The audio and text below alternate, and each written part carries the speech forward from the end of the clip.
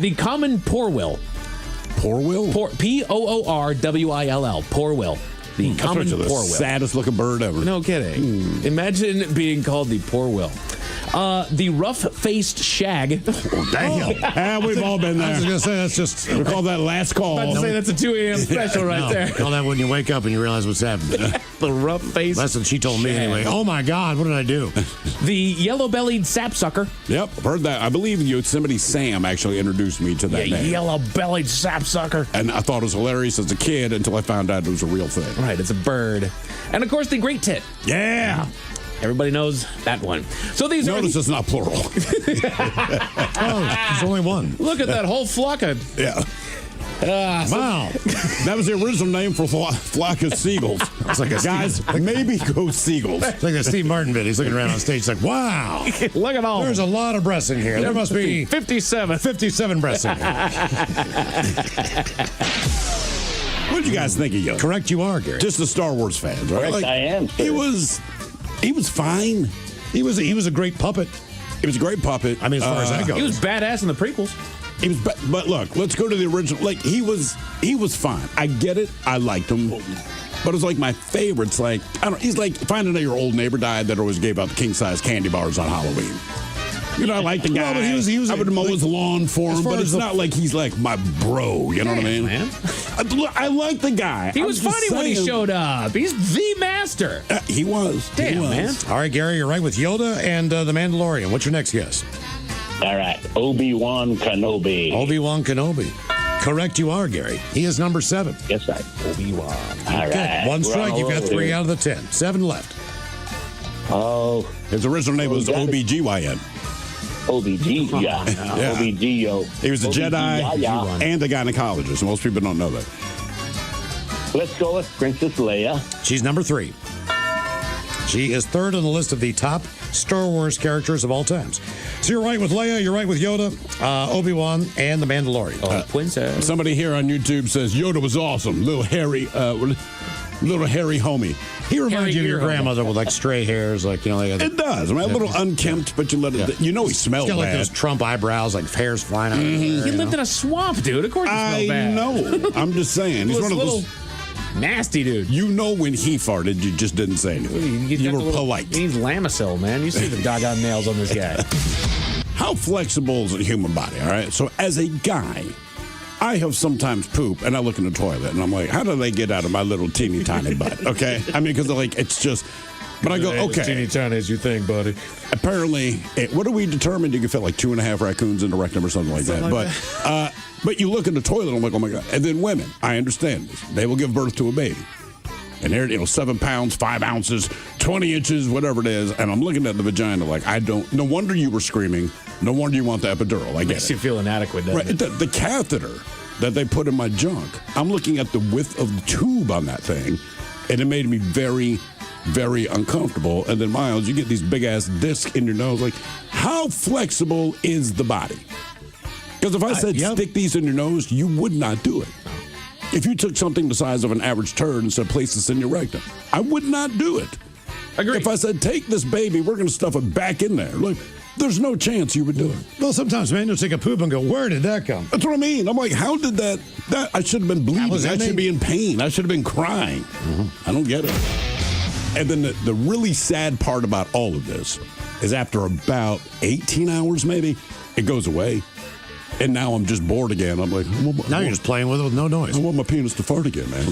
Why are you in the hospital, and who are you there for? 206-803-ROCK. Stop playing with that thing. I'm just going to say, when you don't know that's going to happen and it does that, it is jarring, Jesus, man. to put it mildly. Look, I've very, very, very few memories of being 3 and 4 years old. Sure. They're fleeting. I don't remember most of them.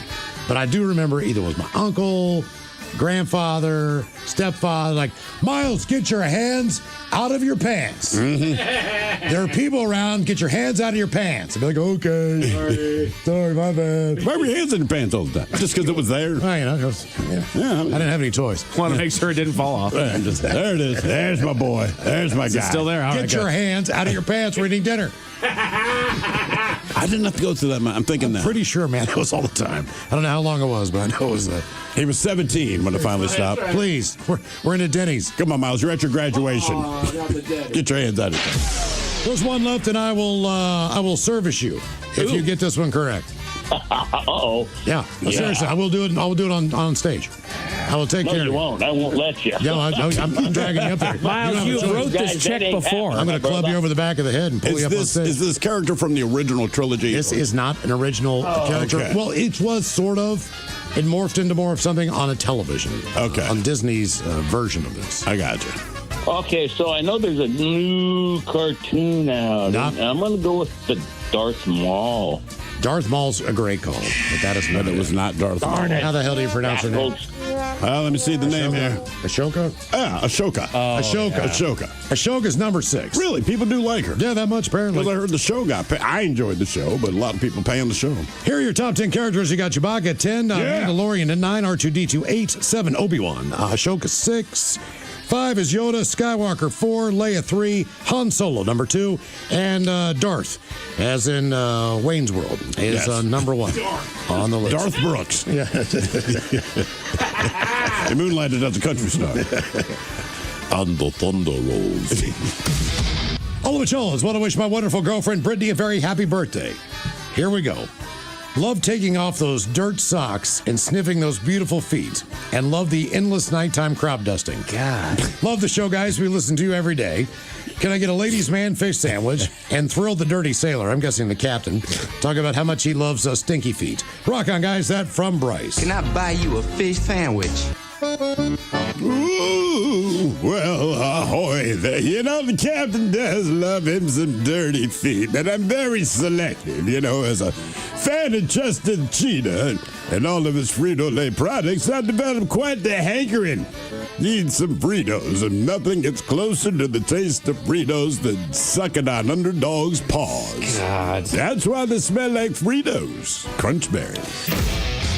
There's a 1% chance that I have tuberculosis, so I need to go to the hospital and I need to be admitted. And they put me in like a bubble room to where people, when they came to visit me, I was there for a week. Did you meet Sugar Ray Leonard? That's where I was going. No. Take the kid out of the bubble. Sugar Ray's there. Don't worry about it. No, you don't need gloves or anything. It's cool. It's Sugar, cool. you're good, man. No mask required, man. Sugar Ray Leonard. Right. I tell you, though, when they finally diagnosed me, though, I felt so good because I was really sick for a week, and it was just like the worst feeling. Like, what is wrong with me, And they said that I look like a homeless person with the abscess on my lung and stuff. It's like, yeah, it was bad. You don't have to insult me, bro. Just tell me what's wrong. No, Sugar Ray Leonard, let him in. Let's go. Take him out of the bubble. He comes to every hospital, goes to the bubble room. It's fine. Kids take pictures. The bubble room. When Ted told me that story, I just about lost it. I was just like, oh my God. I'm listening to him say this story. And it all seems normal. They're like, Because he was so excited, like, I don't remember, but apparently I got to, like, shake hands or meet Sugar you Ray. took a picture with him. Like, you were in a bubble. Yeah, but Sugar Ray came in. So, like, It makes it okay. Yeah, exactly. I'll take a kid out of the bubble. Sugar Ray Leonard. Kid's going to remember this forever. Exactly. He'll be fine. Jesus Christ. Take him out of the bubble. Everybody else got gloves on.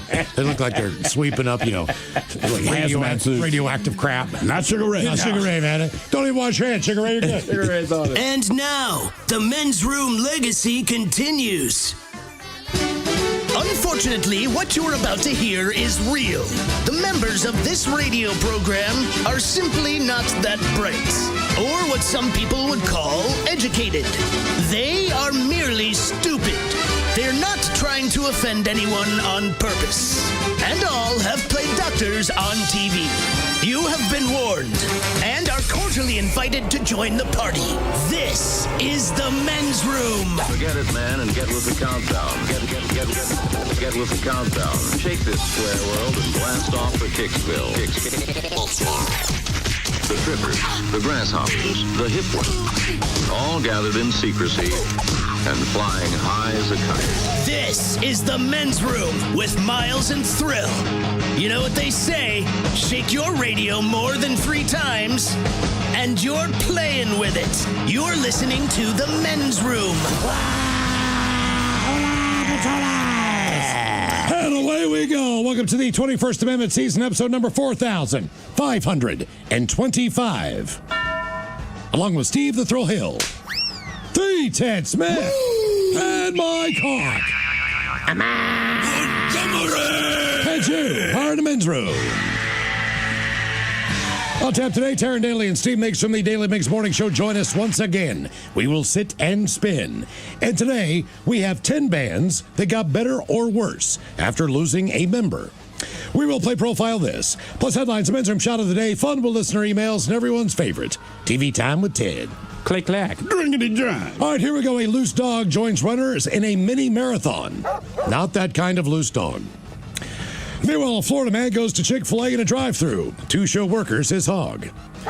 Drunk Washington woman tries to run over a kid riding his bike. A bakery begs for the return of their ice cream cone mascot that they really do like. And a Canadian musician sues Google after AI claims he's a sex offender. That is not what you want to read online. Christ, man. And that is all coming on today's very special episode of The Men's Room. And now, here's the question.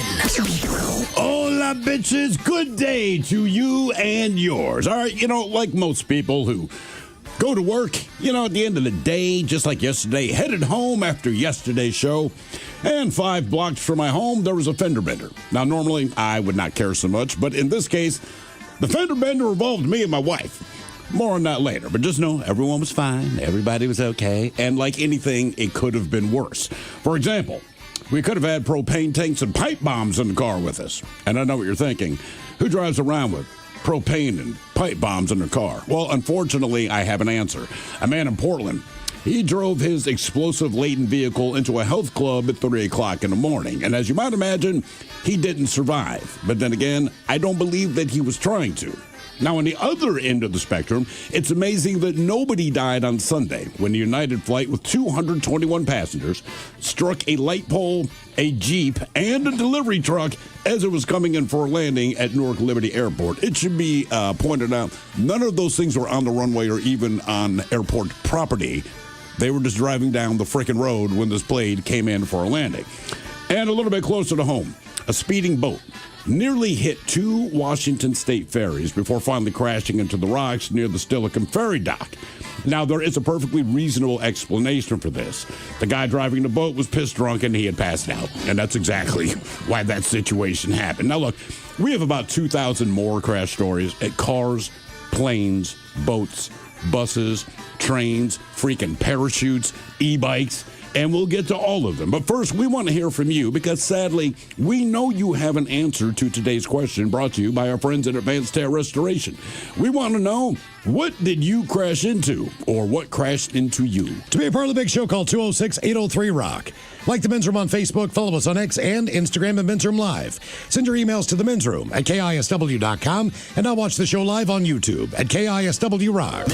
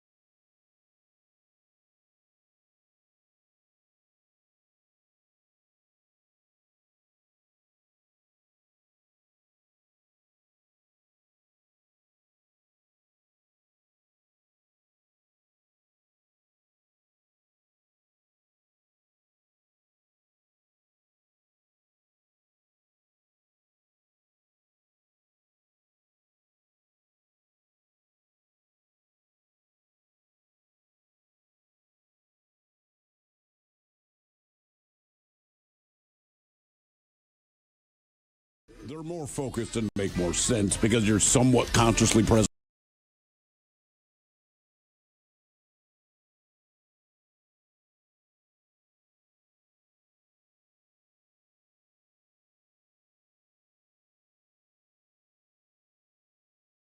And you just kind of spin it in a circle. Yeah. You hold it and you spin in a circle. So my dad's doing this for a little bit, and again, I don't know that there's an easier thing to control, all right? So, but my dad's having fun, so he does it for like 10 solid minutes. He lands the thing, which is a little trickier, but he manages to land it. He hands it to my brother, and my brother's ready to go. Keep in mind, my brother's the smart one. I don't know how he did this, but this whole thing lasted maybe 7 seconds.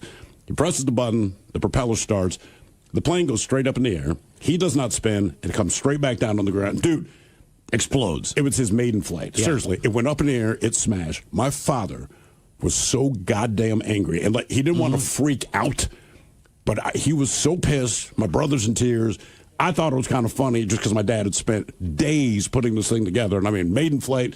It was done. So we're walking home. My brother's kind of trailing behind us because my dad's pissed, but he's not mad at me. So I'm like, cool. My brother's about 10, 15 feet behind us. We walk in the door. My mother's in the kitchen. She's like, why are you guys back already? And my father lost his mind. I mean, it was just brutal. My first airplane toy. So in the center court of the mall in my hometown, that's kind of where they would do their concerts if they had those, or any kind of like if they had a card show or whatever. Tell me you had the big styrofoam plane. I did. Yes. So I walk into the mall, right? And there's this dude, and he's got a huge, and Mike, I know you probably have never seen these and don't know what it is, but it's this big-ass styrofoam plane, okay? And it honestly had like a 5-foot wingspan. It was not tiny. It was big, and you stuck the styrofoam wings into the body of it, and you put the tail on the back. Is any of this ringing a bell for you, Mike? I mean, I feel like I saw a giant styrofoam plane at one point. Okay. So this guy, to me, is a magician. He is a wizard because the plane kind of acts like a boomerang.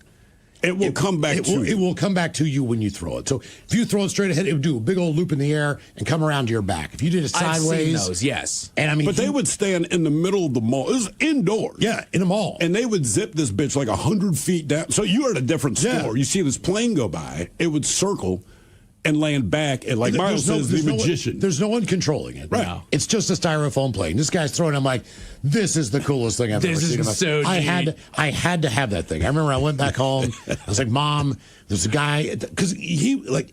You got to remember, like, this guy's like a traveling dude. Yeah, sure. It's not, you can't buy this in a store. No, like, you have to buy it from him. Mom, we got to go tomorrow. We got to go up and get this plane. Because they'll tell you, hey, I'm only here this weekend, kids. How much was it? Blah, blah, blah, blah, blah, blah. I'm like, whatever it was.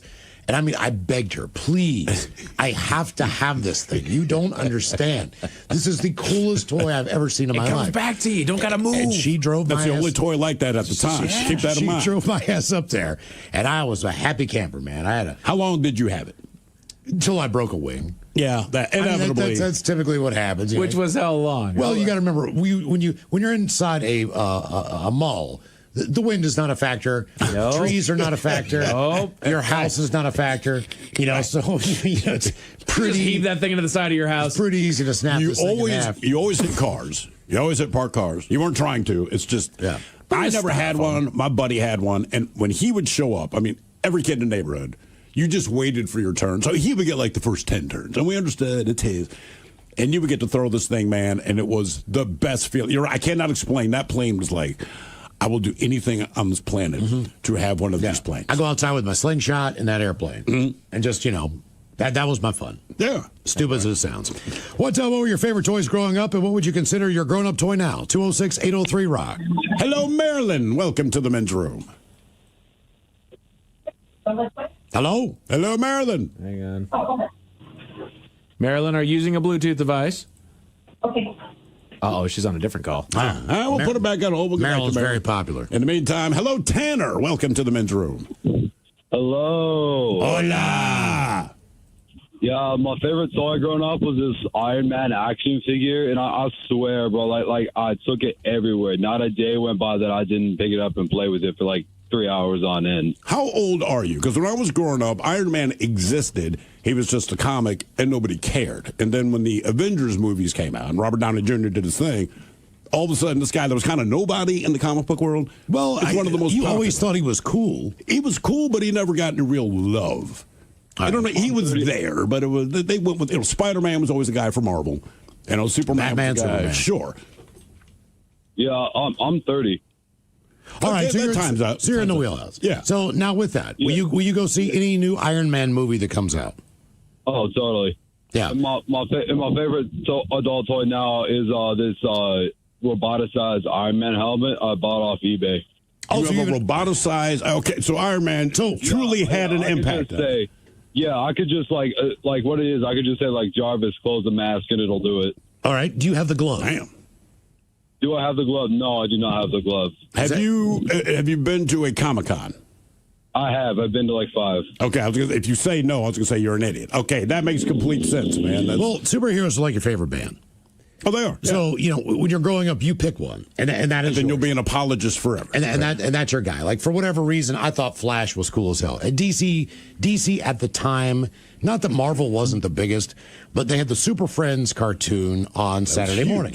And with Marvel, they did have a cartoon, but it was still action, if I can explain that to you. So Spider-Man, other than the intro, was stills. And then they would move the stills side to side. There was really no... It was ghetto AF, man. I mean, even Bugs Bunny was action. These were not.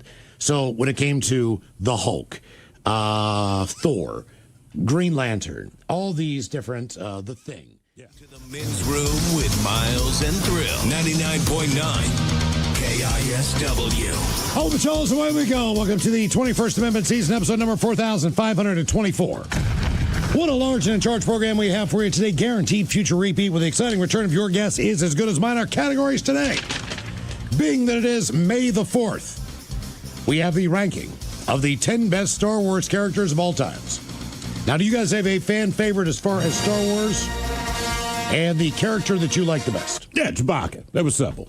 Well, okay, let's go with a B-lister. Let's go with someone that is not necessarily a main character, but is a badass or someone who you just thought was really cool. All right, well, in that case, like Darth Maul. Darth Maul's number one. Or Boba Fett, who was only on screen for like 10 freaking seconds. Even though they were not featured a lot in the movies. They were cool. They were cool characters. But these are the 10 most popular that they have ranked. Who's your favorite, Mike? If you say Jar Jar, I'm going to throw a bottle. I was going to say it just to make you angry, Steve. Mm-hmm. But there's no way that's true. No way at all. Darth Maul would be my guy. Really? Well, were you disappointed? I mean, look, he's the bad guy and all that kind of thing. Spoiler alert, he gets chopped in half and dies. Right.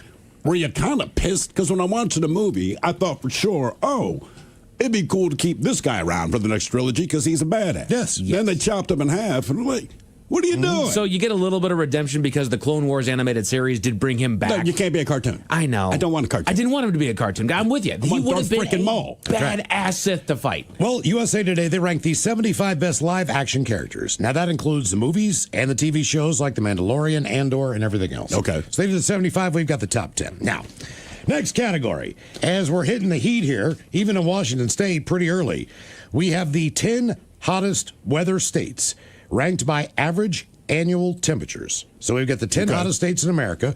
And since it is May the 4th, we're going to get into hopefully Star Wars today because it's probably a one-and-done category after that.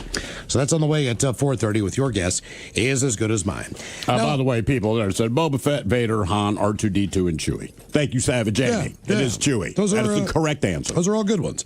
Today we're going to talk about going to the hospital. I think you put it best earlier, Steve, when you said, the older I get with family, sometimes I just wish that it was me in the hospital as far as being admitted to the hospital instead of a family member or someone that you love. Yeah, I was just saying, you're married, you have kids, and for the first time in my life, I'm like, if I have to go to the hospital, I want to be the person who has to be. Right. I don't want it to be my kids. I don't want it to be my wife.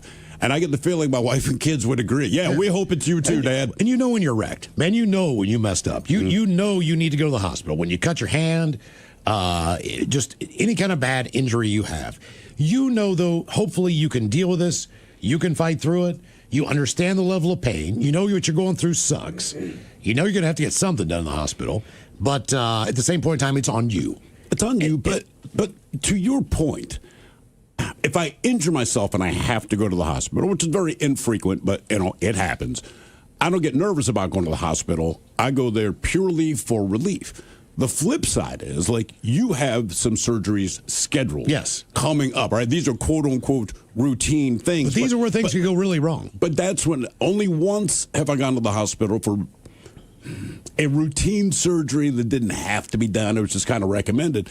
That's the only time I got nervous about going, because they're going to cut into my head. And one of the things I discovered is when you go in for something routine, the doctors tell you the worst case scenario, even though you're not there for the worst case scenario. So the last thing that my doctor, and luckily this didn't happen, said, all right, we're going to do this, that, and the other. It's fairly routine. It carries risk. Obviously, it's a surgery. And his thing was the most likely thing to go wrong, should anything go wrong, is we're going to nick this nerve that's kind of... The debauchery rolls on. You're listening to The Men's Room with Miles and Thrill. 99.9 KISW. All the Charles, away we go. Welcome to the 21st Amendment season, episode number 4,525. What a large and a charge program we have for you today. Guaranteed future repeat. Once again, we'll be joined by Taryn Daly and Steve Biggs from the Daily Biggs Morning Show. We're going to sit and spin today. We have bands that got better or worse after losing a member. All right, fair enough. You know? If you stick around long enough for that, I mean, look, we grew up as KISS fans. We know when it took a dump. You know, there was a moment there, though, the replacements weren't as bad as you thought they were. The replacements were not bad. They're guitar players and drummers, right? Very capable musicians, but it seems like Gene and Paul said, F the whole songwriting thing, let's just make some really bad videos. Do you think they got better or worse after Peter and Ace left? As a band, I think they got worse. I do too. Right. I think as musicians, they got better, but I think because they were forced to kind of keep up with their hired guns. But man, oh man, they took a dump. Bands like Genesis. A lot of people like, obviously, Phil Collins. Yeah. He's going in the Rock and Roll Hall of Fame as a solo artist. Mm-hmm. He's already in as Genesis. But people thought that Peter Gabriel, when he left, was a big loss. Does anybody at the time, yes. I don't know that anyone, and I'm sure they're out there, I don't think anyone reflects back on Genesis and says, man, if you're into went downhill with Peter Gabriel. Yeah. Great solo career. Mm-hmm. Phil Collins. I thought, to me, Genesis was Phil Collins. It wasn't Peter Gabriel. Yep. Even though I know Peter Gabriel was the first guy. That's kind of what we're doing. We're going to try to figure out if the band got better or worse after. Is Van Halen better with Sammy than they are with Dave, or vice versa? Who's one of those bands? Brian Johnson, Bon Scott, Leonard Skinner. Well, I mean, that's. I'm just saying. Like, Jesus, is there anyone left in the band? Sure, original members. Yeah. Is there? I mean, the people that died, Casey Gaines, she passed on. Obviously, the Van Zandt, Johnny's still alive. Donnie is still alive. Donnie's in 38 Special. Right. Johnny's the lead singer. I'm trying to think, because that was the band I was thinking of, where pretty much everyone has aged out and died, or whatever the case. Like, there's no original members, but somehow they're still on tour. Okay, for an example, my dad went and saw either the Temptations or the Four Tops. He was down in Florida, and he went to the show, and, his buddy asked him, how was the Temptations the other night? Are they still good, man? They still have some of the original members? And my dad said, I'll just put it to you this way. 2 of them are white. Yeah. I mean, just I can't name the guys that are gone. Yeah. They're not the original members. So 10 bands that got better or worse after losing a member, coming up at 4:30 on Sit and Spin. Today we're going to talk about crashing. Steve, you had a unexpected ride home last night as far as your journeys. Yeah, I mean, it wasn't awful. It's just annoying. And the thing is, took the light rail up to the station. The wife picks me up from the station. We're now having a conversation in the car. Beautiful day. And I said, hey, man, why don't we stop and get a drink at the watering hole? She's just not feeling it. She's like, maybe we'll go tomorrow, which is now today, and we've made that deal. Anyway, we turn up the street. We are 5 blocks away from You're also in house. a rental car because your other car is still waiting to be repaired. It's sitting in my driveway just screaming at death. So, yeah, we have a rental car. No big deal. It's a Nissan Rogue, if anyone cares. We did not pick it. It is what they gave us. We are 5 blocks away from home, and there's a car parallel parked on the side of the street, and I see him pull out, and before I can even open my mouth to say anything, he slams into my side of the car, the front panel. All right. Nobody's hurt, but I'm annoyed. I'm annoyed because I really wanted to go to the bar, but now we're not. And then this thing happened. Is the car still drivable? It was still drivable. All right. But had we gone to the bar, we would have taken a different route. This would not have happened. You cannot predict these things. I know. But I carried that with me. We pull over, and as soon as the guy hit us, he threw both of his hands on his forehead. Like, he knew he effed up. Yeah. So we get out of the car. Everyone's exchanging information. And his first thing, he's just like, I'm so sorry. I said, just stop, man. I said, look, as happens, it's called an accident. I know it wasn't intentional. Are you and your wife okay? And I figured I would start with humanity, this new thing in the 21st century. Are you and your wife okay? He said, yeah, we're fine. I said, okay, let's not worry about it. Yep. Let's just trade information. So his car's a little dinged up front. Again, it's our rental car. And the, what would you call it? So in the wheel well, kind of the rubber over the wheel well, so not the entire panel, right, but just the rubber at the bottom is now perpendicular to the car. So it looks like a big curb finder. and it's a little bit dented up front. Again, Could you push that back in? I did, and it's one of those things. So, we're kind of checking each other's cars. We're trading information. I push the thing in, and in the course of our conversation, you hear it pop back out. So I'm just like, okay, that's right. So it looks a little ghetto. Then it's sitting in the driveway with the thing sitting out of the side. The kids are all worried when we get home because once you say, well, there was an accident. Oh, my God, which I appreciate. But we're like, guys, we're fine. It's just annoying because it added 20 minutes. And again, 5 blocks away from our house. Like, I can see our driveway for where this happened. So the wife took the rental car back this morning, explained it to him, and the guy that hit us, he was like, because we said, hey, the good news to us, we said, it's a rental, right? So it's not like I'm losing my baby. I don't care. And he's like, oh, no. I'm like, what? He goes, man, he's like, I'm already going to take it from insurance. Because like I said, he admitted fault. No big deal. But he's like, the insurance companies, man, they're quick. I said, well, yeah, they got like 10,000 lawyers. He's like, no, they're going to be on my ass real quick. But I've got it. So it was fine, but it's just the point, having been in an accident, got decades. Yeah. You know what I mean? Well, and like I said, this was not head on. It wasn't even fast. He's literally just pulling out of his parallel parking space and hit the car. But as he said, because it could have been worse because my wife drives very, very fast, generally speaking. But we were stuck behind one very slow car, and then all the rest of us kind of have to follow suit. So this guy's doing like 15 or 20 up the road. So I'm already bitching about that because that kind of just drives me crazy, right? Maybe he's an old person. I don't know. But the guy that hit us said he had looked in his mirror and he counted cars. He counted 3. We were car 4. He didn't realize we were there. So basically he counted 1, 2, 3, pulled out, and he goes, and at the last second, basically I saw your face. He and I were as close as you and I are right now when he hit us. And like I said, everyone was fine, but it's just like, this is annoying. I just want to go home now if I'm not going to the bar. And, unless you're like Andy's mom. Jesus, who's been in, 847 accidents? It's kind of like a breakup where maybe you really like someone, but they didn't like you as much or whatever. It's like one of those first breakups you have. If you're in a relationship, it stings. Like the first time you experience that, you're like, oh, man, this is horrible. Then later on, you break up with people, and you're like, whatever. Yeah, I will say the rental car, it helped. Yeah, exactly. Right? Because, again, it wasn't a lot of damage, but even a little bit of damage to your own vehicle pisses you. You go to the grocery store, someone hits them with their shopping cart. It's a real damage, but for whatever reason, you want to beat their ass. So honestly, the fact that it was the rental, I'm like, hey man, because again, he's super apologetic, and I get it. I'm like, I don't care. Well, this Nissan Rogue, not mine. You want to hit it again, it doesn't matter to me. I just don't want to be in it, but I don't care. First crash you're in, that's the one that bothers you the most. Back to the relationship. Oh, yeah. So the first time you get into a wreck, typically your parents have probably gifted you this car. It was one of their cars. You are still living at home. You're happy to have your freedom. Oh, it's great. You get to go out, maybe go on a date. You get to hang with your friends. You get to go where you want to go. This is your freedom machine. Absolutely. And typically within 1 year of owning this car, you will destroy it. Absolutely. And your parents are not really going to be willing to pay for it because it was one of their older cars, or maybe they bought you an old car that was a safer car to drive so you would not be injured. I mean, it's a beater, but they rarely just give it to you. There's probably a speech attached to them gifting you this car, even if they went half and half on a car. Like, hey, be careful, don't do this, don't do that, and not only that, et cetera, et cetera. You're on your parents' insurance, so their insurance is now going to go up because of you. That's why they're pissed. So they don't care that you wrecked the car.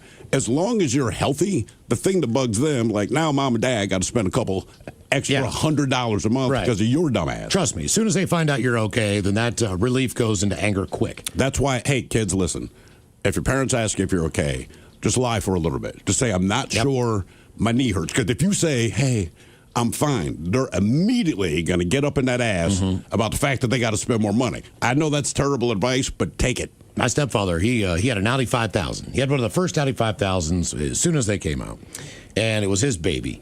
And this car was a turbo. It had a moonroof in it. It was a longer, big car, but it was still a very nice car, and he kept very good care of it. I basically was told to me that if I wash this thing, if I wax this thing, one day it will be mine. Yeah. So when I get to 16 years old, he decides he's going to buy a Saab, and he gives me this car. And I could just tell he knew he was giving away his baby. I mean, this thing is going to be destroyed. And within about... But why did he do it? Well, because he was going to buy a new car, but he did not want to trade that car in because he loved the car so much he wanted to keep it. Like, my kid's going to get a Dodge Omni, bro. Like, I'm not giving you anything I like. I don't think that he realized how quickly I was going to destroy that car. And it had to be within 2 months. Switchback windy road in West Virginia. The roads are wet, but he, look, before he gave me that car, he went and got, he did the dad thing. He, all new belts, all new hoses, everything, all new brakes, all new tires, and make sure the thing is road safe, and you're going to be good. But keep in mind, that's also a setup.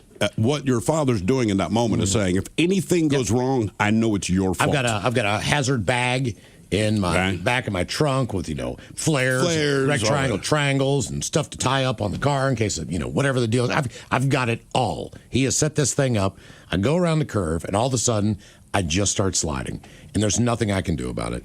And I believe it was like a 1986 Buick Regal or whatever they're like top of the line. Yeah. So it's a boat. Yeah. The thing that hits me is a boat. I hit this guy head on. Jeff is my buddy, and he is in the seat beside me. Now, Jeff is not wearing a seatbelt. Of course. I am wearing a seatbelt. When we hit him head on, Jeff goes flying into the dashboard. I mean, boom, to the point where this car, my stepfather bought the car and had it shipped from Germany. Damn. Okay. It was custom made, all right? And he shipped it. That's how much he wanted this car. And he gave it to you. As far as the safety features on the car, they were different then. So that windshield popped out. Right. So he didn't smash into like a plastic-lined windshield. Jeff's out now basically on the hood of the car, all right? And he pops back, and just blood starts going everywhere, all over the interior of this car. It was also a cloth interior. So, naturally. Even if, it's just blood's just squirting all over the place. But Jeff's fine. Like, he finally got the bleeding to stop, and he was okay. He might have broke his nose, but he had a big nose anyway, so it doesn't really matter. But he was fine. He wasn't concussed or anything like that.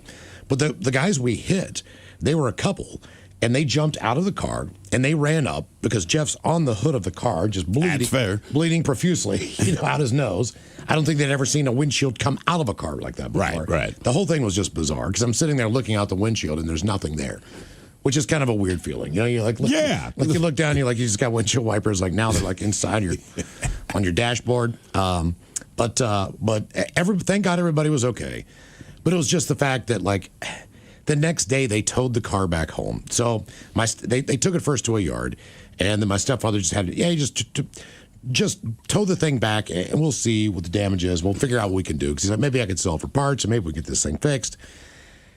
And the look on my stepfather's face when that car got towed back to our home, and he walked around and just saw the damage that was done. Yeah. It was just like, you've never seen anyone more disappointed. And that's the worst, in man. a human being before. Like, I just felt awful. And there goes my freedom.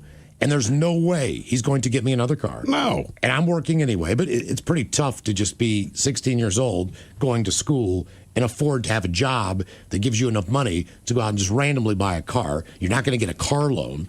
All these different things. It's like now I'm on my own again. Now it's just me, a bicycle, and a bus, which is which is fine. But this was going to be my opportunity to maybe see boobs or something. Absolutely, it was just devastating. I was starting to date a girl. Now we can't go on dates anymore. You pick her up on your bike. I just see her at school. Now I'm just meeting her at the mall. Meet you outside the Pennies, whatever. Like this, it's lame again. This sucks. Yeah, yeah. Like that was the one that physically I was fine, but as far as just the emotional pain of going through a crash and seeing what I did to that car, because I took care of that car for 5 or 6 years. Yeah, sucked.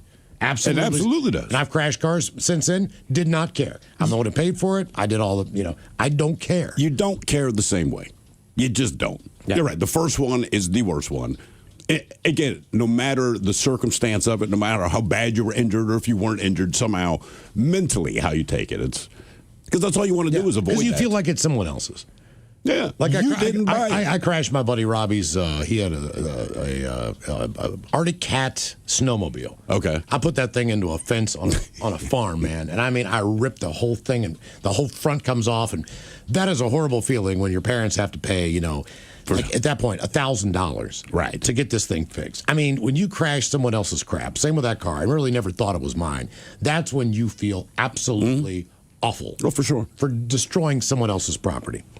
So our question, what did you crash into or what crashed into you? 206-803-ROCK. Like we said, there was no shortage of the new. And again, so we've seen e-bikes, we have cars, we have boats, we we have trains, we have buses, we have people on parachutes, which, by the way, I don't know what's going on in the skydiving world lately, but there have been more videos of people. It's all sports related, so, and I get it. These guys, they jump into the stadium. So there was a guy at the Virginia Tech game who got hung up on the scoreboard. I was at their spring game. And then we saw a He video. smashed into it. We saw a video last week, and it was the Bolivian, military skydiving team. So these are the military trained guys, and there were 5 of them, and they're jumping into a soccer stadium. I want to say one actually landed. No. None of them did. None. One crashed into a porta potty. One guy, all right, so the guy that put in the best crash, he at least got over the field, but he couldn't stop himself, and they have porta potties where the end zone would be, where the goals are. And this dude smashed into it and knocked them over. I don't know if anyone was in the porta potties, but he crashed. Another guy, he hit, I want to say, the mezzanine level, but his parachute didn't catch. So he hit the mezzanine level and then dropped into the crowd below. A third guy, I don't even think made it into the stadium. He crashed outside. And again, we're looking at this, who is this? So we did some research, and I'm like, these are the paramilitary troopers. I mean, these are the guys that have trained to do this, and it's not funny. But I could not stop laughing. Well, typically you call that stuff off if it's just a regular training jump because of the wind. But in this instance, the stadium is full with all these people. Yes. It is a military celebration. They can do this. They're going to land this thing. They didn't. I mean, it's just one disaster after another. It was just boom, boom, boom. But not as bad as this one. A training session for a new bus driver in Paris ended in the River Seine on Thursday. Authorities say the trainee at the wheel struck a parked car about 12 miles south of Paris, then left the roadway and plunged into the river. The driver was nearing the end of her on-road instruction and was accompanied by supervising lead drivers, according to the Transportation Authority. 4 people were on board the bus. The driver, the supervisor, and 2 passengers. They were all needed to be pulled out of the river. The parked car also ended up in the Seine as well. Oh. So she knocked the car in the river, then she drove the bus all the way into the river, and it submerged fully. And come on, she had just pulled out of the bus station. Yeah. 90 firefighters, divers, police, rescue boats, drones, helicopters. Drug and alcohol test for the driver came back negative. The cause is not yet known. They said instead of veering to the right, the bus went straight on and dragged the car down with it and went right over the wall and into the river. Bless you. Bystanders rushed to a barge and threw life rings in the river before the emergency services arrived. How pissed are you if you walk out to find your car and they're like, it's in the river, man, it was hit by a bus? What did you crash into, or what crashed into you? 206-803-ROCK.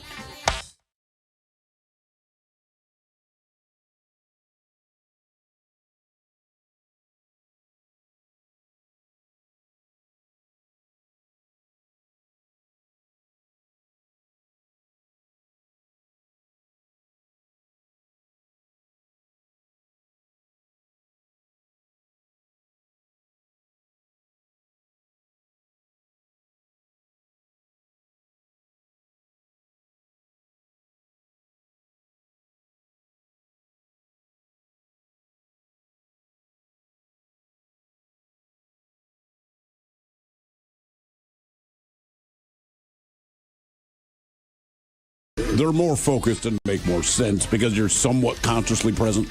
Right. The dreams at night, your brain's just I'm throwing crap against the wall, trying to make sense of it. Not afford it. They hook up with musicians other than Dave to free or low-cost dental, mental health, hearing protection, and other health services that they don't have access to. Yeah. We do have an auction going on online. If you head to KISW.com, there's an autographed Wolfgang Van Halen guitar. There's a huge concert ticket package. We also have a chance for you to hang out and drink with us at Black Raven. Yeah. I don't know how they do this. I'm not sure. I'm going to have to talk with Ryan about it. But you're going to get your own customized Little Woody burger. I don't know if that means they put your name on it for Little Woody's does hamburgers specials for a week or two or during the month. They will do their own signature burger. But if you get that, right? And Little Woody's is spectacular. I don't know. I'm spitballing here. I'm going to have to ask them tomorrow. I don't know. Do I tell Little Woody's, hey, man, this is what I put on my burger? Or do they say, look, We got a burger. No, I think you pick it. Right. But I'm not even sure this is what it is. But I'm going to have to find out. I'll clarify this. I'll give you the answer Even tomorrow. if you're wrong, I like your idea. I do too, man. Like if you could go and build your own burger and put your name on it. Yeah. I mean, Trapper Sushi put a couple of rolls on there with our names on them. Pretty cool, but we had no hand in what they were doing. Luckily for us, they were good. It was right up our alley and what we kind of liked. What would you put on your burger? What I put on my burger? Ooh, boy. Right, that's tough. If Okay. that doesn't already exist. I need to see all the things that are possible. And then kind of put it together based on. I do have onion straws. If you do, exactly. What's going on there? Exactly, man. Get some bloomin' onion sauce, whatever that is. Some onion straws. What is bloomin' onion sauce? What do you think? Is a mayonnaise configuration. It's still ketchup and mayonnaise, basically. Cayenne or something else. But either way, you can bid on all that stuff that helps out Smash. Bloomin' onion sauce. For the first time ever, we've got a Rock Day ambassador. Guy's name is Mike McCready. Who the hell is that? He says he plays in a band called Pearl Jam. Well, I hope they make it sometime. Last time Mike McCready was in the station, by the way, he was admiring the men's room kegerator. Oh, yeah. Yes. I don't even think Mike drinks. He's like, look at that. That's what they talk about all the It's time. still kind of cool. Yeah, it is. Indeed. But Thursday, all day long, we celebrate Seattle Rock Day here on The Rock. Just wanted to clarify one thing about our item about drinking here with the men's room. We are drinking it's a Black Raven beer tasting here in the it's here in the KISW studios. All right, sweet. Yeah, we're not going to Black Raven. It's right here in downtown. Well, that'll Seattle. save us some time driving. Yeah, no kidding. Okay. Doesn't matter to me. I don't care, man. We'll get off the air and drink beer. Boy, that's a different one. Wow. Yeah. Man, think about that. We'll get off the air and have a beer. Drink beer? Whoa. That is nuts. What a stretch. All right. Our question. I'm going to give that a try sometime. Like we finish the show, then we go drink beer. Yeah. It's going to be life-changing. Exactly. Why were you in the hospital and why were you there? Now, this happened yesterday at Discovery Park. We talked about the hiker who fell 500 feet off of a cliff in California. A hiker was rescued yesterday. He fell 40 feet down an embankment at Discovery Park. It's about 4 stories, Miles. That's about 4 stories. They were able to communicate with the guy. This happened about 3:30 in the afternoon. He was seated on a narrow ledge, waiting for help. They did a rope rescue operation, anchored some lines, put him on a stretcher because he was kind of messed up, and they got him down this hill. Now, as I'm looking at this story, this is basically where my dog went over. All right, and as you can see, when you get to the bottom of this thing, it's fairly steep, and I'm scared of heights. And my dog went over this. Now, Discovery Park, where that was exactly, it's a big park. Yeah. But one thing is for sure, the whole stretch of that park, essentially, other than over by the water treatment plant, is one big ledge. Yeah, it's a cliff that drops off straight into the railroad tracks and into the sound. That guy, he denied medical treatment. He did, and I know why. They even said, like, hey, we want to take you to the hospital. And look, dude, if you're listening. I know why. I understand you drop 40 feet, and you're fine. I get it. You don't want to make a bigger deal out of it. But also, like, you might be feeling different today than you did yesterday. Like with Ted when he got that contusion on his hip. Yeah. He just went home. Next morning, he woke up and he's like, I need to go to the doctor immediately. Correct. But the thing about this guy is, and I know exactly why this is, he's 19 years old. Oh, that's why. When I think to myself, when I was 19 years old, health insurance, any of that, I needed money to put gas in my car, and hopefully my transmission would hold for another 3 months. Yep. I did not have money to go to the doctor. I didn't realize he was 19, but you're right. That explains it. I mean, that's exactly what it is. And at that point in time, there's a couple stipulations on your parents having you on your health insurance. I'm not exactly sure what that is. I don't know. But it can be done. But obviously, he was like, look, man, no matter what, as long as I'm able to walk my ass out of here, I am not going to the hospital. Our question, why were you in the hospital, and who were you there for? 206-803-ROCK. Hello, Nick. Welcome to the men's room. Hey, guys. How's it going? Hola. Doing well, Nick. Beautiful Monday. It is, man. Happy Star Wars Day, fellas. That's right. Yes, indeed. I just want to call. Actually, I wanted to say thank you for Shot of the Day last Monday. I spent the 24th through the 26th at Virginia Mason with my son Anakin. He was 19. He went into sudden cardiac arrest on the 24th, and we lost him last Sunday on the 26th. And where was he when this happened? He was with his girlfriend. They were playing with some ducks, and they went inside. They laid down, and that was it. Damn. What did they think led to it? I mean, was there a pre-existing condition that you knew about, or was this completely out of the blue? No, it's a complete shock, man. He's a kid with the biggest heart. He in his spare time he coaches other people's 9-year-old kids in baseball and middle school kids in football. He's just. Well, those kids are probably devastated as well, man. They are, man. They're a great group of kids. I don't even have words, man. I just wanted to have a chance to say something about him because he's just that awesome, man. He's my best friend, and I miss the crap out of him, dude. He's just. Yeah, I mean, look, you don't have to explain it. Yeah, no, we get it. Everybody understands that. We get it. I do want to ask you this: you picked the name Anakin. Today is May the 4th. Were there any other Star Wars names that you even consider? My wife would have shot down Anakin in a heartbeat. But even if I'd picked Han, she'd have shot it down. Certainly my favorite, Chewbacca, she'd have said, no, you cannot name your child Chewbacca. I had a dog named Chewie. I know you did. Mm-hmm. Yeah. So my it's kind of a little bit of a it worked out really well in my favor because, as you can tell, I was really cool in high school naming my kid Anakin. yes, sure. You would reach some coolness. We can tell. So our daughter's name is Aslan, starts with an A, ends with an N. My oldest, and his middle name is James, so I can call him AJ, but it starts with an A, ends with an N. And then my middle son's name is Aaron, starts with an A, ends with an M. So when my ex-wife was pregnant with him, we had to come up with names, and we agreed on a girl's name really fast, but we couldn't think of a boy's name. And one day I sit there and I said, "How about Anakin?" And she's like, "I like that." And a couple months later, we were things and stuff like that. We still a little different than the movie, she's introducing the family to a friend, and she's like, "Yeah, this is my husband, Nick, and this is Aslan, Aiden, Aaron, and this is Anakin." And she's like, "That's not why we named him." That's exactly why I named him that. No, that's what so she didn't know. It wasn't her thing, man. Right. Well, that's how you slide that in there. High school. Yeah. If she had known, she would have said no. There's no doubt about it, man. Nick, so sorry, man. Probably in Austin or something, but. Yeah, that was a shocking day, man. I'm sorry. Well, I thank you guys. Anyway, I thank you. He loved the show. I mean, he listened to it from the day he was born.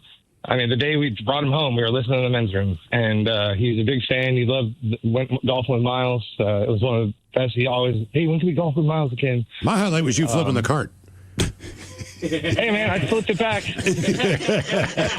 Only seen it like 2 or 3 times, Nick. You got that box checked. That was his fault, too, man. No, it wasn't. We'll do it again, man. But we won't flip the cart this time. Brother. All right, man. Hey, man, take care, brother. I like that he snuck that in and his wife didn't know. Right. That's why I was asking. You know what I mean? I'm just picturing my wife. Look, I'm a big Star Wars fan, but I'm trying to think of a name, any Star Wars character that I could have tried to throw out. What's wrong with Luke? There's nothing wrong with the name Luke. Because it doesn't necessarily apply to just Star Wars. But it does if it comes out of my mouth, because it's not a name I would normally choose. Well, you're right? his So father. if I said, right, you know what?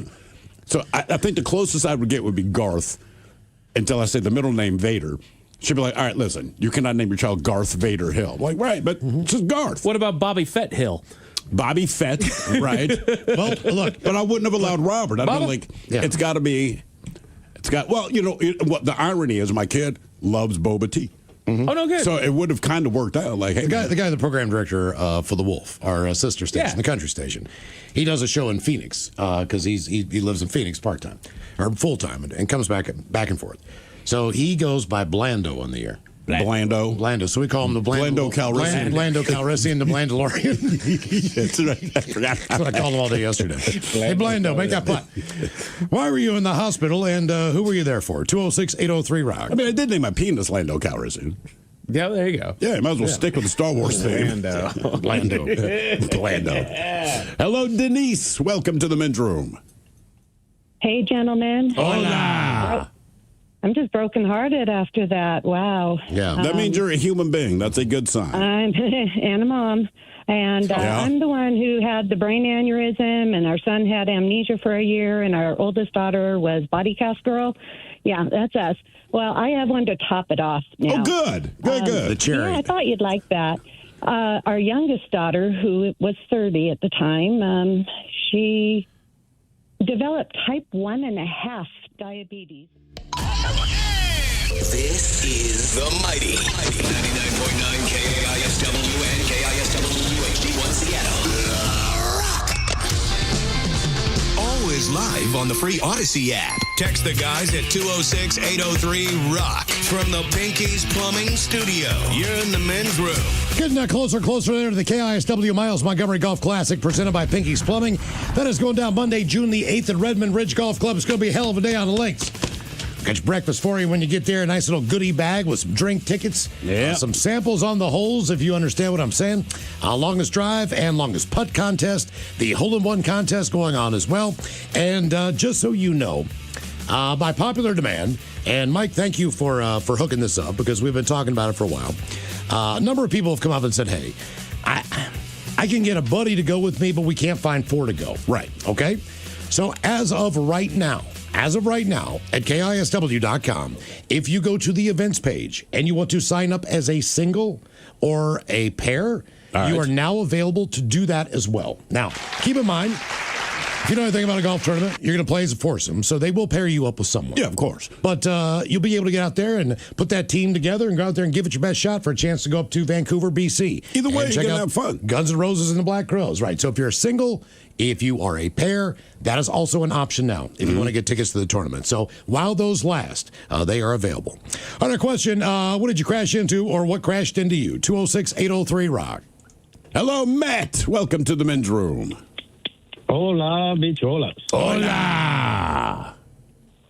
Yeah, so I got my driver's license when I was 17. All right. Bought my first car, 1973 Chrysler Newport, big old boat. Ugly brown. Brown was big in the 70s. Yeah, that pea green. And I don't know why. Metallic pea green. At one point, my parents, we had a Volkswagen bus, a Datsun 260, and a Pontiac Grand Am, and they were all in the garage, and my brother started referring to the garage as the toilet. And when my parents asked why they call it the toilet, he's like, because when you open the door, it looks like it's full of S. It was just 3 brown, ugly-ass cars. So I bought that car, $500. Saved my paper out money, bought that car. Took my friends out. First day, I got the car. First day. Just driving along, sitting right behind a big-ass bus. All of a sudden, my foot slipped off the brake, hit the accelerator, and I hit a bus. On the first day? Like a Greyhound bus? No, a COTA bus, or a transit bus. Okay. Back in Ohio, they called them COTA buses. So I smacked that thing. This is the embarrassing part, is I had to get out of my car. I had to walk around my car, go up to the bus, knock on the bus driver's door, say, hey, dude, I just hit you. And he went, what? He didn't even know? And that was it. He didn't even know, man. I could have got away with it and just had a damaged car, but no, I had to be honest and say I hit him. Well, as a result of being honest, what was the follow-up to that? My insurance rates went up because I was a brand new driver, and my dad just about kicked my butt all the way across the street. Yeah, but you know what? Like anything else, when you're learning to drive, you don't mean to do that. But Of course not. But it still sucks. So, oh yeah, it was embarrassing. I had all my friends in my car. So how much damage did your bad. car take? Because, I mean, you're talking about a big-ass car from the 70s, so basically a tank. You just happened to hit another tank. But how bad was the damage to your car? The damage was my right front fender, and I broke a motor mount. Oh, damn. Okay. And then that car, every time I gunned it, the motor would cock. And it sounded like I don't know how to describe it, like a freight train going off. And the fan ate my radiator. That was the end of that car. Okay. Well, how long before your that car? How long before your next accident? There's always the first one. Then how long until the next one? The next one was about 6 years because I was hypersensitive. Yeah, and you know I what? actually. Go ahead. So I backed into a guy. I was pulling out of a gas station, and I realized I was going the wrong way. So I threw it in reverse and put it in reverse, and I backed into a guy. Yeah, I think mine was 10. 10 years? 10 years. That's not bad. I mean, look, it's going to happen again, but after that first one, even my wife made the comment this morning. She's like, I just feel like driving more cautiously, and you're just hyper aware of all. And it happens every time. But our car accident was not bad. It was it was the definition of a fender bender. I mean, that's exactly what happened. But a couple of years ago, she was on, I guess, Michigan Avenue or something near Boeing, all right? And she had the kids in the car, which is the only reason to piss me off. But she's like, some guy in a pickup truck is flying up, weaving in and out of traffic, but he got close enough to our car that he took our passenger mirror off. Yeah. Yeah, it's just like, Jesus Christ. She's like that. He didn't actually, well, I guess he hit the car, but only the mirror. There no scratches on the side of the car, and just kept going. So as a result of that, I'm like, look, it's already annoying that he did that, but I'm like, the fact that he didn't stop, now I have to pay for this. I see Seattle buses do it all the time. Yeah. I've seen it at least 3 times in the last 5 years. I've seen it across the street at the hotel. Keep in mind, there's a hotel across the street, and they offer valet parking. So a lot of these people, I mean, this is their car, right? And they get out, and they're grabbing their luggage and all that. And there is a bus that goes down the same street. It was maybe a month ago, 6 weeks ago. You heard this thing like take 2 or 3 mirrors off, and as the bus kept going, it's just there's just litter on the street, and I'm like, oh my God! And keep in mind, this hotel is very expensive, so no one has like a junk card. No one's gonna be happy that this happened. The 2 worst I've seen. Walking to the bus one day. This was probably 12, 13 years ago. Walking to the bus, and they had just put in bike lanes in downtown Seattle. Right. I think that was the Greg Nichols era. He was getting ready to because he rode his bike to work. Bike the city, and so they put in a bike lane. And but the parking was really, they have reconfigured the bike lane since. Yeah. Okay, but this guy parks his car. It was in front of a hotel, basically close to where we used to go and toy. Okay. Yeah, all right. I know. Drink and eat. Yeah. And the guy opens his door, does not see the bicycle is coming. This dude, I mean, Superman's it. For probably 10 to 15 feet in the air. Like, he looked like he was flying. His hands were out in front of him. Right. He caught himself. You know what I mean? Like, his hands were still out. I was like, dude. So I ran over there, and I was like, man, are you okay? And he's like, yeah, man, I think I'm okay, man. He popped right up, adrenaline, all that stuff. His front wheel looked like a Pac-Man. Oh, wow. Okay. Yeah, I mean, it was just completely folded in. The bike was pretty well okay. But, I mean, I've never seen someone go airborne like that before. Yeah. Like, unless they were shot out of a cannon. Now, the second one was when we were out here smoking one day, and a bus comes by. This guy is not paying attention. He looks one way up the street, but he does not look the other way up the street. And we just hear, boom. And that was the second time I saw someone airborne. When he hit the front of that bus. Now, this guy, he popped right up. Like a zombie movie. Emergency people came. I mean, the whole deal, an ambulance came. They checked on him. We were worried about the dude, but he just kind of sat there. He denied any medical assistance. I think his drug use helped him be okay in that particular circumstance. But it was amazing, man. I mean, it was a boom. You're like, what was that? And you're like, then you look over and there's a guy flying through the air. And you go, oh, that's what that was. I did see, this was in high school, and we took city buses. Well, when the school got out, the one bus stop, there's hundreds of kids are all waiting for the buses. Bus gets packed, it's going to take off. Went to school with this kid named Robert White. He was kind of like one of the bullies, right? Tough dude. He's standing on the edge of the sidewalk, and he gave grief to everyone. And I don't remember specifically who he's giving grief to, but he's doing what Robert does, right? So he's mouthing off saying something. But the bus pulled off. It was not going very fast, but the bus pulled off, and the side mirror on the bus hit Robert in the head and just dropped his ass. And we thought it was the funniest thing that we'd ever seen because the bus kept rolling. It was just when the bus pulled off. So like I said, it wasn't going very fast, but it's just one of these things. He's mouthing off, and you can kind of see it coming toward his head. And before anyone could say, like, hey, Robert, man, it just clunk. The mirror bends in. Bus keeps going. Robert's laying on the ground. He was pissed because he was embarrassed. He wasn't really hurt, but no one could stop laughing. It was But that said, you didn't bring it up to him the next day in school. What did you crash into, or what crashed into you? 206-803-ROCK. Hello, John. Welcome to the men's room. Hola. Hola. Yeah, so I didn't actually hit anybody. All right. But I was, okay, so set the stage. I'm giving some friends a ride to the airport. It's like really early in the morning. And I'm young. I'm like 19. And I got a 1975 four-door Chevy Impala. And it's not like the cool kind of like, it's not like a Dr. Dre Impala. It's like a hoopty. It's like a hoop ride. You know what I mean? It's like riding on a couch down the street. Yeah, we got you.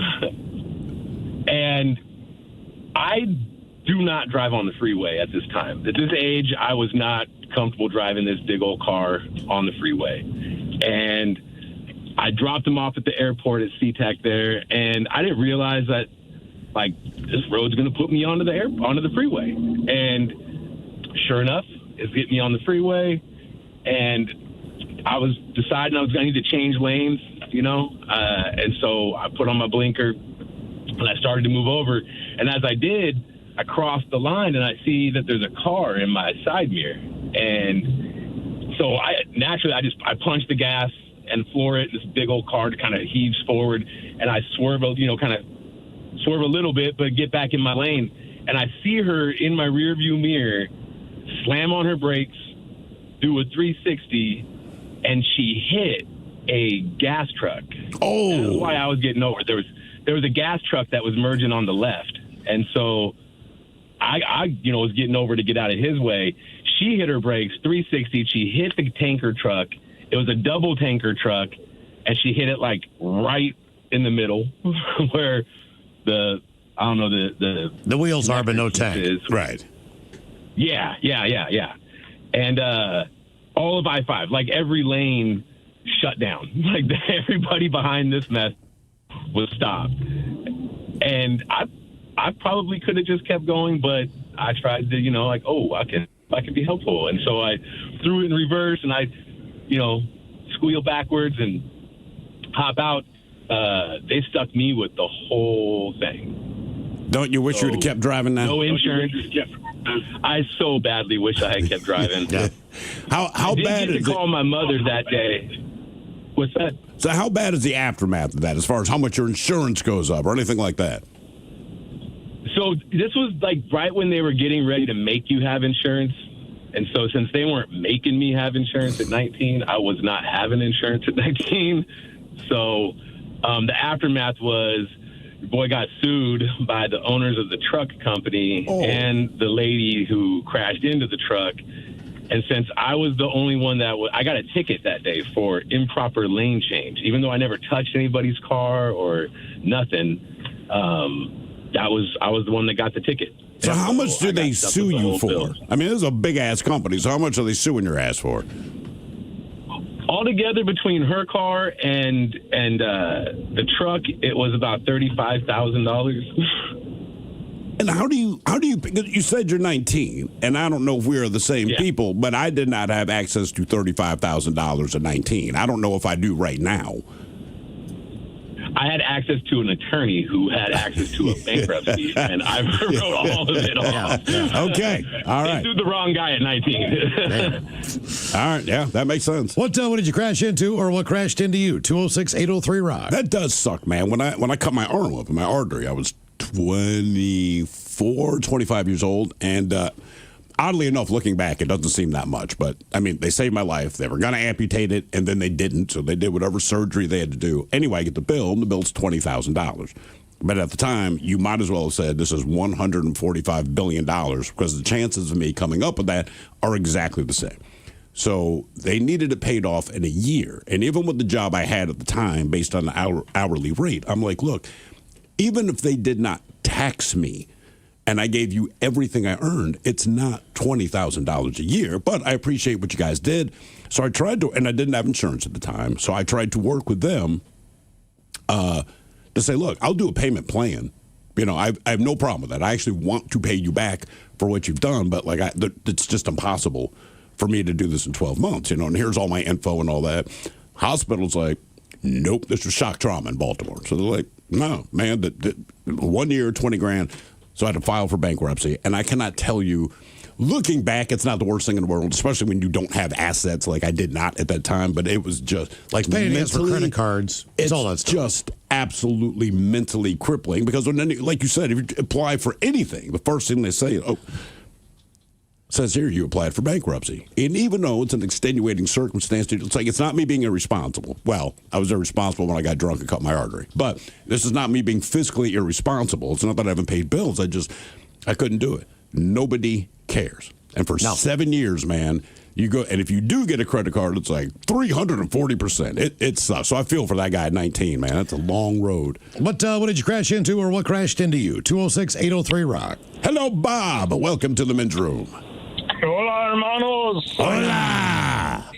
So back in, I don't know, had my license probably a year or so, my first car, of course, and fuel pump went out, and my buddy let me borrow his Ford Pinto to go pick up fuel pump, and he lived like 2 miles away.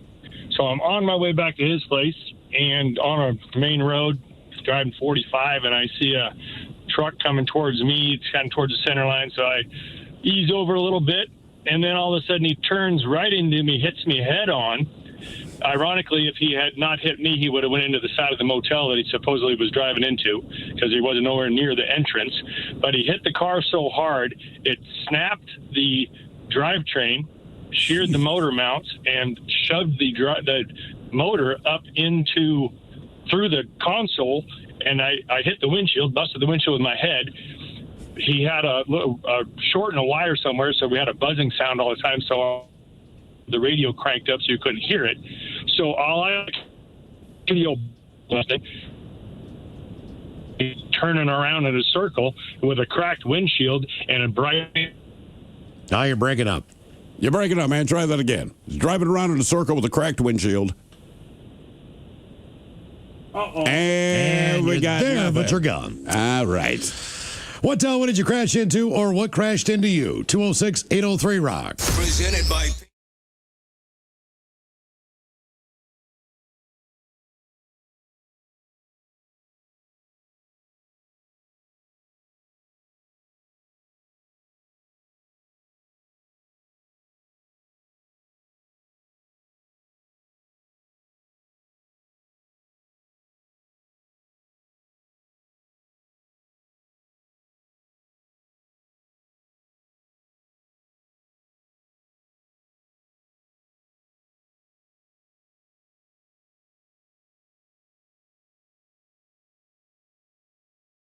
They're more focused and make more sense because you're somewhat consciously present.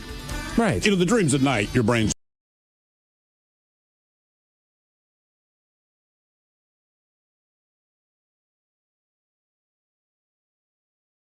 wrist, year and a half ago.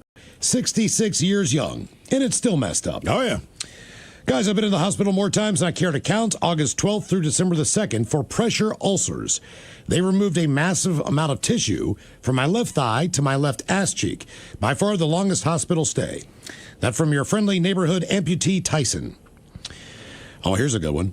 A few years ago when I was going to Wazoo, I had a girlfriend let me know that she tested positive for chlamydia. Cool. I went in the hospital, got checked myself. Test results came back negative. Turns out I'm immune to chlamydia. Or she cheated on me. I prefer to think I'm immune. Chlamydia immune. Go Cougs. That would never happen in college. Are you kidding me? Especially not Wazoo. People fooling around like that.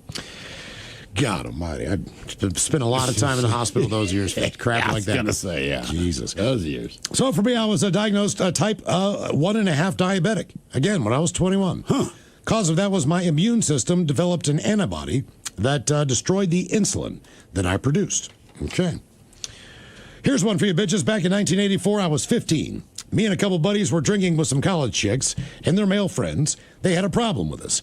We were just high schoolers, and they were members of the OIT football team. I figured I was going to need some help, so we headed over and got a couple of my brothers from another mother and headed back over. Numbers were pretty good at first, but then the two original guys I was with took off like scared sheep. That left three of us, and all of a sudden, they were coming from everywhere. We all said run, and off we went. Woke up the next day in the hospital. Only thing I remember was taking a leak on the way home, and the cop stopping me and said I looked like I was in a fight. I said no. He said, look in the mirror. Told him, guess I'd been in a fight. I was a fourth mile from home, so he just sent me on my way. Good times that from Raymond, the transplant from Klamath Falls, who included a picture. He was pretty messed up. Yeah, I saw that. Yeah, pick a fight with a football team. Guys went to the hospital for chronic stomach pains October the 10th. Got diagnosed with diverticulitis with an abscess. They put a drain tube in the abscess through my upper right butt cheek. That drain stayed in there for 4 months. Jeez. Had to empty the drain 2 times a day and measure what came out of the drain. That stuff smelled terrible. Needed to get 10 inches of my bowel removed. Ended up having a failed colonoscopy on February 10th. Bowel resection surgery, February 11th. Home on the 13th. Getting mentally ready for another colonoscopy in a few months. Wish me luck on that nasty prep. Appreciate you guys. Rock on from Ellensburg. Hey, from Jamie. All right, Jamie in Ellensburg, you just inspired our next band name, 10 Inches of Bowel. God. What? Don't make it negative, Mike. It's just the name of the band. I do that every morning. 10 inches. Hey, my husband told me I should email you guys because I've had 25 surgeries. Damn. Dozens of hospital stays and hundreds of ER visits. I would say the worst was when I woke up screaming from pain in my gut. I've had a gastric bypass, so my stomach is tender. One of my kids called 911. I was taken to the local hospital. Now, since I've had so many visits to multiple ERs, the doctor in charge of my case pulled my husband aside to suggest I get help from my drug habit. My husband yelled at him to do some diagnostics because I'm not a drug seeker in the least. Anyway, the doctor finally conceded to do an x-ray. Next thing I know, I'm getting loaded with Dilaudid. There are nurses everywhere. Oh, that won't get you hooked on drugs. Then an ambulance team whisked me away to Seattle for emergency surgery. The x-ray showed a perforation from an ulcer with stomach acid crawling toward my heart. When I was finally cut open, the surgeon determined that I had about 30 minutes to live. Obviously, he fixed me up, but it was a very painful struggle for several months. That from Cynthia. Cynthia, you should have a punch card. At that point, like, insurance never wants to pay anything, but like, all right, look, I got my 10th punch. This one's on the house.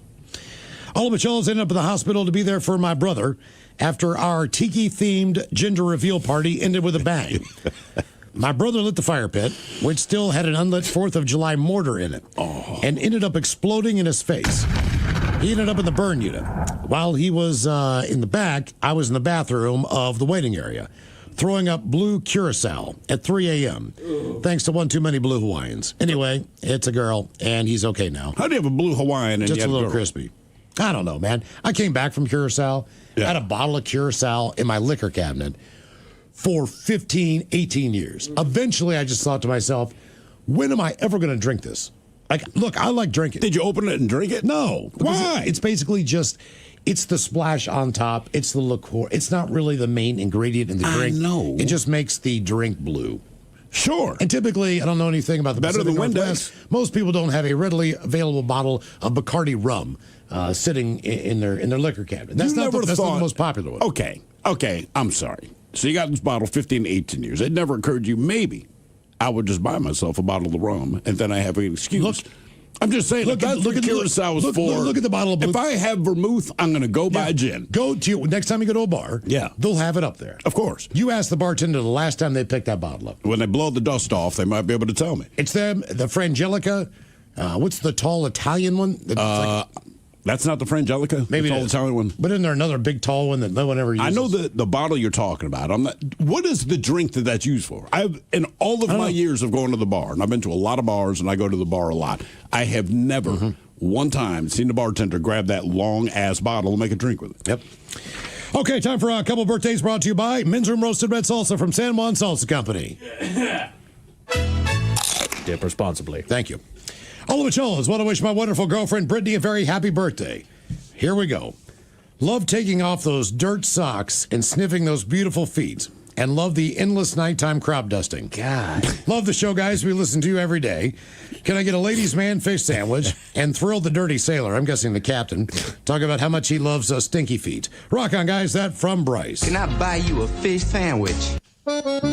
Ooh, well, ahoy there. You know, the captain does love him some dirty feet, but I'm very selective, as a fan of Justin Cheetah and all of his Frito-Lay products, I've developed quite the hankering. Need some Fritos, and nothing gets closer to the taste of Fritos than sucking on underdog's paws. God. That's why they smell like Fritos. Crunch berries. Patel says my fiance Krista's 21st birthday and has been looking forward to it for quite some time now, obviously being 21, yes. She's incredibly smart, sweet, and the sexiest woman I've ever laid eyes on. She is studying environmental sciences at Western and graduates this summer. Can she get a fart compilation? The dirty German, so to speak, talking about how she should celebrate the day. And Coach said, no Coach or Coke Ted today. He's out. Let's see here. Tell her how much I love her and support her. Thanks, guys. That from Deegan.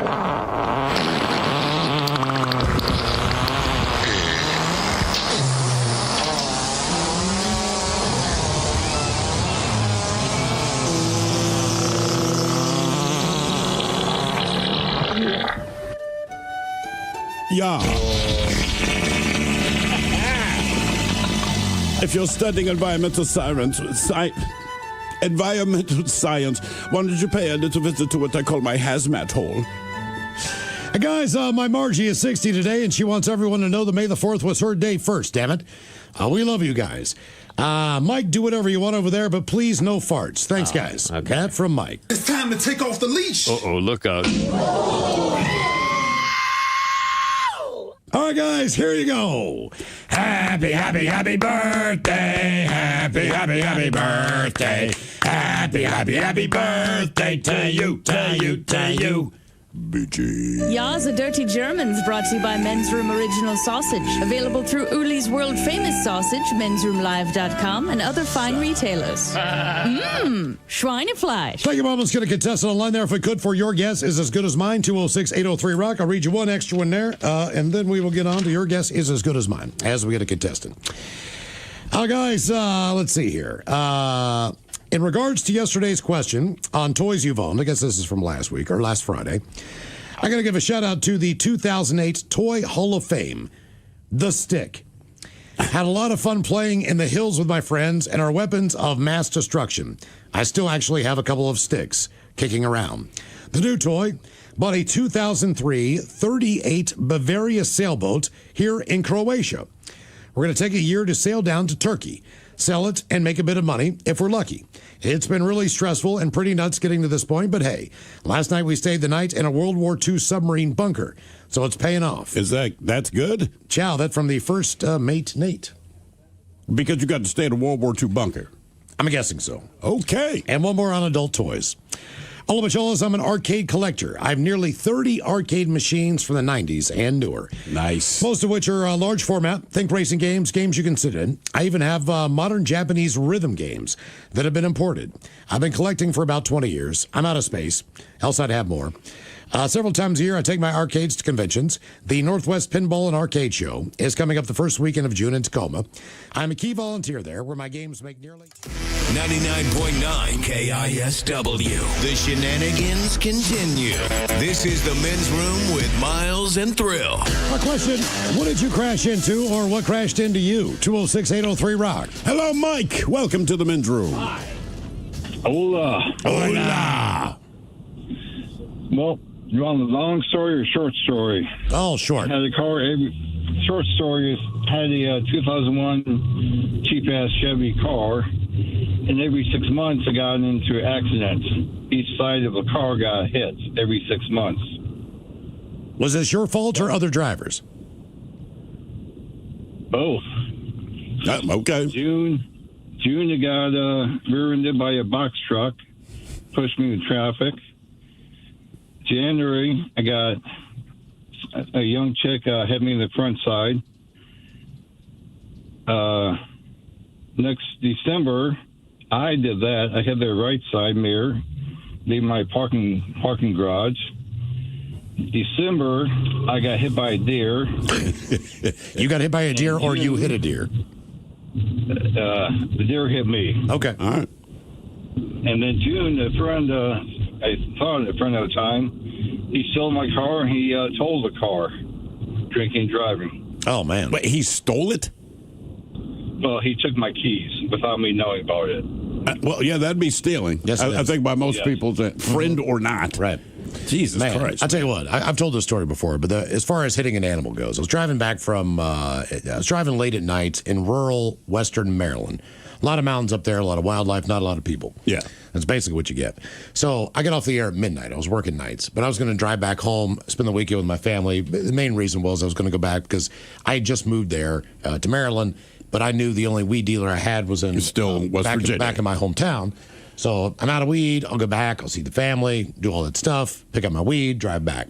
So it is 12:30, 1 o'clock in the morning, and I see what looks like a complete, just a bloodbath on the interstate. Keep in mind, I am one of the few cars on the road. I've got my highs on most of this ride. And I see this trail of blood slowly moving to the right all the way down the road.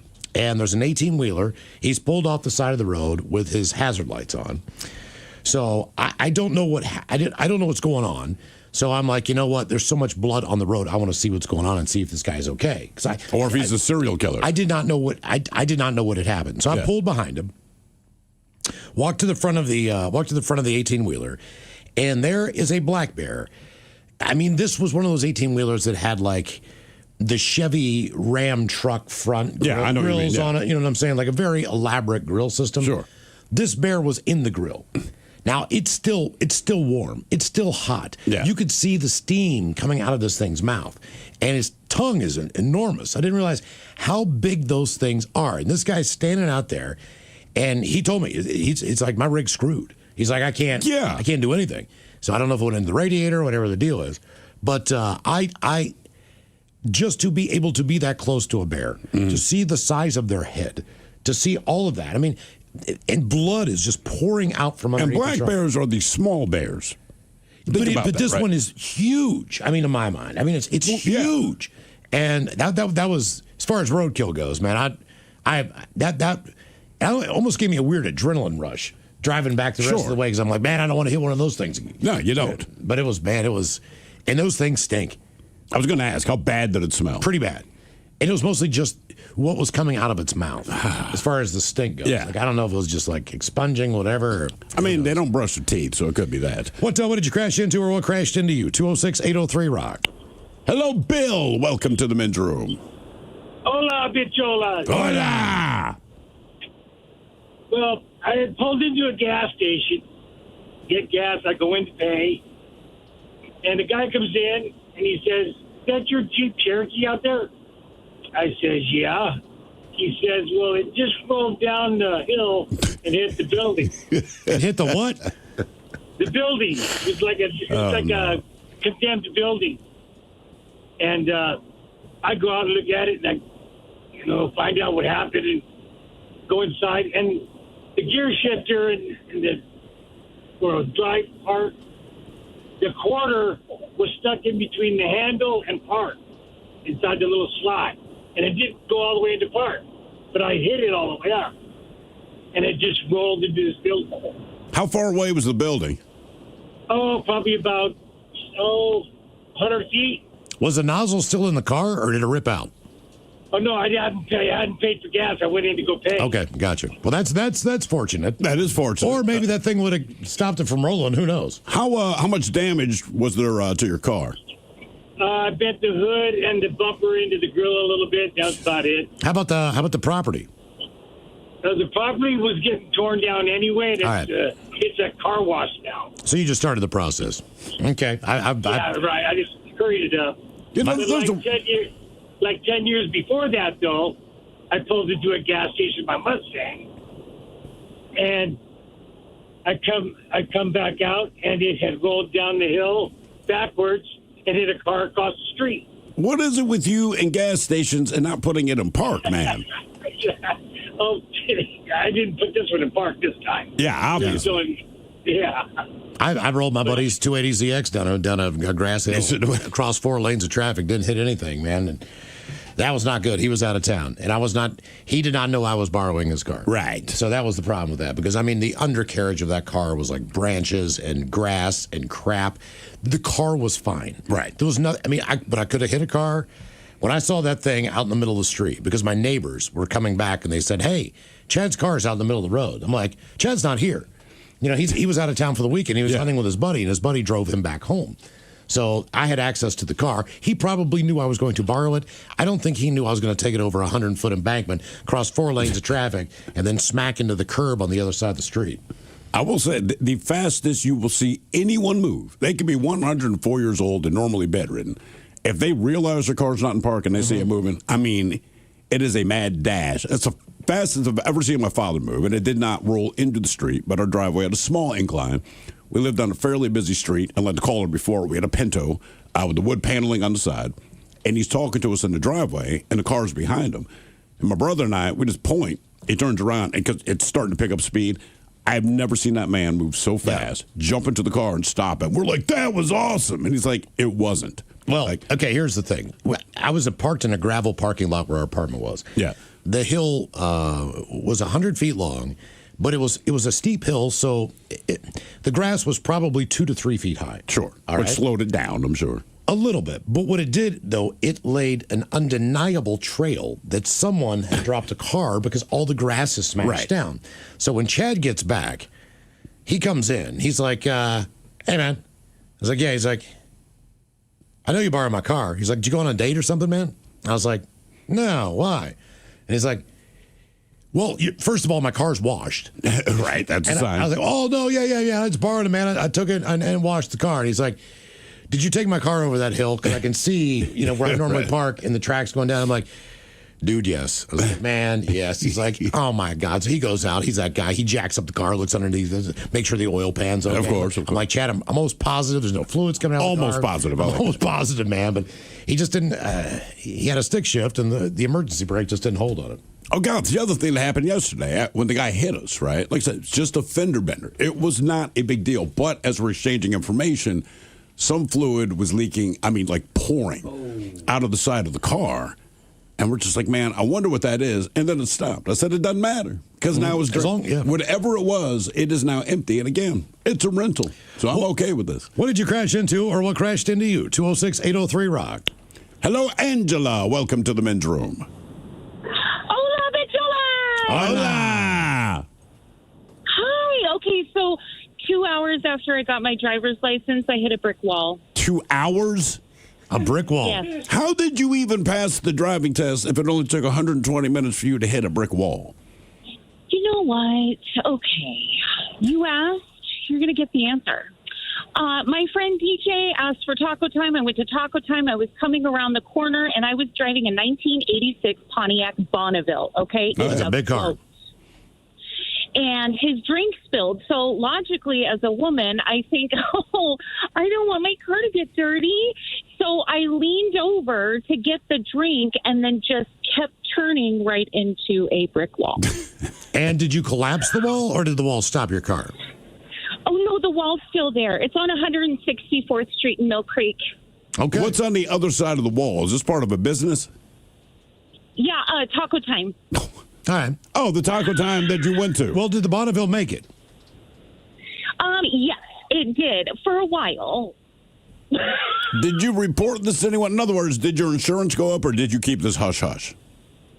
Well, I was 18, so I have no idea what was my insurance because my parents took care of that because I was a spoiled brat. But that's besides the point. Did you drive? Did you just drive that car to take the test?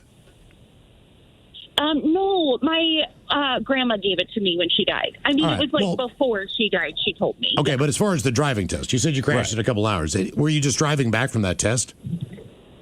I was so excited to get my license. Yes, I had gotten done with my test, and then I went and saw my friend DJ, and I said, look, I got my driver's license. He's like, great, go get me taco time. So I did. And then you crashed into a brick wall. That's an interesting conundrum because I did not have a car, and a guy who was a senior, he had this big-ass boat. He's like, I will drive you to take your test. Yeah. And I did parallel park that thing. I cannot remember what he had, but it was the equivalent of like a Galaxy 5000. It was just an absolute... About as big of a car. It was a Titanic. And I did parallel park it. I was like, yes! But when I once I got my scooter stolen here in Seattle, I had a 50cc scooter. Now I upgraded. I bought a new one, like a 125 or whatever the hell I bought. But you needed to have a motorcycle endorsement to ride that bike. So anything, 50 and over? Is that right? Yeah. So basically, when I had the 50, I didn't need the motorcycle endorsement, but when I got the 125, I did. So the testing facility was like over in Woodinville. Okay. So I had to go and take the driving and the written part of the test again. How do I get this bike over there, right? Because technically they sent me a memo, like a note that said, like, don't ride your vehicle. We saw you bought this bike and you don't have a motorcycle endorsement. You should probably go do that. They were very polite and cheeky about making sure that I did. But I'm like, how do I get the bike to the facility? So I'm driving it. I just drove it. Then what else are you going to do? So I could have failed the test. I still got to drive it home. Wouldn't matter. I'm still an illegal driver. I'm still driving dirty. Right. At that point, it doesn't matter. If I fail the written test, if I fail the driving, whatever I do, I still got to drive this damn thing back, and I had to take all the back roads. And you know what a pain in the ass that is when you don't know where you're going on the back roads. You are on a scooter, and your GPS on your phone, you're kind of holding onto your hand, like looking at it, like where the hell am I? But it was. But thank God I passed the test. But I was just wondering, how do you? Because all the other guys like that had the big Indians and Harleys and stuff, they're going for the test. They rolled up there on them, right? No, they rolled up there on a trailer. Oh, really? On a flatbed trailer. Huh. Then got the bike off and then took the test. Now, the one dude who had an Indian motorcycle that was probably about 12 feet long, he failed. Yeah. Because when you do the figure eights and stuff, that bike is so big, it's too big to take the tightness of the figure eights and the turns. Right. So he almost dropped the bike because you're not supposed to put your feet on the ground when you do this. Yeah. Right? That's why we did it on our dual sport dirt bikes. Yeah, I was going to say, if you're going to do that test, take a smaller bike, Smaller the better. It all counts. Yes, but to that point, think about it. You passed your driver's test with like basically the biggest car they could possibly. The difference is you nailed it. But I would definitely say to anyone, my son's been talking about it a lot lately. Really wants to learn to drive, blah, blah, blah, blah, blah, blah. And I'm pretty sure he'll be a pretty good driver. But he was looking at the Escalade, and I said, no, listen, man, it is old. I might give it to you if you pass because it's old and I kind of don't care anymore, but you're not taking your driver's test. You go to Enterprise and you find the smallest car. We are taking on the lot. Tiniest little thing. And you rent that damn thing and you drive him there and you have him use that car. Like I said, we got this little Nissan Rogue now, and it's weird because with the Escalade, when you apply the brakes, you estimate about how much room you need. You get very used to it. Same thing, turning radius, the whole nine. You're used to your car. Every time we rent a car, they're so much lighter and tinier. I was getting it cigarettes like last summer or something, and I stopped almost 30 feet before the light because I realized where I normally brake for the Escalade, right? It takes that far to roll before you stop. And the other thing is this thing reacts with the brake because it's light enough. So when you apply the brakes, it just comes to a stop. Not used to that so much. Mm-hmm. One time we had an electric car. You forget how they accelerate versus anything that is non-electric. It's the same thing with the Escalade because the thing is so heavy. I mean, you push it down on the gas, it still takes a hot second for the thing to catch and start moving forward. The electric car, you hit the gas like that. Like, we were doing 90 miles an hour, and this happened in a second and a half. Jeez. You almost have to, retrain yourself to drive smaller, lighter vehicles with a better turn radius. Right.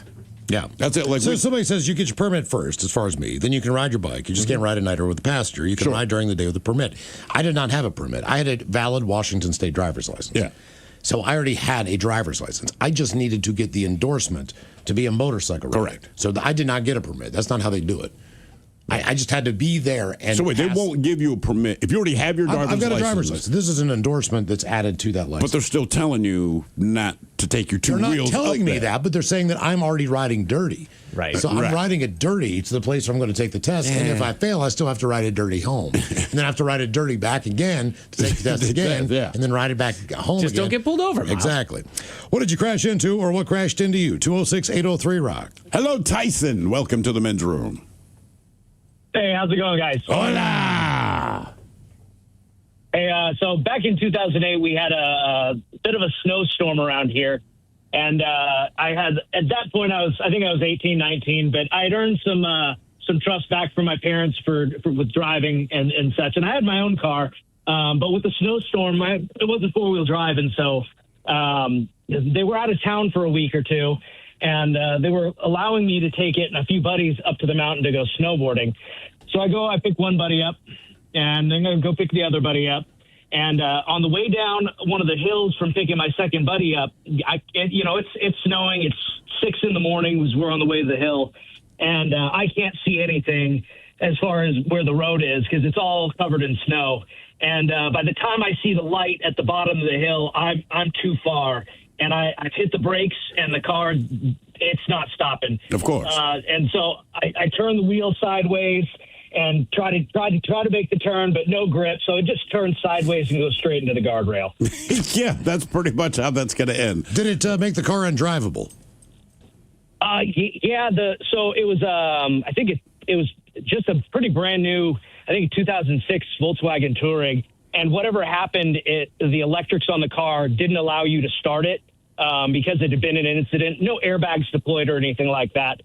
But the kicker is just before my parents went out of town, when they let me borrow it, my dad let me know that he was just about to trade it in and get a new car and told me to be extra careful with it. And I just felt like a piece of garbage. Have you ever been in a car where an airbag deployed?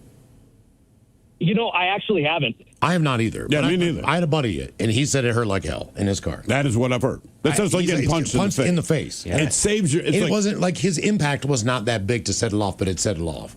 And I mean, he's like, man, have you ever been hit in the face with an airbag? I'm like, no. He's like, it sucks. Yeah, and I was like, he broke his glasses, kind of put a mark on the side of his nose and his face and crap like that. I'm like, all right, yeah, good to know. You're the only person I know that's been hit in the face with an airbag. And apparently, the gas that fills that is just noxious too. Well, sure. I can't remember. I want to say when they first started experimenting with it, I don't know if it was the gas or the materials of the airbag, but they would show these crash test dummies. My father, big car guy. And they'd show it in slow-mo, and, like, the bags would break. And, again, I don't remember if it's the material or the gas, but, like, it would blow the torso of the crash test dummy off. Yeah. Okay, so they're like, look, this is not safety at this point. This would actually kill the person driving. So they finally figured it out, but I don't remember what the gas is they use in there, but it has to expand at a certain right. It has to be if anything slower than that. It doesn't matter. My cousin got into an accident with my dad in the car. He was driving his truck. He was coming around an embankment. Dale, just didn't stop fast enough. He ended up rear-ending somebody, and both the airbags deployed. The gas was so bad in there, neither of them could breathe. My dad stepped out of the truck as it was still moving down the roadway. Christ. It was that bad. What did you crash into, or what crashed into you? 206-803-ROCK. Hello, Joshua. Welcome to the men's room. Liquor and whores. Liquor and whores. So, I was on my way to work. I was working at a lumber mill. I was about 18. I had a 78 Toyota Celica, lemon yellow. All right. I headed out of town, get out into the county, and I come up on a semi truck that's trying to make a right-hand turn, and I go out and around him. I'm doing about 55 miles an hour, and I come back I go into the left lane, and I come back into the right lane, and I hit a patch of black ice. This sends my car perpendicular to the road. My front is pointed towards this berm of dirt and rocks that's frozen solid. I hit the berm, and I immediately spin completely 180, and now I'm facing the opposite side of opposite way on the road, still sliding. I notice a black shadow of a telephone pole coming up real close. And I'm like, oh, God, please don't let me hit that telephone pole. As soon as that thought goes through my head, all of a sudden my car does a barrel roll, a complete 360 from wheels all the way back onto its wheels and stops. That makes me think the God's like, all right, you know what, the telephone pole? Let's barrel roll your ass. And it landed on its four tires again. And it landed on back on its four tires again, yes. And I get out of the car, and I'm walking around. I'm like, what did I hit? And my back bumper is literally 12 inches from this telephone pole. And I'm sitting on a entrance to a field. Like, there's a culvert, like a big steel culvert, and the road, so that water can go underneath the road. Yeah. My passenger's rear tire hit that culvert, and that's what sent me completely back over from my wheels onto my wheels again. Was the car drivable? And the car was not drivable. Okay. The engine was still running, but the passenger tire had completely folded underneath the car. Okay. It broke the axle, and it just snapped the car or the tire right up underneath the car. That was a pretty cool car, too. It was, man. I don't know about the yellow, but otherwise, yeah, I liked it. What did you crash into, or what crashed into you? 206-803-ROCK.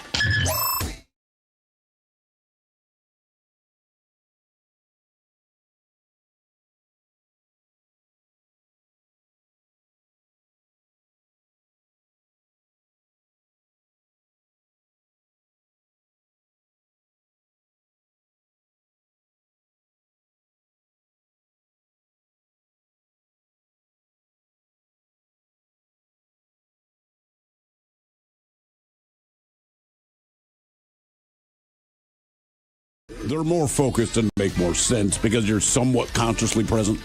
Right. You know, the dreams at night, your brain's just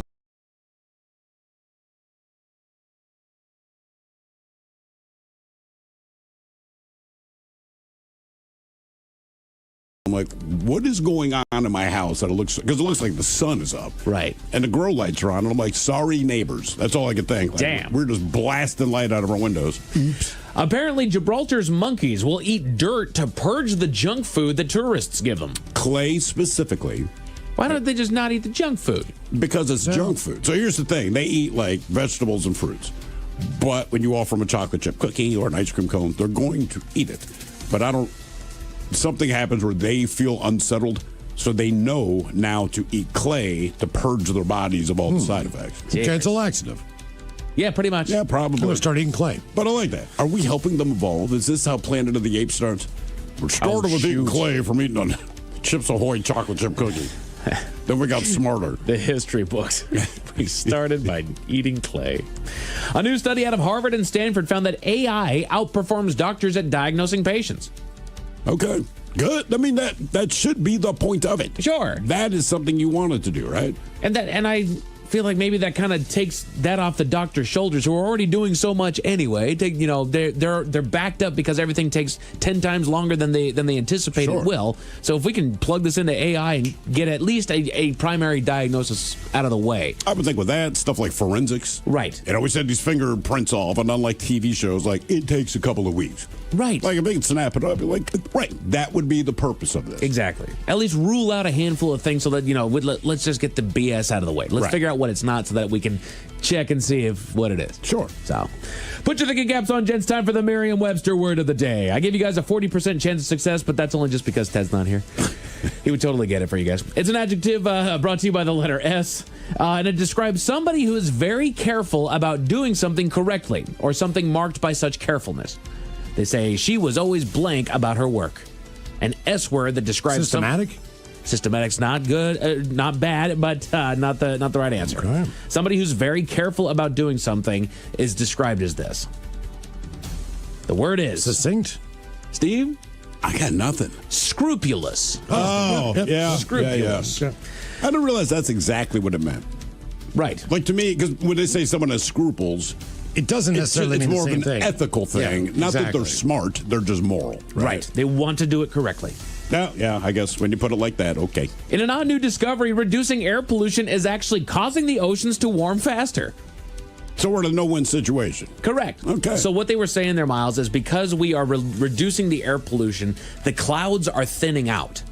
And because of that, they're not reflecting near as much sunlight, and so it's superheating the ocean waters anyway. Okay. It's actually doing it at a faster rate than if we were just blowing all that I told pollution. everybody today to get the hell out of New Orleans like there's a hurricane coming tonight. Oh, yeah. And there's no hurricane coming. There's like, you need to get out of New Orleans. You just need to leave. Yeah, they're saying it's in a doomed situation. They are not doing good. It is. I mean, it's inevitable. And to me, it has nothing to do with the science, blah, blah, blah. It's like it is below sea level, but also it is surrounded by a lake and a river and a gulf. Correct. And all that's getting eroded and just basically going to be underwater. Correct. That's what they were saying, is that it is being engulfed, no pun intended, by the Gulf. It will. Yeah. It's going to get swallowed All the up marshlands and everything's gone. in the next 100 years. Like it's. Oh, they're saying decades now. They're saying like 20 years. Exactly. Damn. They thought maybe a century. Yeah. It's happening. So even if they put in the levees, it wouldn't matter. No. Not at this point. They slow it, but they only slow the inevitable. It's coming. That's exactly it. So get down there and go to Mardi Gras while you can, because that's probably going. I was just saying last week, man, I got to get back down to New Orleans. Now I think I'm going. Well, Jazz Fest is going on now, right? Is it right now? Yeah. Is it? God, I know the Eagles canceled their show or 20 minutes early on Saturday night. The Eagles. I know they're so old, somebody had a medical emergency. Back to our question. Oh, jeez. Oh, damn. I know they're trying to get WrestleMania back down there, so. Oh, really? It might be the last one down there. Okay. Scientists have created a hemp alternative to plastic that can withstand boiling water and stretch to 1,600% of its size. Damn. Hemp wins again. All right. There's so many doggone things that you could do with that. We had old school hemp ropes when I was a kid. That's why people used to say smoke a rope instead of smoking a joint. Yeah. I mean, they used to use hemp for 10 million different things. Absolutely. Then it got lumped into legislation with all this other dumb stuff. And then they go like, they're actually, other than smoking weed and two different things, but it does serve a purpose. Correct. Yeah. A really good universal purpose. Right. It does a lot. It's the the chicken of the It is super industrial versatile, world. man. Yeah, that's right. Super versatile. I Okay, like it. I'll even go as far as saying it's like the tofu. The tofu. Let's stick with it chicken. can do whatever you want it to. Yeah. You just got to put the right flavor in there. Someone on YouTube says, hemp for the win. Yeah. Hemp for the win. Researchers have discovered that coffee altered gut bacteria in ways linked to better mood and lower stress. And that went for coffee, period. Decaf, caffeinated coffee. Really? It affects your gut bacteria. So it's not the caffeine per se, it is everything else in the coffee. Correct. What else is in coffee? Because when people say coffee, the only thing you think is caffeine, right? Right. As far as whether it's good or bad for you. But then you make the point, like even decaf does this, I guess, positive thing. I'm like, the hell else is in coffee? Antioxidants. Maybe. I don't know. Miles, what day is it, my friend? May the 4th. It is May the 4th. It's also Bird Day. The Men's Room Top 10. The Men's Room Top 10. So because I'm a child, I decided because that is his birthday, what could we do with Bird Day? You know what? There's something fun when it comes to birds. There's a lot of really weird named birds on this planet. There's some funny named birds. So these are the 10 funniest bird names that I brought to you. Before you get there, why are mammaries nicknamed? Because I'm going to assume that the birds had their name first before we came up with what we call boobies. Because of the mouse. Or tees. Yeah. It's right? I'm just wondering, like, so I'm going to assume the bird name came first. I think it might have, because I think with a lot of the identifiers, this is going completely off my cuff here. Yeah. I believe that a lot of the identifiers with birds happens with the breast. There's a lot of breast talk when it comes to naming birds. So I wonder if that's just where it came from. It's got to be. I mean, it's because you're right. They have great names, but please enlighten us. Yeah, that's right. Some of the honorable mentions that they give us: the lesser-known red-footed booby, the common poorwill. Poorwill? P-O-O-R-W-I-L-L. Poorwill. The common the poorwill. saddest-looking bird ever. No kidding. Imagine being called the poorwill. The rough-faced shag. Oh, damn. We've all been there. I was going to say, that's just... We call that last call. I was about to say that's a 2 a.m. special right there. Call that when you wake up and you realize what's happening. The rough-faced That's what she told me shag. anyway. Oh, my God, what did I do? The yellow-bellied sapsucker. Yep, I've heard that. I believe Yosemite Sam actually introduced me to that name. Yellow-bellied sapsucker. And I thought it was hilarious as a kid until I found out it was a real thing. Right, it's a bird. And, of course, the great tit. Yeah. Everybody knows that one. So these Notice it's not plural. Oh, there's only one. Look at that whole flock of... Yeah. Wow. That was the original name for flock of seagulls. It's like Guys, maybe go seagulls. It's like that Steve Martin bit. He's looking around on stage. It's like, wow. Look at all. There's a lot of breasts in here. There must be 57. 57 breasts in here. My dad loved that one too. Jeepers. Okay, so these are the 10 funniest bird names that they gave us here. This is AI's ranking of the 10 funniest bird names. So the AI knows comedy. Number 10 being the Spangled Drongo. A name that simply sounds chaotic, thanks to the Australian usage of drongo. It sounds like something that would kill you. Yeah, it sounds like a Game of Thrones character. That's what I mean. Oh, dude, you're about to face a spangled drongo, and you're S in your pants and some little ass bird. Right. What up, dude? You have the the horned screamer. Yeah. Yeah. Better than a sweater. I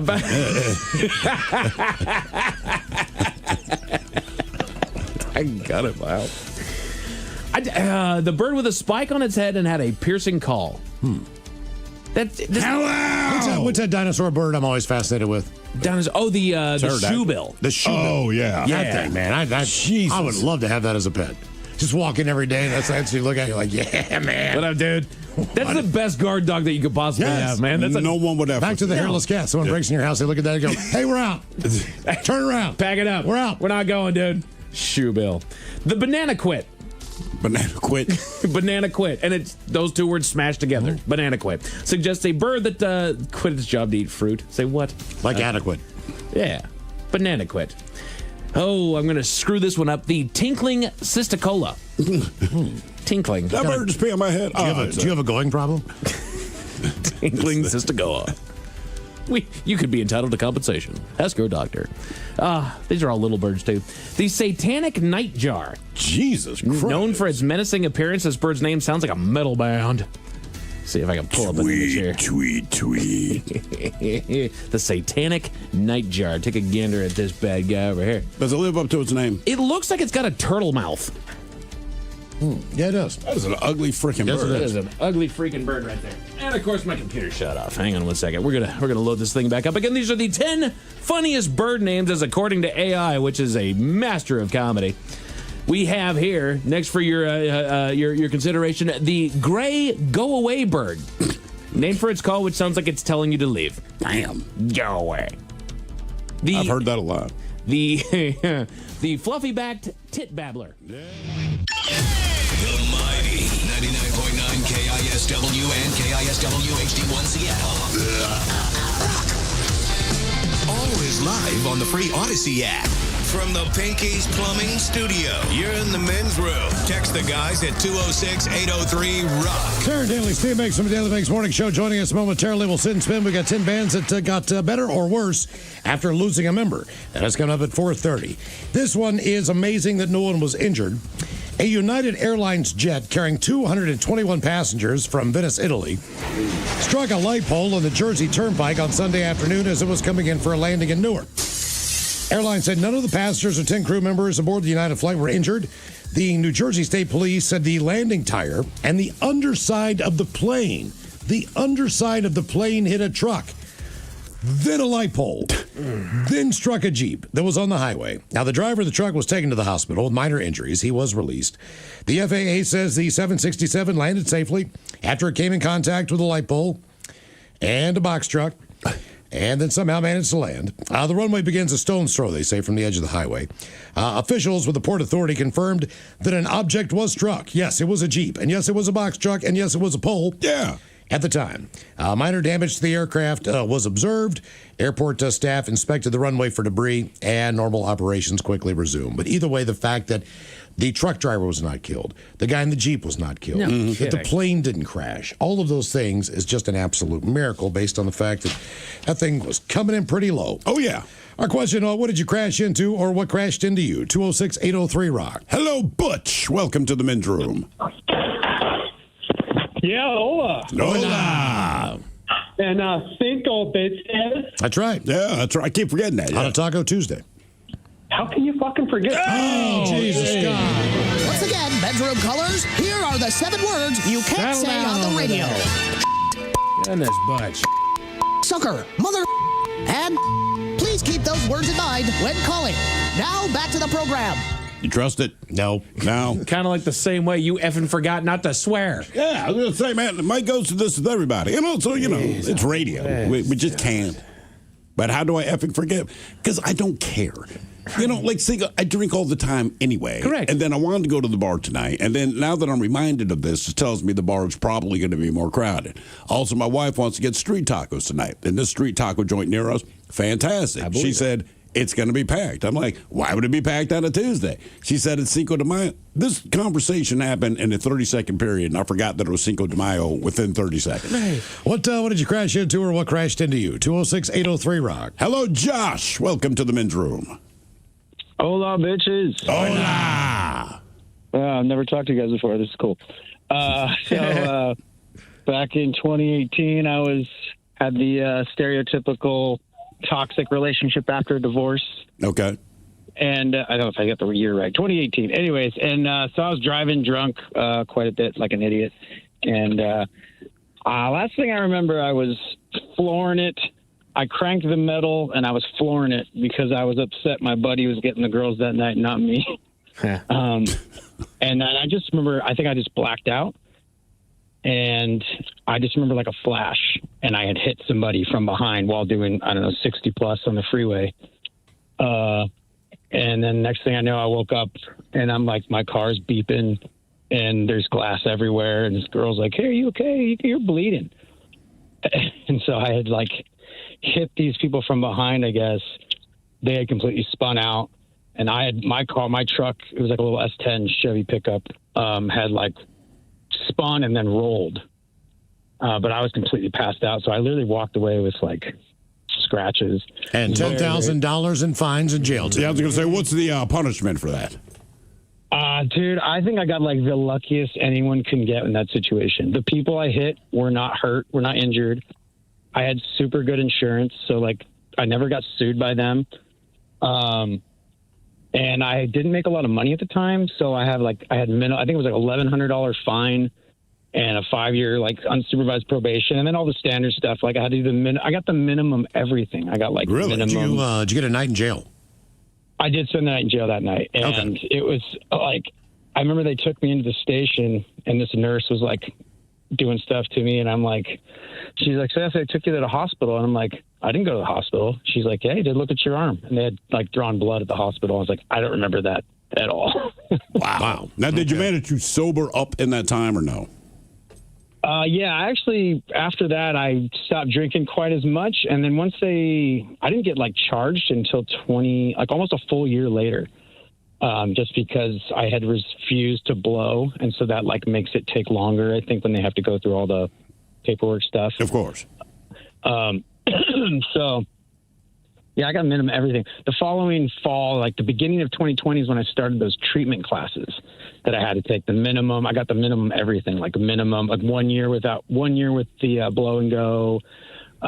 6 months was the minimum once a week at the treatment facility. And so you had to be sober to go through the treatment. So I ended up sobering up, quit smoking weed and quit drinking. And my buddies were all like, "You're going to start partying after you get done?" And I was like, I was a few months in at that point, and I was like, man, I don't know, I feel pretty good. So I actually ended up taking like a couple years off of everything. Yeah. Oh, good for you. What about now, man? I mean, you do it all in moderation, that kind of thing? Yeah, I started dabbling in drinking after a couple years off, and it was fun for a minute. I definitely had changed it. I wasn't doing shots anymore, and I wasn't really drinking beers. I was just kind of like sipping whiskeys. But I think I just kind of, after a couple hangovers, I just kind of grew out of it or something. I'm just kind of over it. But I'm like what they call California sober. So I still smoke weed, and but I take a break about once a year just so my lungs can chill out, because I'm a singer for profession. So I kind of need to keep it easy. What are you singing for? I play. I don't really have a band, but I'm like a solo acoustic rock, and I play at bars and restaurants around, all around the Pacific Northwest and Washington State. All right. Very cool. Well, good for you, dude. At least you cleaned up your act, because we hear that story a lot, and it's just, and I got right back in the saddle again. Right. What did you crash into? What crashed into you? 206-803-ROCK. Hello, Ken. Welcome to the men's room. Hi, how's it going, guys? Hola. Doing well, man. My story, I went to the Squim, the animal park up there, and they got the bear and the buffalo and all that. And is that the Olympic thing? The Olympic Game Farm. Yeah, okay. I've been up there with the kids, yeah. Yeah, so I had my son with me, and we're driving along, and the buffalo, they'll stand in the road sideways, so you have to come up and stop. And then 2 or 3 will come up and stick their heads in the windows and want their stuff. Yeah. And so there's 2 girls coming up behind us in a Jeep, and they had the top off and the doors off. And so every time we'd stop, they'd be honking, wanting us to get going because they want the buffaloes to come up to the side. So as soon as they start coming up alongside them, we'd move ahead. Well, they were having too much fun. They were laughing and screaming and all this stuff. So we stopped, and they're wanting us to go right away. Well, I waited a while, and here come the buffalo, and they pulled in front of them, and they came in the doors, and they both got out of their seats, and they're both standing on the console with their heads out the top, screaming and laughing and all this stuff. And so once I saw that they were permanently stopped, I drove ahead about 100 foot, and there's a buffalo standing in front of me again. So I stopped. And one of the big ones that was back at the Jeep, it's trotting up behind me to get up to the door, and they made a bunch of noise. And so the buffalo turned around and is looking at him, and he's running ahead, and he rear-ended me, and his horn right in the middle of my tailgate. Oh, you got hit by a buffalo. That's a good story. It's the only dent I have in my truck, and I was going to fix it, but every time I see it, I get a laugh out of it, so I just have left it. It's kind of a badge of honor, too. Exactly. By the way, who honks at that? Right? I mean, the whole thing is, like, you get to the Olympic Farm, it was great. The kids wanted to go. We take them up there. I mean, you're going like 3 miles an hour, right? But you understand based on where you're at, there's probably going to be animals in the road because they're every freaking where and everyone's feeding them, right? I mean, I just can't imagine, like, man, get out of the way. What did you crash into? What crashed into you? 206-803-ROCK. Hello, Don. Welcome to the men's room. Hola. Hola. Yeah, I'm retired Navy, so I'll try to keep my mouth clean. I was going to talk about the time when I was 3 when I crashed into a tree in my dad's car, but I'm going to tell you about the time I crashed into 3 state patrol cars. When I was 13, I stole my dad's car, went picked up a friend. He brought a 30-30 and a 12 gauge with him. We went 20 miles to go pick up some ammo, and his cousin lived on a dirt road, so I turned down the dirt road, and I noticed a car was following us, and it's 2 a.m. So I was like, well, pass by, we'll take a left, and we'll come back.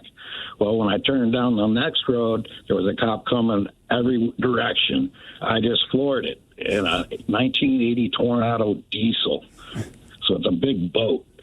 We got to the first intersection about 3 miles down the road. I tried to take a left, slid right through the front yard of the Brighton State Police Post, and ran into 3 of their parked cars. Oh. And you have guns in your car? Yeah. And you're 13.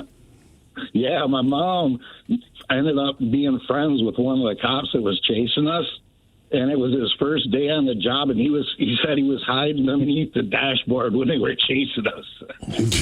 Jesus. So how much trouble do you get in, though, friends or not? Well, all I remember is the cop came. All I remember is seeing a hand pull me out. And I told him my dad was a butthole. I met Judge Donald E. Rink at 2 a.m. And I ended up with 2 years probation and $40,000 worth of restitution damage. Wow. Ooh. That's what stings. Right, because that falls on your parents. I mean, look, if you're going to get 2 years probation, hopefully you get it at 13. You're just going to school. It doesn't matter, right? What did you crash into? What crashed into you? 206-803-ROCK. And I'll just say from a parent's point of view, right, say this happens to my kid. Like, look, man, I don't care about your 2 years probation. To me, it's like getting suspended from school. It means nothing to me. You cost me $40,000. Now we got a freaking problem, bro. Hello, Steve. Welcome to the men's room. Hola. Hola. How you doing, gentlemen? We're doing well, man. Thank you. Excellent, excellent. So I was about 17 years old. I'm working a pizza job, and I'm not very familiar with the town that I'm driving in. So I'm driving down this street, and it's a thoroughfare the whole way up until this one point, which I didn't realize was a stop sign. So as I approach the intersection, I'm looking up to kind of get my bearings where I'm at, and then I see this car barreling down towards me, and I have this much time to say to myself before I end up colliding with him. I look at him and I'm like, wow, he's going real fast, but he's going to stop soon. Wow, he's going real fast, but he'll stop. Oh, no, he's not stopping. And then I ended up T-boning him. That's how fast he was going. And he was a good, few hundred feet away. And what was really funny is he was a Chinese food delivery driver. And you're delivering you guys pizza. Just, here's a piece of pizza, man. Give me some General Tso's. I'm sorry, say again? I said, did you trade food? Here's a piece of pizza. Give me some General Tso's chicken. Oh, yeah, that was the idea. No, actually, my first instinct was, oh, no, I wrecked my car. Then I saw him, and I'm like, oh, no, I heard him, and I'm going to lose my job. So, but, yeah, I thought that was kind of an amusing situation. Did you deliver the pizzas? No, unfortunately, my car was a write-off. All right. Yeah. Was the guy injured or no? They ended up taking him to the hospital, and I ended up going to the same hospital that he was at, and I didn't manage to see him, and I got to apologize to him. So that was a good thing. Yeah. But, as long as everybody's cool about it. Okay. Yeah, everybody was okay. So that's a good thing. By the way, somebody here on YouTube says, did the advocates pay for the question of the day? No, because the advocates would say, hey, are you going to get in an accident? Let us know. This is past tense. Do you know the sound? Do you know the sound that they made when they hit that guy's car? What?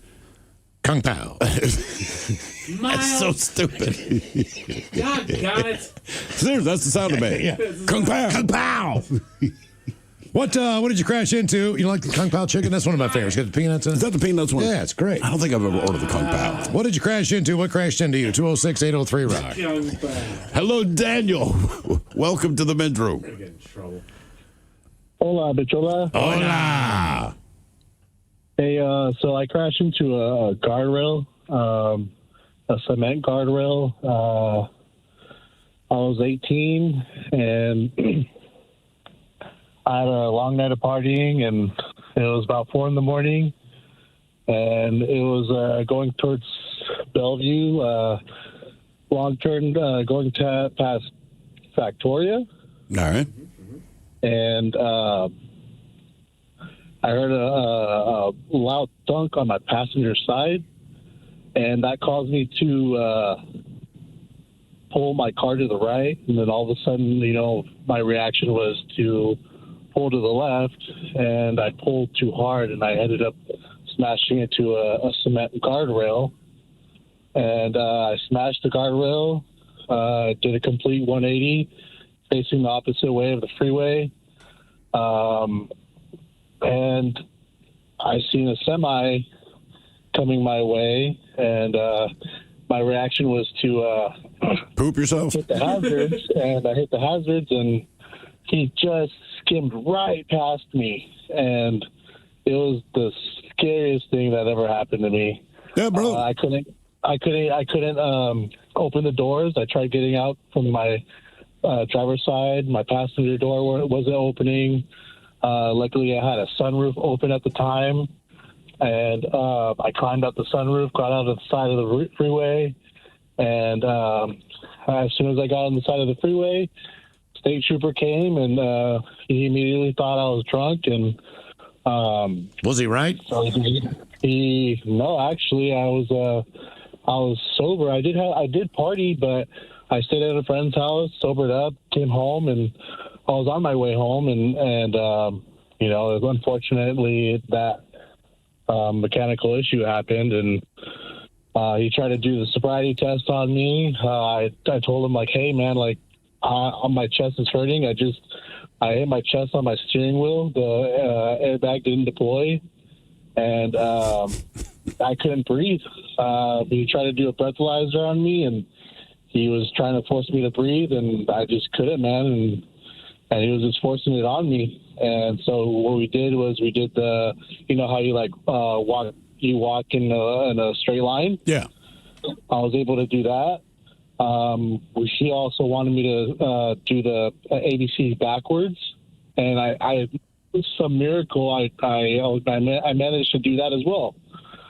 And so ambulance picked me up, and I ended up finding out that I had a fractured sternum and collapsed lung. Jeez, man. Well, you weren't lying. Yeah, that's why you couldn't breathe. I'm just curious. Can you do the alphabet backwards right now? I'm dead sober. It's ZYXW. No, U. See, already. ZYXWVUT SRQPONML KJIHGFEDCBA. You passed. You're not drunk. But wait, would that be passable if I say it like that? I think it would be, because you're thinking your way through it. Yeah. I just, like, honest to God, cops, Well, I'm telling you right now, you need to give me a different test to find out if I'm drunk. One, you could just ask me, because I'll tell you, but, like, I can't do the How about alphabet multiplication, something like that. Can I do my table? Well, you remember we brought them in there. Like, it doesn't actually have to do with whether or not you can do it. They're looking at completely different things than what they're testing. What did they say they were looking at? They were looking at your eyes. They're looking at your mannerisms, your speech patterns. Yeah. Okay. Yeah, but I was stoned. Yes, you were. And you weren't hiding it. I was high. I was real high. All right, let's see here. Turn Daily and Steve makes some Daily Makes Morning Show coming up. We're going to sit and spin 10 bands that got better or worse after losing a member. And we get your emails coming up next to the men's room at KISW.com.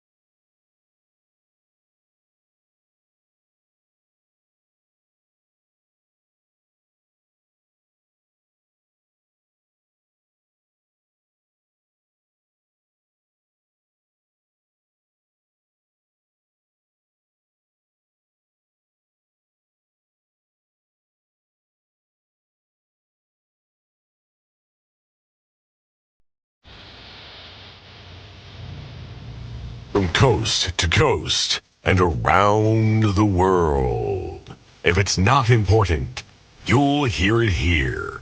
Exclusively on In Action News. Here now are Stone Ledbetter and Felix Foxworthy. Tonight, how the white spots on your nails might indicate an early death. But first, a new study on grammar found that our collective skills are declining due to technology and texting, but it has also caused a conversation as to whether or not grammar is important at all. Man, improper grammar is literally the worst. I can certainly see where you're coming from, Felix. Grammar is an important tool in our society to ensure that proper communication is clear, accurate, and avoids ambiguity. It frustrates me when people are willfully ignorant of the grammatical errors as well. I couldn't agree with you more, Stone. If I get one more test from someone saying they could care less, I will literally explode. That is certainly one of my pet peeves as well, yes. It's a fairly common mistake, as people should say that they could not care less. But, Felix, don't you know that you're... Literally, I have never been more angry in my life than when someone doesn't know the difference between there with an E-R-E, there with an I-R, and then there with apostrophe R-E. Really? Yeah, man. You've never been more angry than when someone uses the wrong iteration of the word there? It is the literal worst, Playboy. Felix, you know that you're using the word literally wrong. No, Stone, I am not. Felix, you literally are. Then I don't think you know what the word literally means, Stone. No, I do. You're the one using hyperbole to describe your reactions to improper grammar while using the term literally to exaggerate your emotional response. I literally have no idea what you're talking about. That's probably the first time you've used it properly during this broadcast. How do you know? How do I know what, Bonnie? How do you know that he's using literally improperly? Because he's exaggerating. I've yet to meet the person that actually feels that improper grammar is the worst thing in the world. Maybe he does. Yeah, man, you literally don't know how mad I get about things. Felix, don't. I know you're doing this on purpose. You literally do not. Wait a second, Captain Grammar. You said just moments ago that if someone sent you a text saying that they could care less, that you would literally explode. Technically, you are correct. No. I'm literally correct, my friend. I've finally gotten one up on you. If you are in fact truly using the word literally properly, then you will literally explode when I send this text to you saying that I could care less, correct? That would be a literal example of the proper use of the term, Playboy. Ah, very good. Well, here I go. I'm going to send this text. That means it's curtains for you. Correct. Don't do it, Stone. Bonnie, he's not going to explode.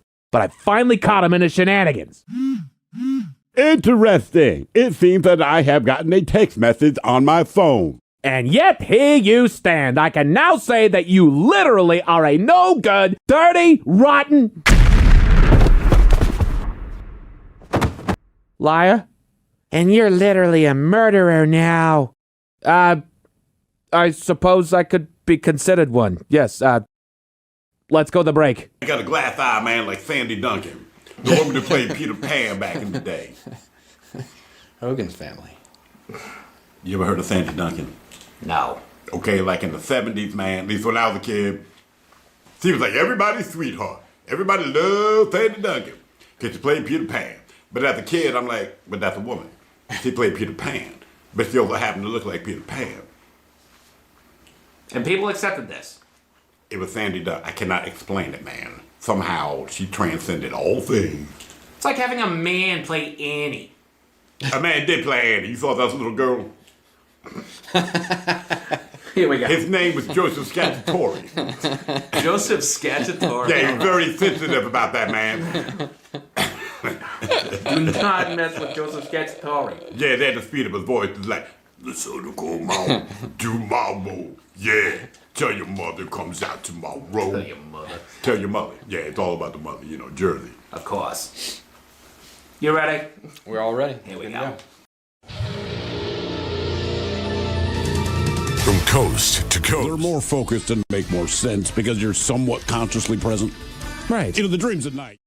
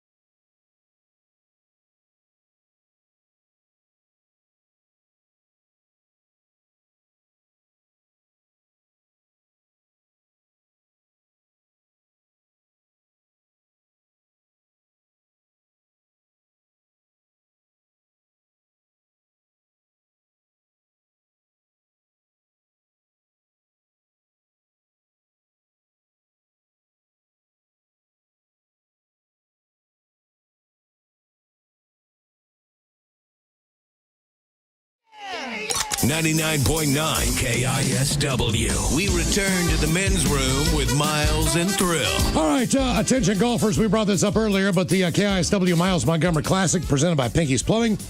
Redmond Ridge Golf Club, as of today, for the remaining foursomes that are out there. If you are a single or you got a pair of players you want to play, you can sign up now at the events page at KISW.com. Had a bunch of people come up and go, hey, man, I got another buddy we want to play, but we can't come up with 4 people. Yeah. Now you can. So sign up now while those slots are still there at KISW.com. All right, do we have time for a few emails to the men's room at KISW.com? You've got mail. You've got mail. Couple from our question, what did you crash into or what crashed into you? This is a true one, I believe. I crashed into Dave Matthews 6 years ago. Yeah. He didn't appreciate the irony as much as I did. That from Big Dave. He almost ran over my wife. Not Big Dave, Dave Matthews. Seriously, it's years ago. We just got into Seattle, and she's like, I was almost hit by a Prius today. I'm like, you all right? She's like, yeah, I'm fine. And she's a big Dave Matthews fan. And she said the guy was very apologetic. And I'm like, all right, well, that's cool. Why are you bringing it up? She's like, it was Dave Matthews. Yeah, Wallingford's a dangerous place. I was riding my bike in an amphitheater, lost control because I couldn't find the brakes and crashed into a bulletproof window. Oh, damn. That had hurt. As far as a couple of these, as far as having an airbag deployed, it's like taking one of those rubber dodgeballs straight to the face. Yeah. The powder inside smells horrible. A lot of people made that comment as far as the smell once that thing deploys. Was driving a car when the airbags went off in an accident. Got chemical burns on both arms near where I was holding the steering wheel. Damn. That's not good. And finally, Pierce County Sheriff crashed into me 3 months after getting my license and my first car. His fault. Ran a red light doing a 20 over. No lights or sirens either. All right, time for a couple birthdays, and they're brought to you by Men's Room Roasted Red Salsa from San Juan Salsa Company. Dip responsibly. Hope it's not too late to get this in. If not, please give a birthday shout-out to Nicholas. He is 18 today. Can you give him some Turtle 6? We don't have Coach Ted, but we do have the Dirty Germans talking about the last month of school before he graduates, now that he's old enough. Happy birthday, Nick. We love you. That from Mom, Dad, Alexa, Braden, Lulu, and Athena.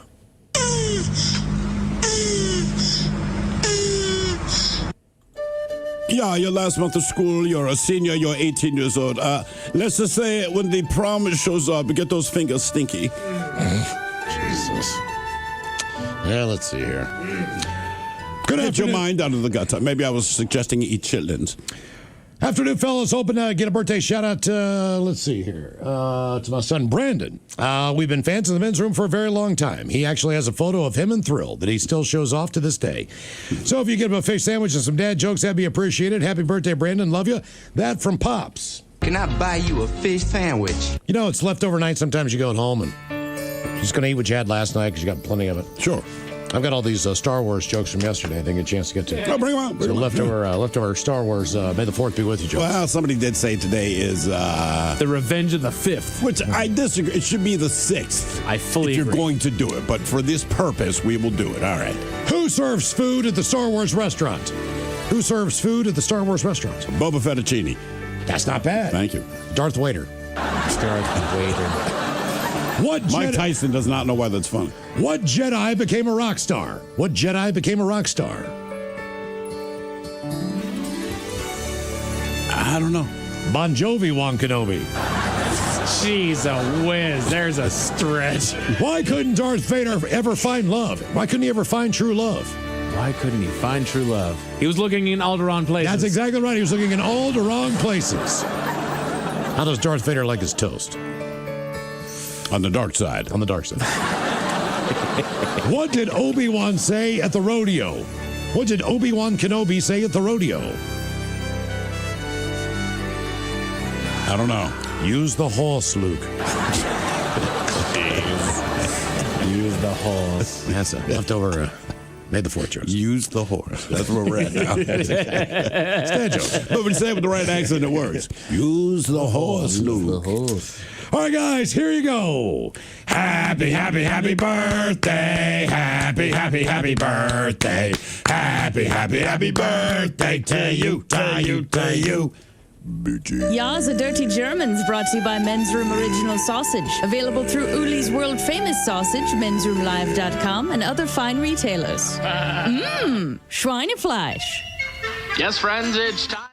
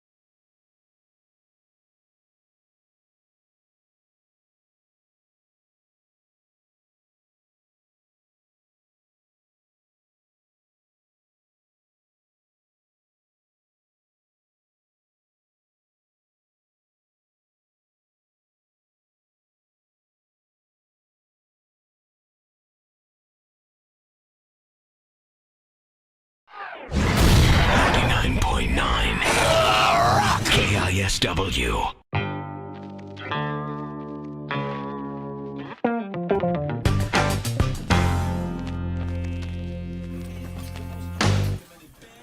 I'm having trouble with the spotted dick. Just want to say for the record. See, it has heating instructions. So Ben says we can eat it cold. I say, oh, damn it. I say Ben's wrong. Sorry, Ben. Idiot. God damn it. That's what spotted dick looks like.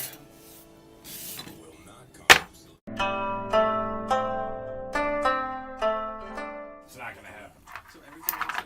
Alright, guys, yeah, careful getting your hands in these cans. No, it's gotta just get. I mean, just get the fork in there, but you will slice yourself up pretty good. Where are we doing this? I don't know. Okay. Doesn't matter, just keep filming. We don't know what the hell's going on today. Where are you doing this? What's your plan, Ben? Come on.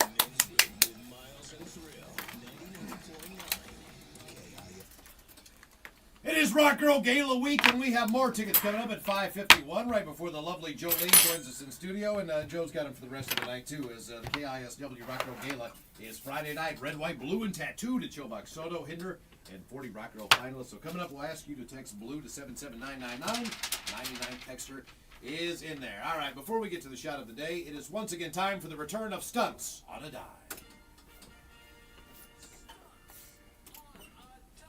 And normally when we place the bets, we go for the standard dollar. Today the ante is a big one, as we are playing for the kegerator that sits in the men's room office. Now, if you've never seen our kegerator, it is one of the most beautiful pieces of appliance that might be on this planet right now. I would agree with that. It is in our office, and of course we have a little men's room original red in there from time to time. They can drink it all, but it's one of those things that was given to us as a group. Brian Thorpe, our promotion director here at KISW, can attest to. And Brian, you've been in radio for many years. Radio is one of those things, it's kind of like the impending earthquake in Seattle.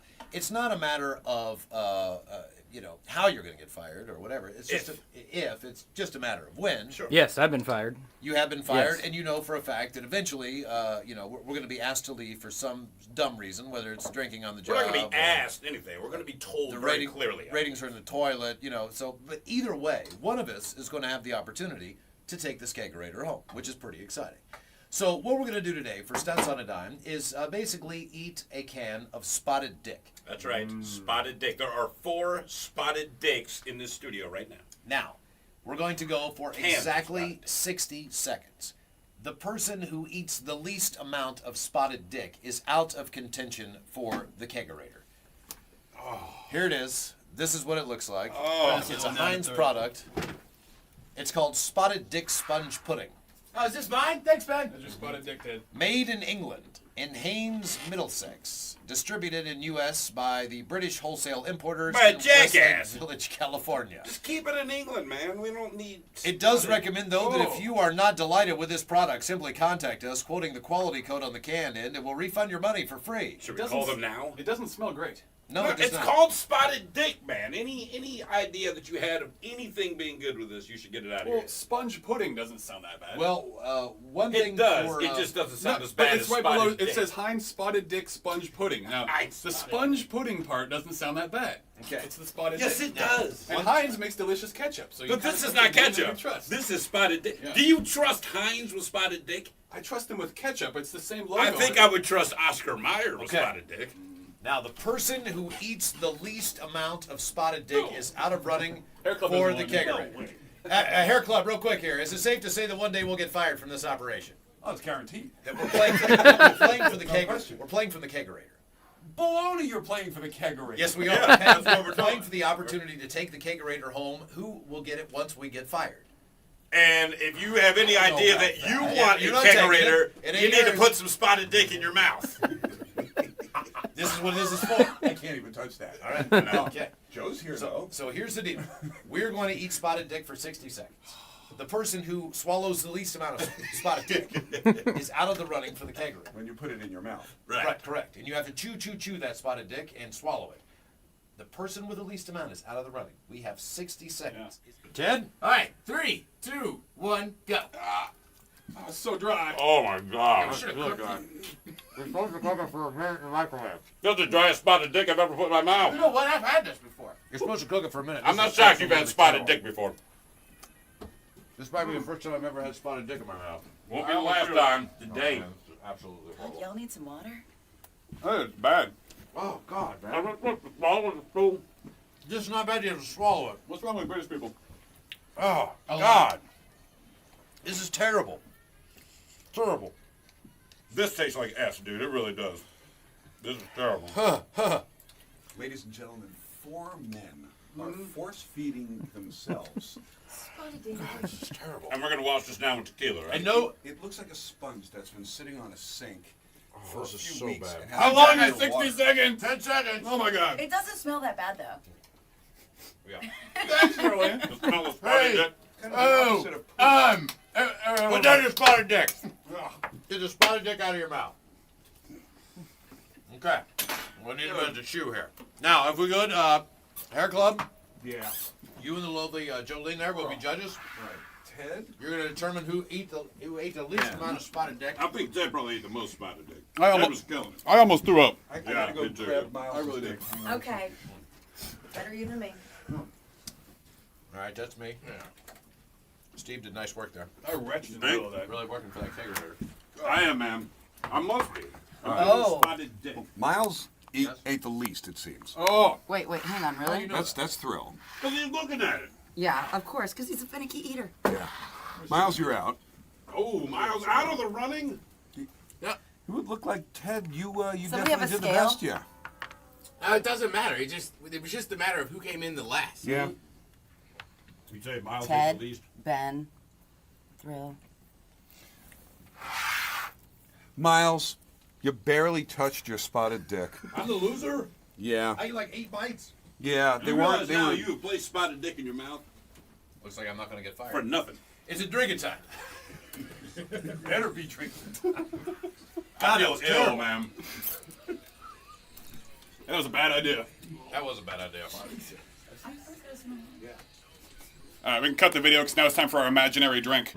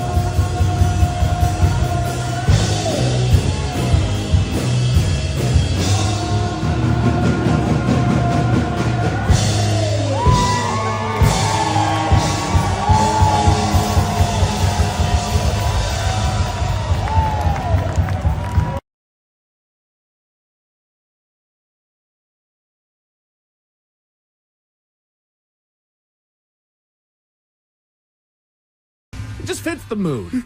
It helps it. It makes it more dramatic. Okay, all right. You know, they don't play the Benny Hill theme at the beginning of Saving Private Ryan. God, that would just be.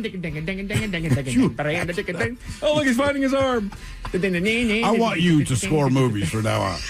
Like guys, like this is a really intense scene, so we're gonna lighten it up with yakety sax.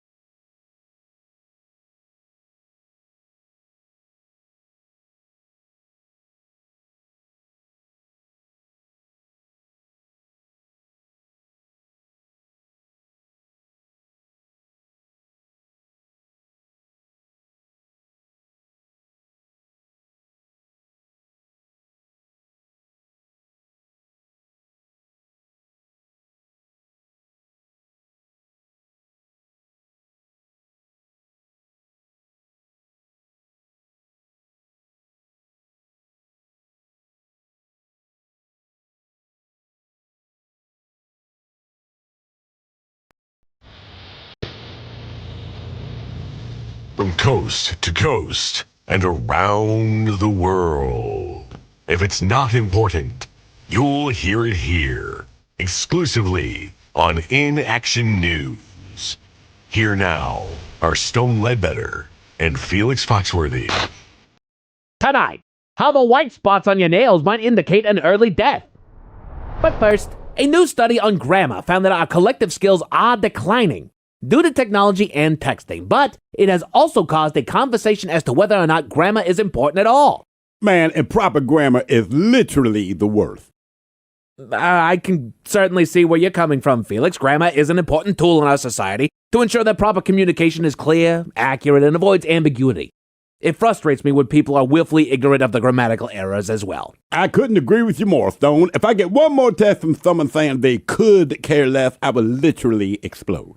That is certainly one of my pet peeves as well, yes. It's a fairly common mistake, as people should say that they could not care less. But, Felix, don't you know that you're... Literally, I have never been more angry in my life than when someone doesn't know the difference between there with an E-R-E, there with an I-R, and then there with apostrophe R-E.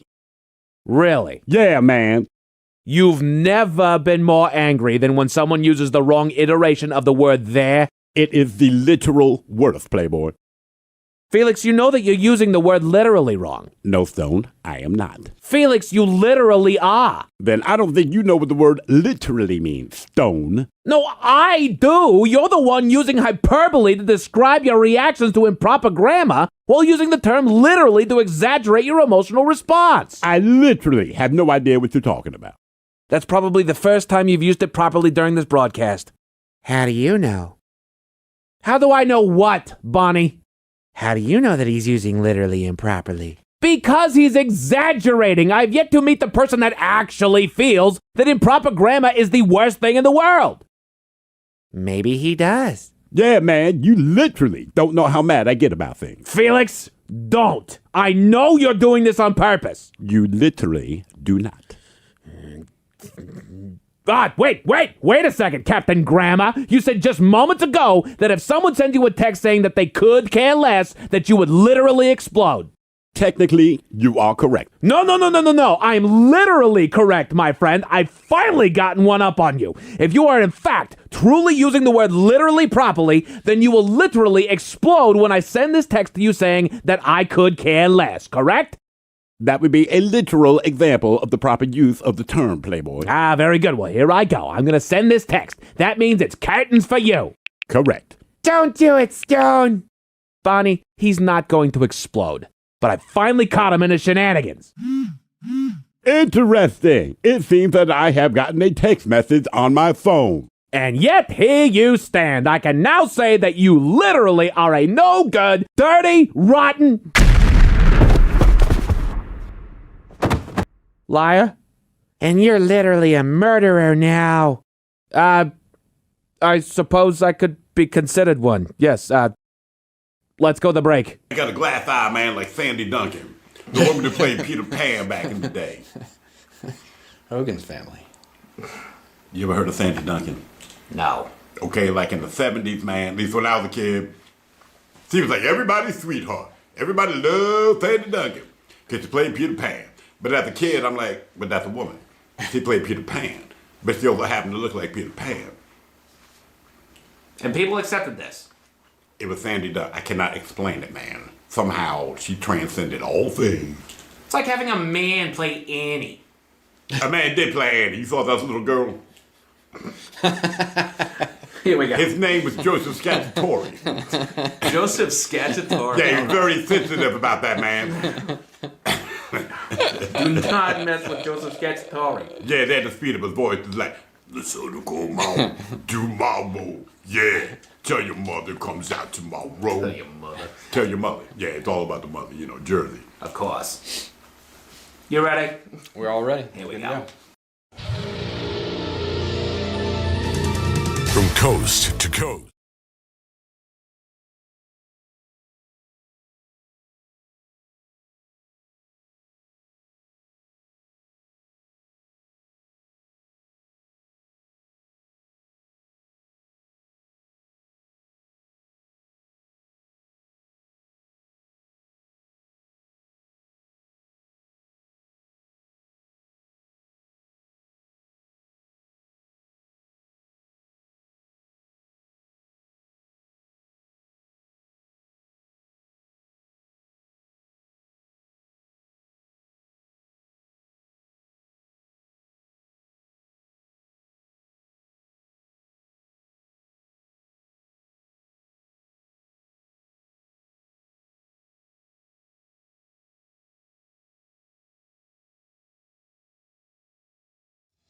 99.9 KISW. The Men's Room returns with Miles and Thrill.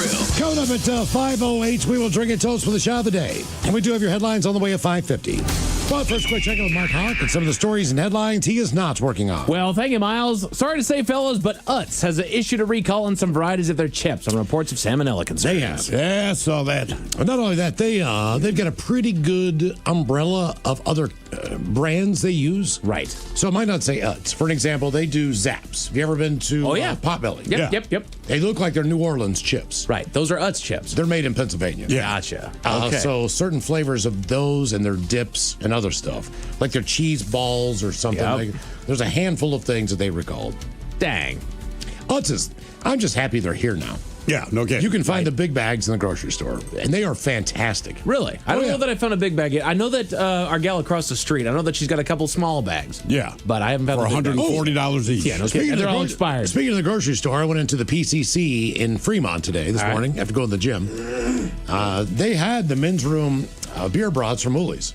Really? They did. Okay. But I bought them all. Attaboy. So they'll restock them. So if you're in there, and maybe you got a shot.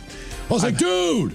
I've gone down. I do know that the Tacoma Co-op, I don't know if it's called Tacoma Co-op, but it's off of Pearl Street. They restock on Tuesdays, and they have the men's room beer brats. Nice. Yep. Thank you. Bought some rolls. Attaboy. Got a green pepper and an onion. Hell yeah. Tomorrow night, I'm hooking it up.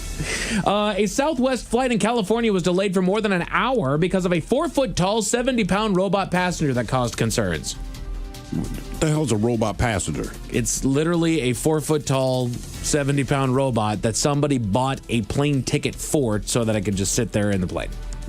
And so what was it doing that the flight was delayed? It's giant-ass lithium-ion batteries. That okay. That is fair. This thing's going to burst into flame, and the plane's going to go down. So, do you need a robot on the plane? I think they were merely moving the robot. I'm sure they had to buy the ticket. I do get that. But even if you should check the thing, right? You still have those batteries in the plane. Correct. And then you would not be alerted to the fact that there was a problem if it caught fire immediately. So I think the safest place to transport it is actually in the plane if you're going to allow it. I agree. Because they tell you, like, in if the cockpit or in the where there's people. Or sit. ship the battery separate. Right. Because they do tell you, like, if you're going from a check bag, a carry-on to a check bag, they ask you, like, is there any lithium-ion batteries? Always. They want to know where it's at. Yeah, absolutely.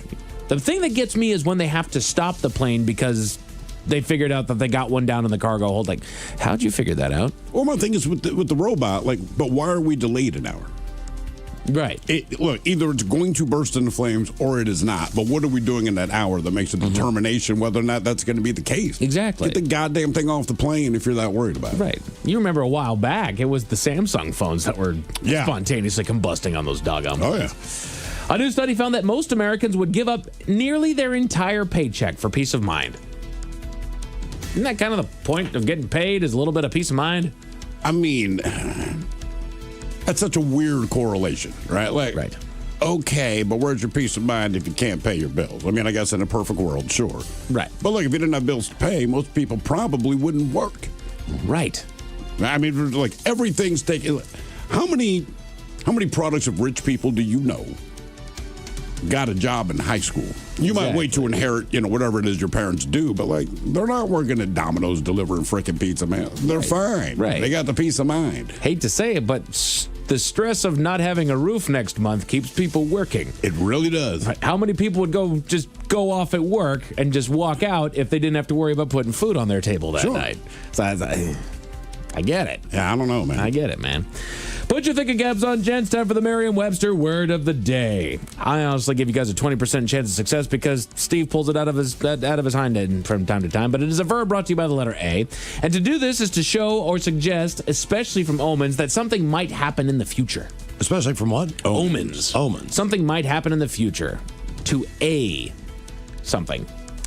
To show or suggest, especially from omens, that something might happen in the future. They say the downturn blanks badly for the success of the business. Okay. It can be a noun. I don't know if you spell it this way, but it can also be a noun for a digging device. A digging device? Digging device. Kind of a drill of sorts. Giant drill of sorts. Harbinger? Auger. Auger. Ah, okay. Auger is to show or suggest that something. Did not know that. Neither did I. Yeah. It's one of those, I've learned, now that I've been doing the Merriam-Webster word of the day, I have learned 2 words. I don't remember what the other one was, but I've learned 2 words that I have known to be nouns that can also be used as verbs. Yeah. It's crazy. Fun times. New research found that eating eggs regularly may significantly slash your risk of Alzheimer's. You ever seen a fox with Alzheimer's? I have not. You ever seen a chicken with one? They make them. They do. Yeah, I did meet that one chicken that had Alzheimer's. They kind of consume their eggs, backwards. Yeah. I just have an egg at first. Yes, reverse consume them. Reverse consumption of eggs. That's a reverse. No, never mind. And that way, without the Alzheimer's, you'll be very aware of your high cholesterol. Yeah. Right, that's always the thing. Like, everything you eat has some benefit somewhere, but then if you eat too much of it, there's the negative. Yeah. And why is a cooked egg, the way you cook it, that much different? So, like they say, a hard-boiled egg. Right. Sure. Really good for you. Fried egg, not good for you. That's got to be the oil that's a being little bit of introduced. butter, a little bit of spray, whatever. I don't know. But you're still eating the yolk of a hard boil. Yeah, no, but is it runny or is it cooked? Right. I guess, well, like anything, it might be how much you cook it. I mean, we eat pork, but you're going to cook it first. Sure. So I don't know if that has anything to do with it. I don't know. I wonder if it's the things that we add to it. You hard boil an egg. Some people just go for it raw. Some people put salt on it. Whereas, with a fried egg, you got oil, you got salt and pepper and anything else that you're putting on there. Yeah. Not to mention, you putting cheese and a bun on it and you're making a sandwich out of it. Very true. Sausages. And yeah. Starting your day with hard boiled eggs, you're just eating hard boiled eggs. But those fried eggs, there's some bacon on You always add stuff. Too. Yeah. Deep belly fat was linked to faster brain shrinkage in a new study. Deep belly fat. Is that different than if you have, you see a guy who's just fat, right? The belly's hanging over. Yeah. Do they have deep belly fat or are they just kind of fat where I'm skinny, but they say, well, you actually have deep belly fat? Can you physically look at yourself and know? You know if you have a gut. But they must say, no, man, don't worry about it. Or is it backwards? Do skinny people have deep belly fat because it's you can't see it. It's buried all the way the hell in there, man. Yeah, that's what I mean. You hear about visceral fat, or maybe deep belly fat is just, it really expands its mind a lot. Just deep belly fat. It's just deep belly fat. I think I have some of that. You got maybe some acid log deep belly fat there. Guilty. A wallaby that had escaped in a New Jersey zoo has been found and safely returned. What is going on with animals escaping from What zoos? is that? Get the out of here. No kidding. You hopping around doing? You can't Look walk. at that thing. It's like Outback Steakhouse. It's one of them pouch animals. It's like a kangaroo, but a tiny one. It's like your mother, Do you ever become a kangaroo? He's got his own wallet. Wallaby wallet. Right there. Man, could you imagine putting your finger in there and smelling it? Smell it. No! In that pouch? What do you think that smells like? I think it smells like a kangaroo pouch. What do you think smells worse? The anus of a kangaroo, right? Because all animals are going to the poop. pouch. Sure. Or the pouch. You don't clean the pouch. His arms are too small to clean that pouch out. I want you to consider something for me, Steve, okay? All right. Consider your own hindquarters. Yeah. Or a little bag that you keep your son in. Right. That's attached to my body. What's going to stink more? You've been in his room. I bet if you put your finger in there, man, sweater lint, You bet. you name It's it. the kid's room, man. He doesn't I think shower. you'd be real moist. I feel like it would just be humid and moist. Have you seen inside those things? The inside of a kangaroo pouch? Yeah. No. Look it up online to find the inside of a I'm gonna kangaroo hate pouch. this. Yes, you are. Because it looks as bad as you think it does. It looks like it reeks like a kangaroo pouch. It looks like a moist cavern that just goes to nowhere. Oh, here you go. Yeah, you ready? Kangaroo pouches can smell quite bad, often described as musky, damp, or gross. Or gross. The pouch is warm, moist, an enclosed environment where the joey lives, eats, and urinates, often leaving behind a mix of waste, milk, and sweat. What does it look like? Can you pull that? I don't have it evident. Well, let's see. You got this, Miles. Hang on. Yeah, I mean, in a pinch. Okay. I mean, what I'm looking at, hey, I've been wandering through the outback for 5 years. For $100, will you spend 2 minutes in there? That's like throwing a hot dog down a hallway. There's no way. That's a big. For 2 minutes, if they could have one as big as you need it to be, would you spend 2 minutes in there for $100? Not 100. Give me 1,000. I'll think about it. I'm just looking at it oh. Ah, jeez. Steve, what day is it, my man? Let's see. Cinco de Mayo. Correct. Revenge of the 5th. Taco Tuesday. Taco Tuesday. How could you effing forget, dude? Yeah, no. Yes. It's also Sleep Apnea Awareness Day. Of course. The Men's Room Top 10. The Men's Room Top 10. In honor of our buddy Ted, who will be back tomorrow, it is Sleep Apnea Day, and we have 10 fun facts about sleep apnea. All right. 1 in 5 adults have obstructive sleep apnea to some degree, is what they start with, and it affects both men and women across all age groups. It's more common in men, older adults, but factors like weight, pre-existing conditions can also impact the prevalence of the condition. When did they give it a name, essentially? Like, looking back, put it this way, like ADHD. Right, what we call it now, it's not new. We all went to school with that kid. Sure. They doesn't have a name for it, right? So like my brother had horrible sleep apnea when we were growing up. We just didn't know it. So what we said is he snores ridiculously. And he's one of those guys that would snore and kind of like stop breathing for a second. Right. And then get back to snoring. And we were just used to it because that's what he did. You didn't realize it was a dangerous thing. Right. It was just, he's a loud snore. Now it's like, oh, I have sleep apnea. Looking back, no kidding. So I think it gets a little bit worse because it's the second bit that they give us here is despite its prevalence, up to 80% of cases of sleep apnea are undiagnosed. I believe that. Many people don't realize that they have OSA because it occurs during their sleep. Many symptoms such as waking tiredness, daytime sleepiness, fatigue, lethargy, high blood pressure, and they're all blamed on other factors and other causes. That's the problem of things you do in your sleep. Unless there's someone in the bed, right, to tell you that, like, nobody knows they snore until someone tells them that they snore. Exactly. To keep on going on that, Steve, not everybody who snores has sleep apnea. Understood. But almost everyone with sleep apnea snores. Snores, yeah, exactly. Loud, persistent snoring is the most common warning sign of OSA, but a small portion of apnea sufferers do not snore. They're known as silent apneics. Silent Sounds apneics. like a club. It's actually worse. Isn't that a Queen's race song? Sleep. Silent apneics. Yeah. It's actually worse because people notice a snorer stopping when they have an apneic event, whereas a silent apneic does not get noticed. So there's the difference. Yeah, my brother, we knew, because he was one of, and not making this up, but it was the... Right. But throughout my childhood, we just said that's how he sleeps. Now we would say, like, bro, go get that taken care of. I think it took so long just because snoring was just so prevalent. Sure. It's just what people did. And every cartoon, every TV show, every comedy movie, right, just to indicate that someone's asleep, they snore. And more to your point, look at all that pop culture is that it even simulates sleep apnea, which is the loss of, you can't breathe anymore for a hot second. Right. It's just disturbed snores at that point, but they don't actually take it into account. And you can't react to it. You're not, because you're sleeping. So you're not saying, I can't breathe. You're just snoring. So it goes completely undiagnosed. They don't even give it a name because you're just snoring. Yeah, exactly. Then people start dying from this doggone thing like, let's figure out what's happening. Yeah, my brother was real bad. Yeah, I might need to get checked out. I've got an eye twitch that won't stop, and I wonder if it's because I'm not sleeping right. I don't want to have to do this, man.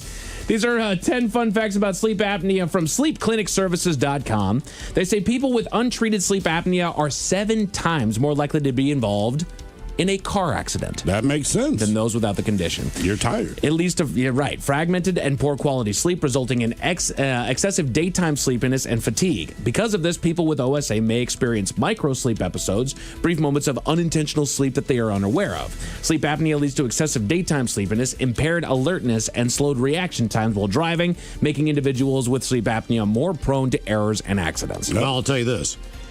You're still asleep, regardless of the fact that you wake up tired. Yeah. All right. You might be, you didn't get a great night's sleep, but you did sleep. You don't understand how difficult it is for the person that you are sleeping with. They are the ones that have not been able to sleep all night. They're the ones who constantly have to nudge you, who have to get up, roll over, do this, do this, do this. The person who has sleep apnea, they're snoring. They're out. Yes, it might not be the best night's sleep, but they're asleep. They're effing getting one. Right. It's the person beside them that's being punished for them. Yeah. Right. You know, like, look, they're asleep. They don't know they're doing this. I'm up all night. Shut the up. Yeah. Or their kids. Open your mouth. Breathe through your mouth. Something, anything. While they're on vacation. And you're all sharing a hotel room. And you're sitting there. And you have the misfortune of waking up in the middle of the night. You know who's going to crash the car? The other person you're sleeping with. That's right. With a lumberjack in the bed over there. So my brother, every time we had to, when you're little kids, and every time, like, visit the grandparents, and we had to share a bed, I didn't care other than the fact he snored so loud. And at least if someone's snoring, it should be rhythmic, so at some point you can almost tune it out and kind of fall asleep to it. Sure. But when you have the sleep apnea thing where it's right, it's like doing a drum solo and no breathing. There's like, but then you get worried. Dude. Yeah, you get worried. Like, he's not breathing, right? He's holding his breath. And that's what would keep me awake. Like, man, it's not that you're snoring kept me awake, but when you stopped snoring, then I'm alert because in my mind, like, did my brother just die? Right? It was just weird. See, not me, because my old man was the one sawing logs when I was a kid, and I didn't understand all this stuff. Sleep apnea was not a thing. It wasn't a concern or anything like that. But you're saying the same thing. It would get rhythmic after a while, and he was just roaring on the bed up there, but then he would stop for a hot minute. You snored all night. Did I? Which means you slept. Right.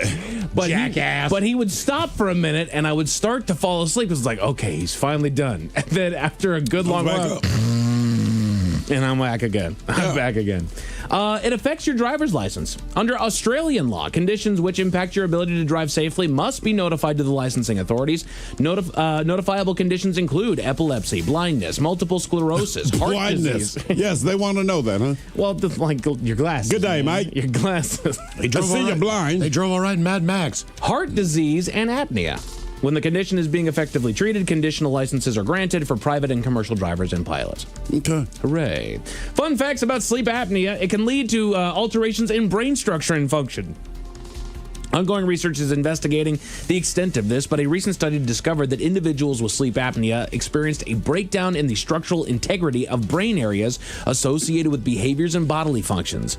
These deficiencies were... poop myself. It's because I'm not sleeping, damn it. These deficiencies were observed in multiple brain regions and suggest harm caused by decreased oxygen levels, oxidative stress, persistent inflammation, problems with small blood vessels, and localized blood supply issues. These changes accumulate over extended periods, and sleep apnea sufferers must prioritize protective measures to prevent further neural damage. Instead of saying that, you should tell them how. Yeah, right. Take some extra steps. Right, I could say that to someone like, okay, again, the issue is that unlike exercising or something, I'm asleep. I'm unconscious. Right. There's not a whole lot I can do there. But how do you inspire men to figure that out, Steve, to find the answer? It'll affect your penis. It will increase the risk of sexual dysfunction, particularly in men. That's it. The repeated interruptions in breathing and reduced oxygen levels during sleep impact hormone production and cardiovascular health. That is not what Miles is thinking. I was thinking whenever met a woman with a sexual dysfunction. I can't do it tonight. Too much whiskey. Right. Too much whiskey. That's my job to mess that up, not you. You're absolutely right. I was like, of course. Women have every excuse in the book as to why it's not happening tonight, other than their body won't let them do it. Right. That's why you take 3 Advil to your woman at night with a glass of water and say, here. Right. She's like, what's this for? It's for your headache. She's like, I don't have a headache. It's good. Cool. I love to do it. Game time. There's one less excuse. Have you ever turned down sex because you had a headache? No. I could have 100. No. I could have 102 temperature. Be like, dude, it's on. I don't care. I'm going to have a headache one way or another. If someone said, but you can also have sex while having this headache, like, cool. Hey, science says it should alleviate the headache. It's distributing your blood differently. Right. So instead of it all being up in your head. Exactly. Because you're working out. I got a headache if you're doing it right. Right. Yeah.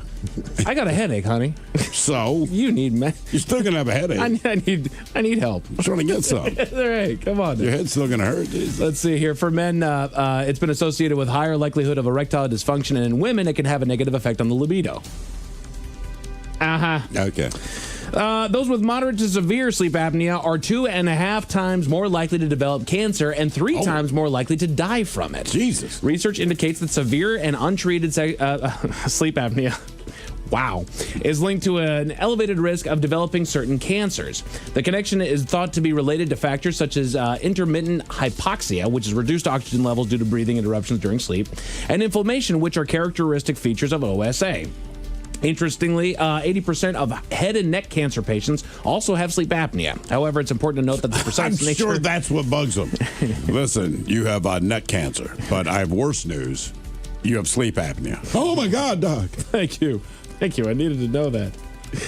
Let's see here. Then I'll leave you with this last and final fun fact about sleep apnea. People with severe or untreated sleep apnea, twice as likely to have a heart attack. One of the biggest dangers of untreated sleep apnea is its significant impact on your heart and your blood vessels. Those with OSA are also 5 times more likely to develop heart disease and 4 times more likely to have atrial fibrillation. If you're told that you snore, I will too. Okay, go to the doctor. Right. Go get yourself checked out. It's gonna mess you up, and it's not gonna do good things. A bakery in Boston had something stolen, and they're asking for it back. Miles. Donuts. Tell you all about it at 5:50. Thank you, sir. Headlines are coming up at 5:50. In the meantime, have we made it to drinking time? Somebody out there deserves to be recognized.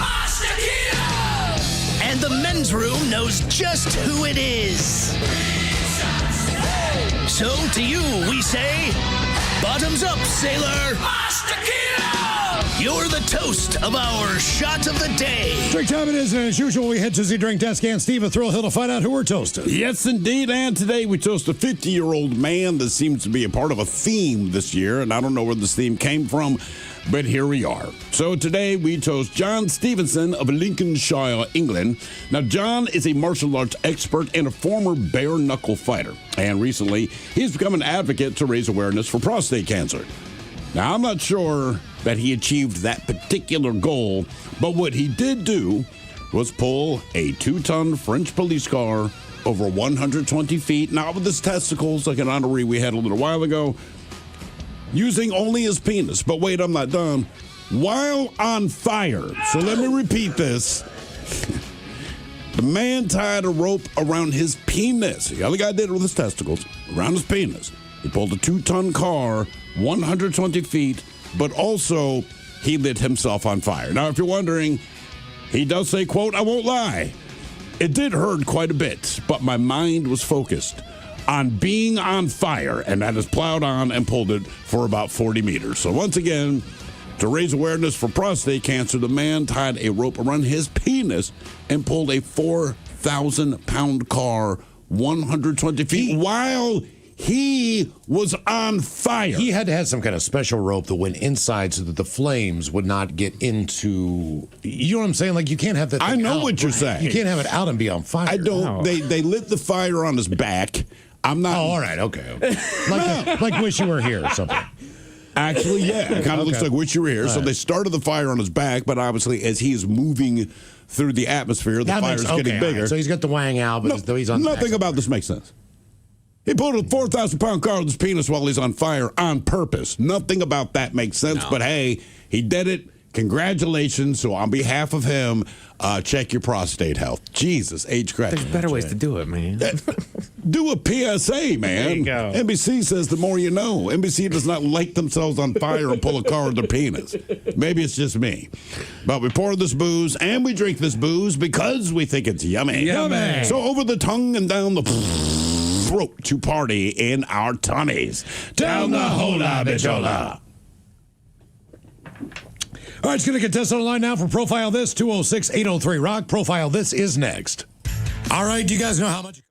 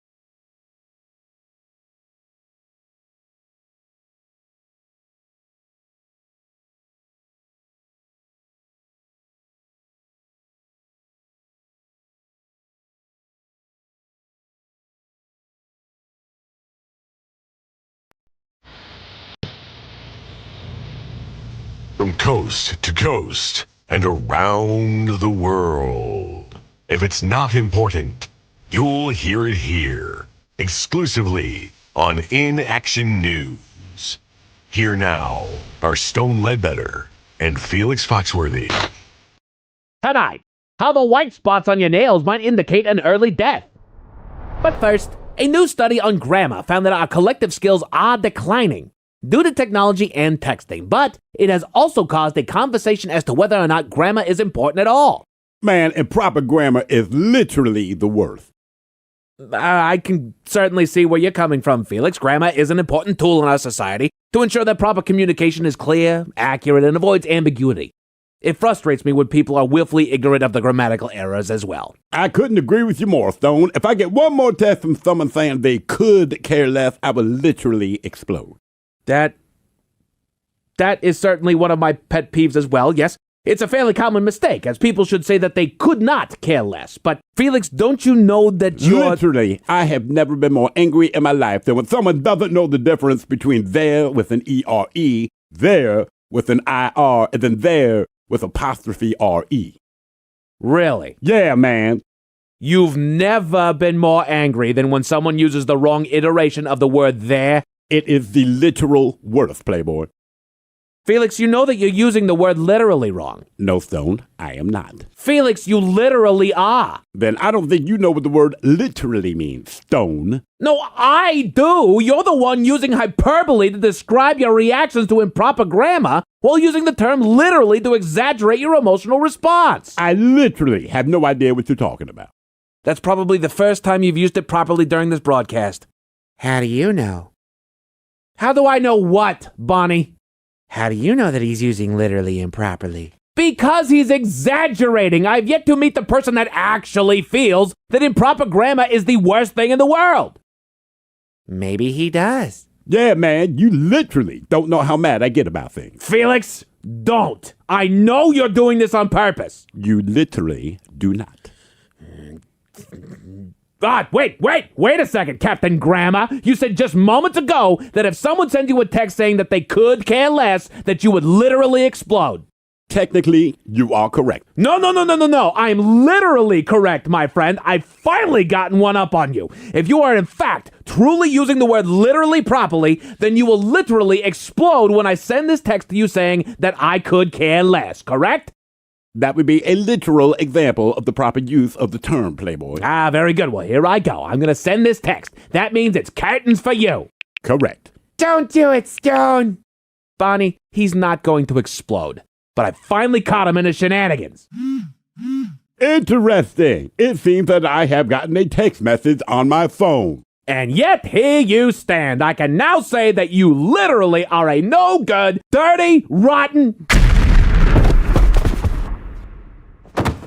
liar. And you're literally a murderer now. I suppose I could be considered one. Yes, let's go to break. From coast to coast and around the world. If it's not important, you'll hear it here. Exclusively on In Action News. Here now are Stone Ledbetter and Felix Foxworthy. Did you know that in the United States, someone crashes their car 13 times every 60 seconds? Wait, what? Someone crashes their car 13 times every minute here in the United States. Well, damn, take their license. Well, they're car accidents, Felix. Exactly. They're not fit to drive, Stone.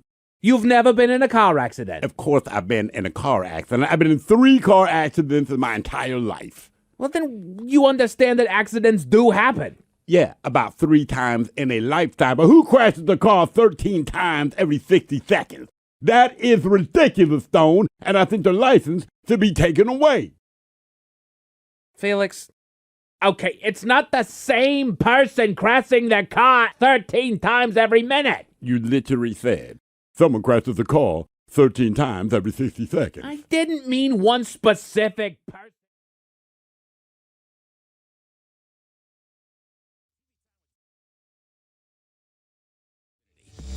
The Men's Room presents Profile This. And Stephen Throwhook, please everyone out. Profile This is played. Sure can, Miles. It's a simple game where we share with you a real-life news story. Something that happened right here on planet Earth.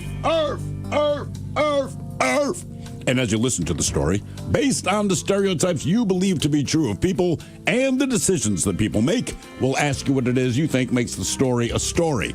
Hello, Gary. Welcome to the Men's Room. Hola, my brother. Hola. All right, Gary, you understand how this here game is played?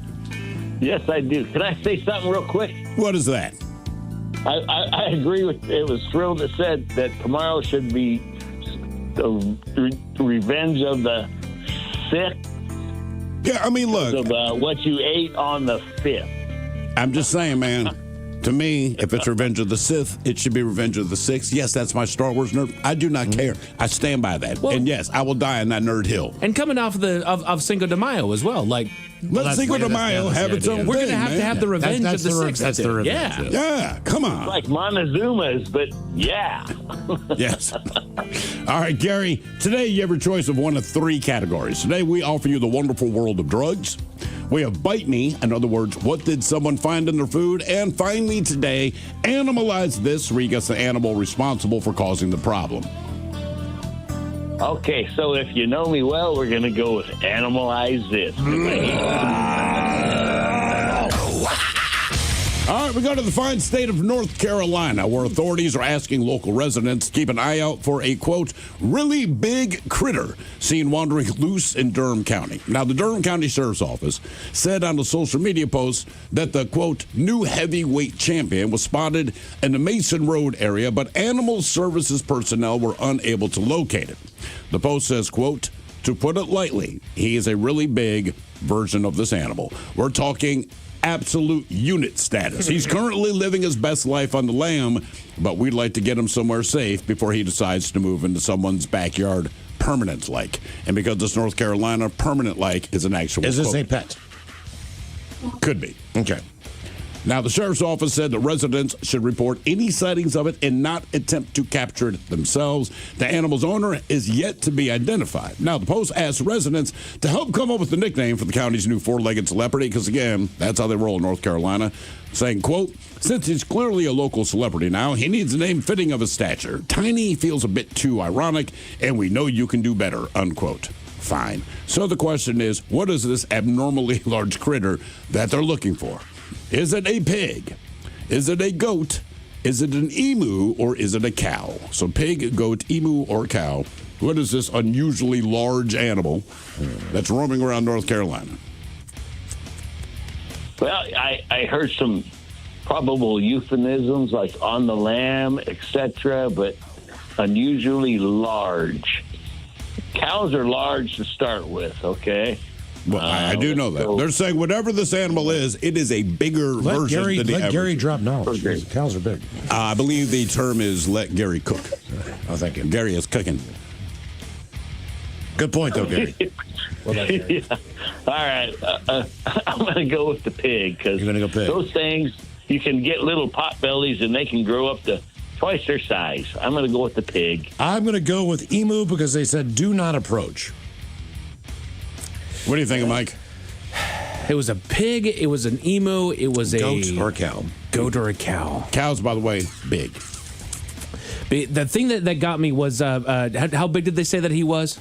They didn't say how big he was. They just said he is abnormally large. There was a specific term that they used in there. What status was he at? You said. I know what you're talking. Hang on. Put it lightly, he is really big. We're talking absolute unit. Unit status. So that's muscular. That's big. I think this is a goat. Goat. All right. Okay.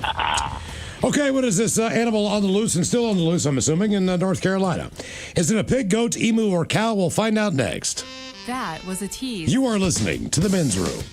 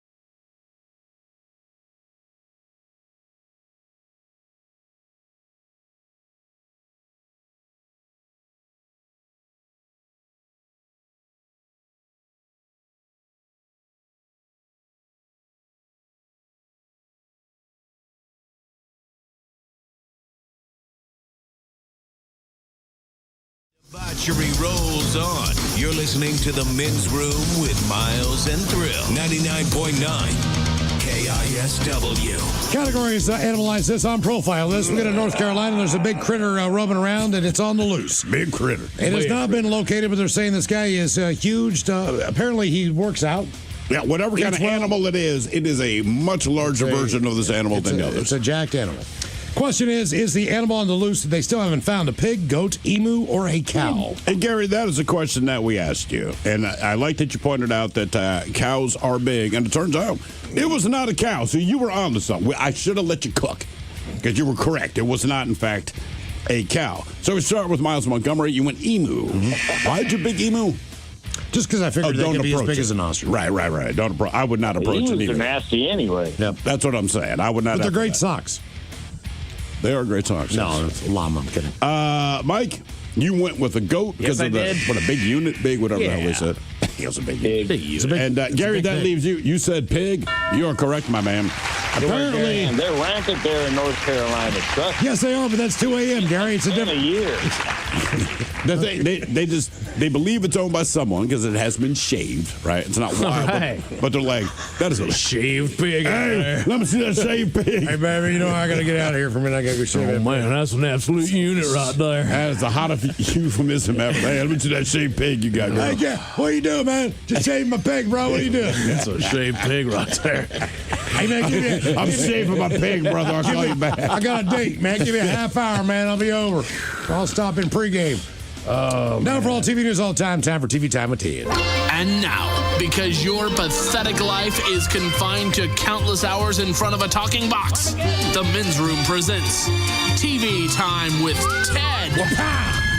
Mike Hawk's turn. What's happening, everybody? We finally close it out. The Ted Smith will be back tomorrow. Normal time, so for right now, y'all get me. And as we get started here, I got a little bit of news in the world of entertainment. Y'all remember Blake Lively, the big news that she was in here not long ago? Well, she was like in a lawsuit with someone that she starred with in a movie. I don't know what their deal was, but they've been going at each other for a year and a half, 2 Pretty years. much. Okay. You summed it up pretty well there, Steve. So following the filming Baldini? of the... Justin Baldoni. Damn it! Baldoni. So close. Following the filming of the 2024 movie, It Ends With Us, there was allegations of sexual harassment, a subsequent smear campaign on the set of the film. Blake Lively's basically saying this guy, he came after me, did all this bad stuff, ran a smear campaign. He ran a countersuit for defamation against her. Blah, blah, blah. It blew up into a pretty big deal, right? Right. And nobody knew what they were talking about until they made it a big deal. Pretty much. Right. And the thing is that the assumption was from kind of the peanut gallery was like, it looks like you kind of caught feelings for a dude that wasn't your husband, and then all of a sudden people started noticing it. So as of now, actors Blake Lively and Justin Baldoni have ended their high-profile legal fight. This happened on Monday. 2 weeks. I know. God, I can go home now and just kick back on the couch. You can relax. I can just smoke a joint, go like it's over. Now I can get back God. to politics. 2 weeks before what remained of the case was due in a federal courtroom. A joint statement by their lawyers announced the settlement. Let's see here. Lively's claims of sexual harassment on a film set. The end product, the movie It Ends With Us, is a source of pride to all of us who work to bring it to life. Do you think the lawyers got together and said, hey, man, listen, I know we're both making a lot of money on this, but honest to God, do you give a rat's ass about what these two dumb bitches are going on about? I mean, does any of this matter to anybody? It's rich people. It is. That's what I mean. There's a certain point, like it was like the Met Gala last night. Okay, about to bring that up. You look at that ridiculousness, and you go like, in this time, in this day and age, where people are just trying to buy food, gas, get to work, get their kids where they want to go. These are not the problems that anyone gives a flying F about. No, like it's just. Look, if we're doing well, the country's cooking, sure, then we're all happy. We want to celebrate with you. Okay, man. Hey, good. Great movie. Whatever, this is a reminder that you are filthy rich. It was Sarah Paulson. Quick side note. It was whatever, the Met Gala, right? Apparently she had some kind of protest thing. There was a dollar bill, and it was, protesting money. I looked at my wife and I said, you can't be at the Met Gala and then have a protest about something with Jeff Bezos. It doesn't matter. Right. You're there. Yeah, there was a whole New lot York of City at this freaking thing. You spent money to dress like Halloween. Well, people like me, you look like you look like you're in a ball in Star Wars.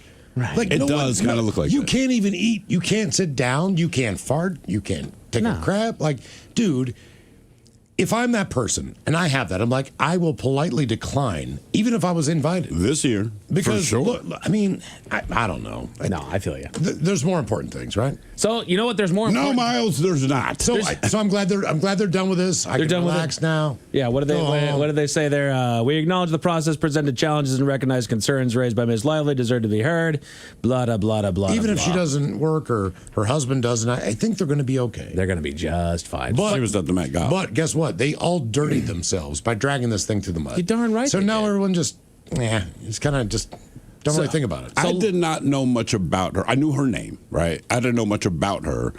And I never paid attention to whatever their deal is because I do not care and it seemed petty to me. But that said, at the end of this, I don't like either of them. I've never met them. I don't know anything about them. I have never read a quote for them. But I'm like, I have to keep at least seeing the headlines about this, and this is some petty ass BS. Shut up. So let's stick with the Met Gala there. Somebody Cool. came up dressed up better, in my opinion, better than any of them all because she always comes out dressed to the nines. Usually it's for the Halloween ball that they all go Heidi to. Klum. Heidi Klum. Okay. Absolutely friggin' nailed it again. I cut her slack. Look, she's rich and all these blah, blah, blah, blah. But she is a cosplayer lover. I mean, she crushes it. And Tim's got it up now.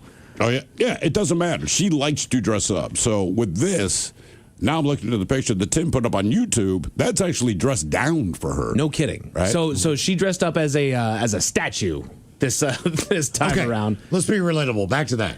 Your favorite, other than auctions, your favorite ball that you attended. Oh, I haven't. Yeah. Favorite ball. My left one. That's the one I visited most. We're normal people.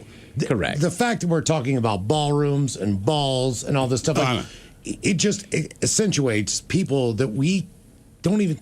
We don't measure. It's not up even to. the same world. We live on different planets. So absolutely. That's what I'm saying. That's why I love what Heidi Klum does. That's why I'm bringing her up right now. Well, because she's you're right. beautiful. She's beautiful. I don't care if She's absolutely dropped dead gorgeous. But she always dresses up. Is the Correct. thing. And I go like, this is her thing. She dated Seal and married him, or maybe she didn't, because she saw the outline of his penis in a hotel gym. That's when not they a happened joke. to be staying in a hotel together. That's why I love her. Right. She's awesome. I like But that at the she same point in actually- time, like a ball. I can't even imagine getting an invitation to a ball. No. So this is not real world. This is not real to me. But I love that she goes bees out on her costumes. Not normally for the Met Gala. This is like the first time that she went all out for the Met Gala. Usually she does like a Halloween thing, but this time she went all out for that, and I But that's what I'm appreciate saying. that because She's almost like my daughter. She's a nerd who wants to dress up, and I go, look, that's okay. That is who she is. 100%. Because you're not wearing someone's stuff. Correct. You're not That trying to is show true. us how Right. fancy you are. All these fashion Unless the designers. Statue of Liberty was her Like, designer. Back to paying for Blake Lively's dress. She showed up because a fashion designer paid for her whatever $100,000 ticket, right? Exactly. That's not my world. No, not at all. And I don't care. Not at all. Let's switch gears over here. We frequently hear about the highest grossing actors of all time, but what about the highest grossing directors of all time? So I have a list here of the highest grossing directors of all time, and what I'm going to do, you guys can guess the directors if you'd like to, but what I really wanted to know, if you guys know, is what is their most successful film? Okay. All right. Okay. That's fair. Give me your guesses. Who are the highest grossing film directors of all time? I'm going to say James Cameron has got to be up there. Number 2 on the list, James Cameron. Spielberg's one. He has grossed $10.6 billion. What is James Cameron's most successful film, Steve? I'm going to say Titanic. Avatar. Miles, you nailed it. Okay. $2.9 billion for Avatar. Titanic probably would have been it, but because it came out in the 90s, that money doesn't transfer. Right. You know, the thing with Avatar, if people like it, they like it. I did not particularly enjoy it, but to me, it's like take the Smurfs, put them in Dances with Wolves or Last of the Mohicans. There's your movie. Fern Gully. It wasn't innovative. It looks cool, but the movie itself, I just thought, I'm like, eh. Miles, you nailed number 1. It is Steven Spielberg at $10.7 billion that he's raked in. What is Steven Spielberg, of his vast library, what is Steven Spielberg's most successful film? Based on time, no, because you got to go back to the 80s or the 90s. Right. So money-wise, it's got to be newer Okay. to gross more. What do you got? I mean, back when we went to the movies, it was $4, dude. I know. Exactly. Because we're old. So what do you I'll think? say Raiders? no. One of the newer Jurassic Park movies. Oh, that's a good call, man. They actually just go with Jurassic Park. $1 billion. Oh, so it's the first one. Right. All right, I was wrong on the theory. Billion. No, you were right, because that was the 90s. So I don't know if that counts the entire franchise. I don't believe that it does. He only did the one, and then I think he may have lent his name to one of the later ones, but he didn't direct it. Probably Schindler's List, but only because of the children's toys. Man. McDonald's Happy Meal toys. Did you? Oh, yeah. The tie-in with Schindler's List. Why is everything on a bagel? Oh, we're going to get fired. Yep. Anthony and Joe Russo come in at number 3 with $6.8 billion. Do you guys have any idea what Anthony and Joe Russo did? I don't. Very recent, huge franchise. Very recent, huge friend. Does it appeal to me? Does it appeal to the younger demographic? It appeals to you, but mostly the younger demographic. I don't know. At $2.8 billion, their most successful film was Avengers Endgame. Oh. You know what's weird about that, right? When you talk about Star Wars, you bring up George Lucas, even though he hasn't been involved in a long time. Spielberg, you can attach his name. What's his face? Titanic guy, James Cameron. He will make it a point for you to know he did it. But it's weird. With all those Avengers movies and all the money they made, nerds do, normal people, we do not know who the directors were. Is it like the Coen brothers where they always work together? They might be. To be honest with you, I don't know. Okay. I don't know. Peter Jackson comes in at number 4, $6.6 billion worth of Lord of the Rings. Damn straight. Most successful film. Which of the Lord of the Rings movies was the most successful one? I know the third one won a bunch of Oscars, but the first one? Stick with what you know. It's the third one. Return of the King. Okay. $1.2 billion for Return of the King there. They didn't know they meant Elvis. The man who... What's going on? That was about a C ring, right? Miles! The man who loves explosions more than anybody else. Michael Bay. Yeah. $6.5 million. Anybody have any idea? 5 million or billion? Sorry, $6.5 billion. It's funny. He gets panned all the time. His movies are stupid. Maybe they are. I don't know. I don't care. But he's got $6.5 billion to be stupid. He did what? The Transformers and all that kind of Dark thing. of the Moon was his best one. $1.1 billion for that one. Anybody know David Yates as a director? He's grossed $6.4 billion over his career. What genre? Or fantasy. Big fantasy franchise but came out in the Lord of the Rings. Came out in the 2000s. Wrong side of fantasy. You're thinking of fantasy adventure. This isn't fantasy adventure. Is that Harry Potter? Absolutely. Oh, good Harry call. Potter and the Deathly Hallows Part 2. That was the very last Harry Potter movie of that iteration. $1.4 billion. He actually directed the last 4 of those movies. Oh, yeah. Okay, he made bank then. Your boy there, Steve, Christopher Nolan. $6 billion that he's grossed over his career. Your opinion, what is his most successful and what is his most successful film? Because I know that you're an apologist, which you don't need to be. He's a great director. I love his work. I would say his biggest are probably the Batman trilogies that he did. Dark Knight Rises, $1.1 billion. Yeah, I mean, he's just a good director. Absolutely. Right? I really believe that. Is there any one other one that you hang on to? Because I'm with you. I really, really, really liked the Dark Knight trilogy. I had to watch Interstellar twice to truly appreciate it. Okay. The first time you say this isn't so good, and it's not. But when you watch it the second time, it's a lot better, and I like his point. Christ. Because he also did, what was the one with... Inception? I love Inception. Okay. I love that movie. Yeah. Ridley Scott. Had a lot of movies over his career. $5 billion. His most successful movie. His most successful movie just had its sequel released not terribly long ago, within the last month or so. Ooh. The Martian. $654 million on that one. I didn't realize he did that. No. Okay. The king of the gothic movie, the dark, twisted Tim Burton. $4.9 billion. Any guess on his top grossing film? Is it Beetlejuice? Alice in Wonderland. Really? I know. Sucked. I know. That was a terrible $1 billion. But they're all the same. They really are. You know, it's like you know what you're getting. It's the same. You do. It's going to look weird. I would think it'd be Nightmare Before Christmas because that one keeps rolling. It keeps going. The merch that you keep coming. Maybe they're just going with like box office. That's got to be box office. J.J. Abrams comes in at $4.6 billion for his iteration of Star Wars: The Force Awakens. $2.1 billion. The sequel to the sequels. It was the sequel to the sequel. It was the sequel to the sequels. We Not found to that be out confused with the yesterday. prequels, Yeah, yes. correct. And then they throw in number 11, Robert. I'm going to screw up his name. Robert Zemeckis. Zemeckis, yeah. $4.4 billion. He's the guy that directed Ryan Castle's favorite movie. $680 million. Forrest Gump. Nailed it. So there you go. The highest Today, grossing we made a lot of money. film directors of all time. What are you going to watch tonight? You got game one of the NBA playoffs, conference semifinals between the Detroit Pistons and the Cleveland Cavaliers. You've got the NBA playoffs conference semifinals between the OKC Thunder, boo, and the LA Lakers.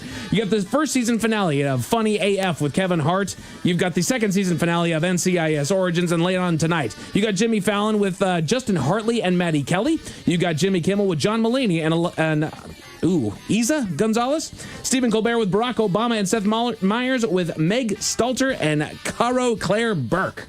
You just want to drop the mic and walk off? Headlines are coming up. You are listening to Men's Room.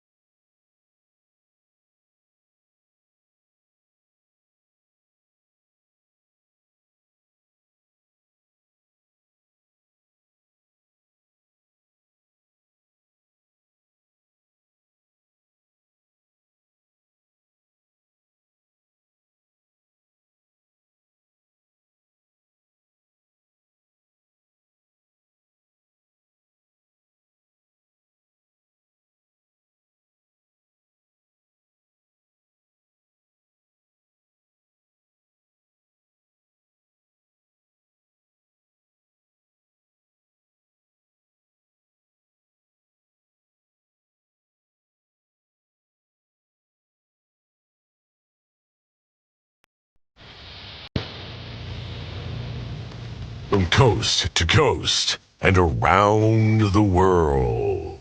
If it's not important, you'll hear it here, exclusively on In Action News. Here now are Stone Ledbetter and Felix Foxworthy. Tonight, how the white spots on your nails might indicate an early death. But first, a new study on grammar found that our collective skills are declining due to technology and texting, but it has also caused a conversation as to whether or not grammar is important at all. Man, improper grammar is literally the worst. I can certainly see where you're coming from, Felix. Grammar is an important tool in our society to ensure that proper communication is clear, accurate, and avoids ambiguity.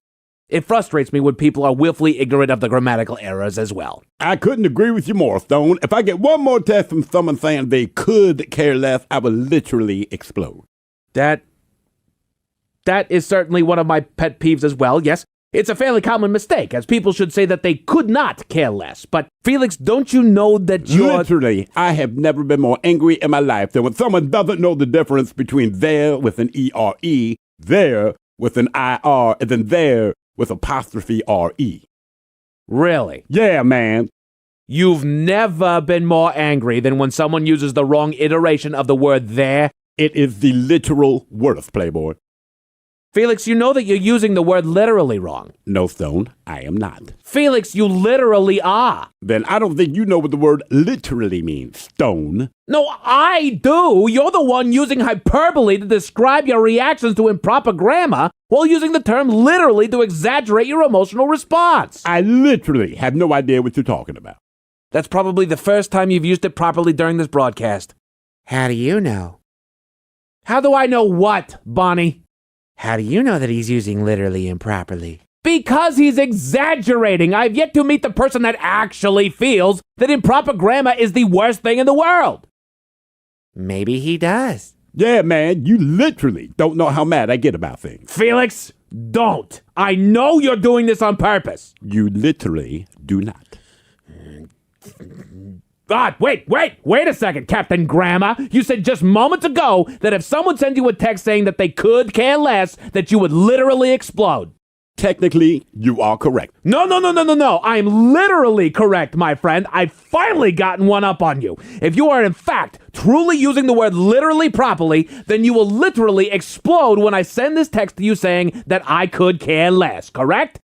That would be a literal example of the proper use of the term, Playboy. Ah, very good. Well, here I go. I'm going to send this text. That means it's curtains for you. Correct. Don't do it, Stone. Bonnie, he's not going to explode. But I finally caught him in his shenanigans. Interesting. It seems that I have gotten a text message on my phone. And yet here you stand. I can now say that you literally are a no-good, dirty, rotten... liar. And you're literally a murderer now. I suppose I could be considered one. Yes, let's go to break. I got a glass eye, man, like Sandy Duncan. The woman who played Peter Pan back in the day. Hogan's Family. You ever heard of Sandy Duncan? No. Okay, like in the 70s, man, at least when I was a kid, she was like everybody's sweetheart. Everybody loved Sandy Duncan because she played Peter Pan. But as a kid, I'm like, but that's a woman. She played Peter Pan, but she also happened to look like Peter Pan.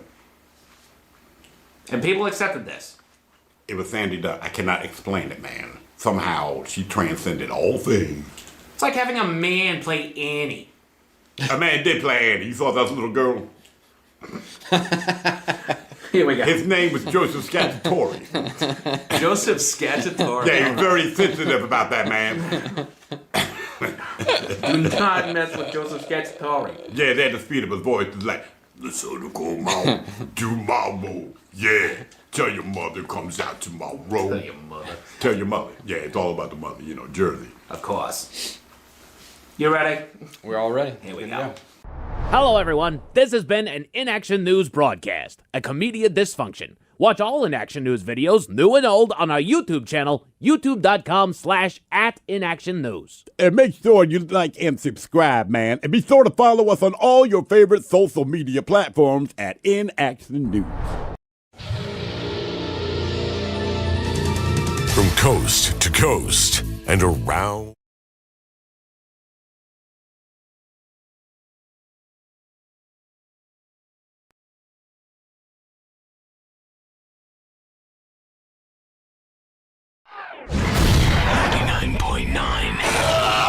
KISW.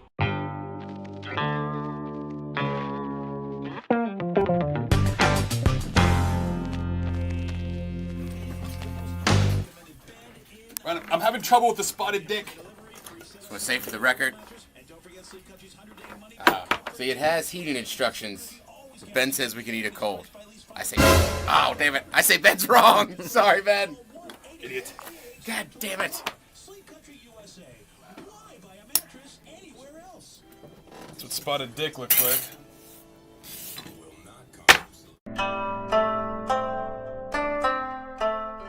It's not gonna happen. Alright, guys, yeah, careful getting your hands in these cans. No, you gotta just get. I mean, just get the fork in there, but you will slice yourself up pretty good. Where are we doing this? I don't know. Okay. Doesn't matter, just keep filming. We don't know what the hell's going on today. Where are you doing this? What's your plan, Ben? Come on.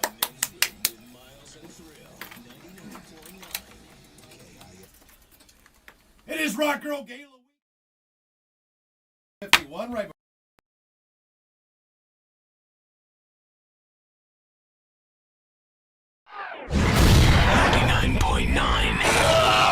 KISW.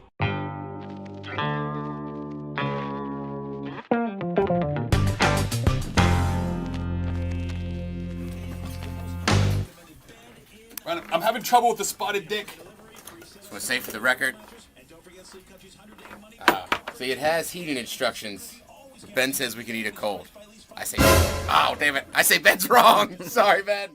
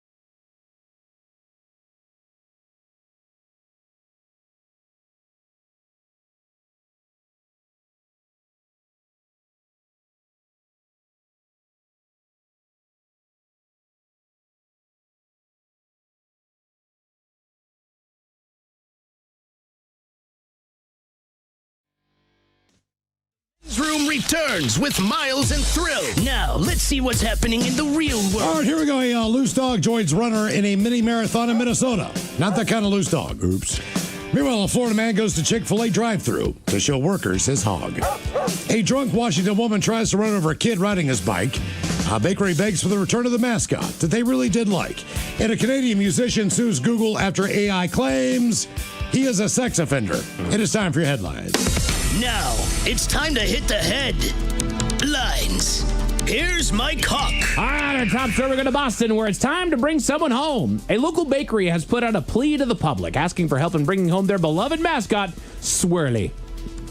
Swirly is a large plastic ice cream cone that used to sit outside of the bakery that came up missing not long ago. Initially believed to have been blown away during the winter conditions, the owner of the bakery has reason to believe that somebody actually made off with the cone. Wait, they thought that during the winter storms, it blew off, yeah. Okay. They're asking simply for Swirly's safe return and have put out a statement, quote, to anybody who is temporarily sheltering him. Thank you for protecting him this winter. Please return him safely, no questions asked, in exchange for baked goods and our eternal gratitude. They are the baked goods as eternal as your gratitude. If you tell them I can roll in there and get right, just like, look, man. We still haven't got a follow through from the walrus penis that was stolen from that New Jersey bar. Oh, that's right. They still haven't found that. No. But you know what? They returned, what's her name? Cindy from the Sinclair gas station? I do remember that. They did return her like same day. But also, you make a good point, Steve. Like, wait a minute. All I have to do to get good baked goods is just steal the ice cream cone from out front. I would do it all the time. You're going to give me good cookies? Right. That wouldn't be my best. You're going to give them the rejects. Mm-hmm. This one doesn't have any icing on it. This gingerbread man only has only has one leg. That one has a rat tail. That's right. Dude, we're going to start a business. Gingerbread cast-offs. Gingerbread men with rat tails. In other news, just down the road, we go to Cheney, Washington, where they're sticklers for children on two wheels. I read this story and went, wait a minute, what? Did you watch the video? Yes. It's horrific. A woman was filmed by a local resident as she barreled down a neighborhood street and took issue with a young child riding their dirt bike on the sidewalk. Why? We don't know. But instead of merely stopping and voicing her concerns with the young individual, she instead veers toward the sidewalk, seemingly attempting to run over the child. What's more is instead of backing up and going about her way when she hits the curb, she doubles down, driving off-road and mounting the curb, barreling towards the kid, honking the entire time. She's terrifying this kid who takes off on his bike. Police were called and the woman was arrested. She was determined to be under the influence of alcohol at the time of the incident. She's now going through the court processes. This is a deeper issue. I've not known anybody who was on alcohol enough to where they would run their car onto a sidewalk to run over a kid that's playing on his doggone dirt bike on there. It's a child. It is. Oh, I was out here with my dog and I was looking for dogs that he could go and having fun with. No, you're a bit of a sociopath. You need to be checked out, and we need to do some mental stuff. You need to go to jail. Yeah, we need to figure out what's going on here. Let's go to Florida, where simply working fast food has its hazards. A minor working at a local drive-thru called authorities after she got an eyeful while handing a customer his food. While handing off the bag, the young lady noticed the man in the driver's seat had his genitalia exposed with a, quote, bluish-green circular object on his unit, confirmed to be a sex toy. Here's your nugget, sir. He was eventually tracked down by authorities and arrested, though he denied intentionally exposing himself to the employee. So here's the thing. He admits to wearing the device, but he was just wearing it out. And you know what? I can understand that maybe my genitalia may have accidentally slipped out while I was getting my food at the Chick-fil-A. I've seen one person where their genitalia accidentally slipped out, and I thought it was hilarious, and they did not know for a while. But this was in the early 80s when you wear the short shorts when you're a dude. I'm and scared. he was just a well-hung brother on a bus, man. He did not know. And when he realized was it the twig or the berries? It was the twig. Oh, really? The top of the twig. And, God, just real quick. All right, so the bus was crowded. This is, honest to God, true story. So his twig's hanging outside of his shorts. And back in the day, shorts were super, super tight and high. And the bus was super packed. And people are getting on there. So he is standing. Okay, so me and the guy sitting next to me, we both noticed this. And we're trying not to chuckle, whatever.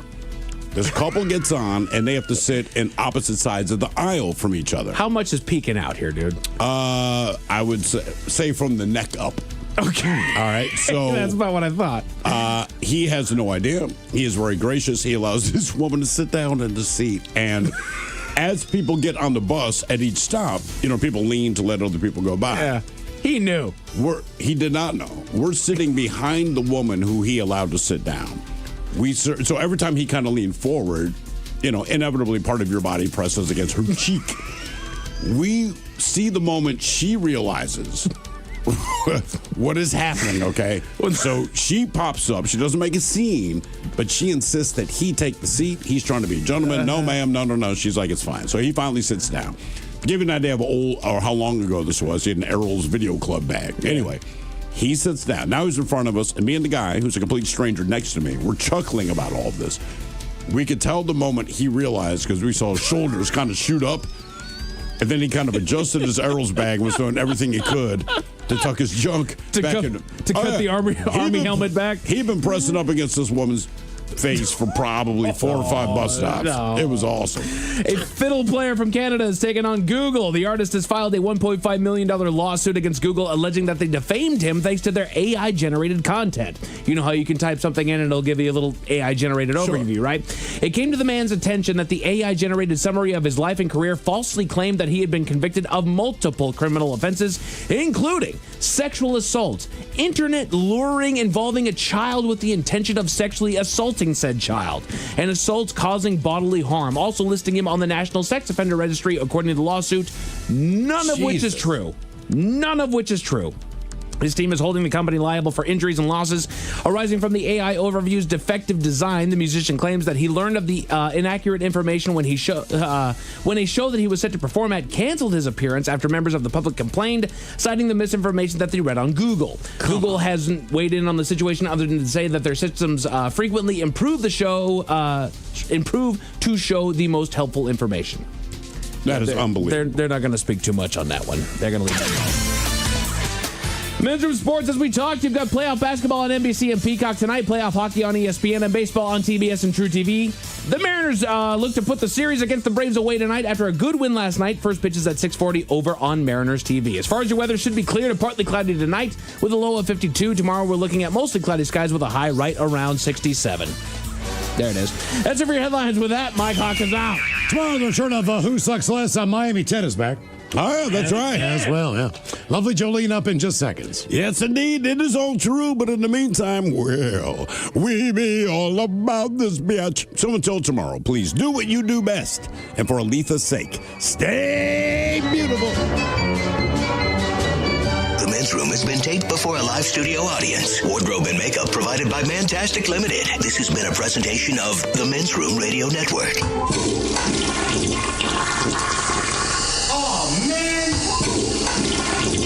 A Double Flush production.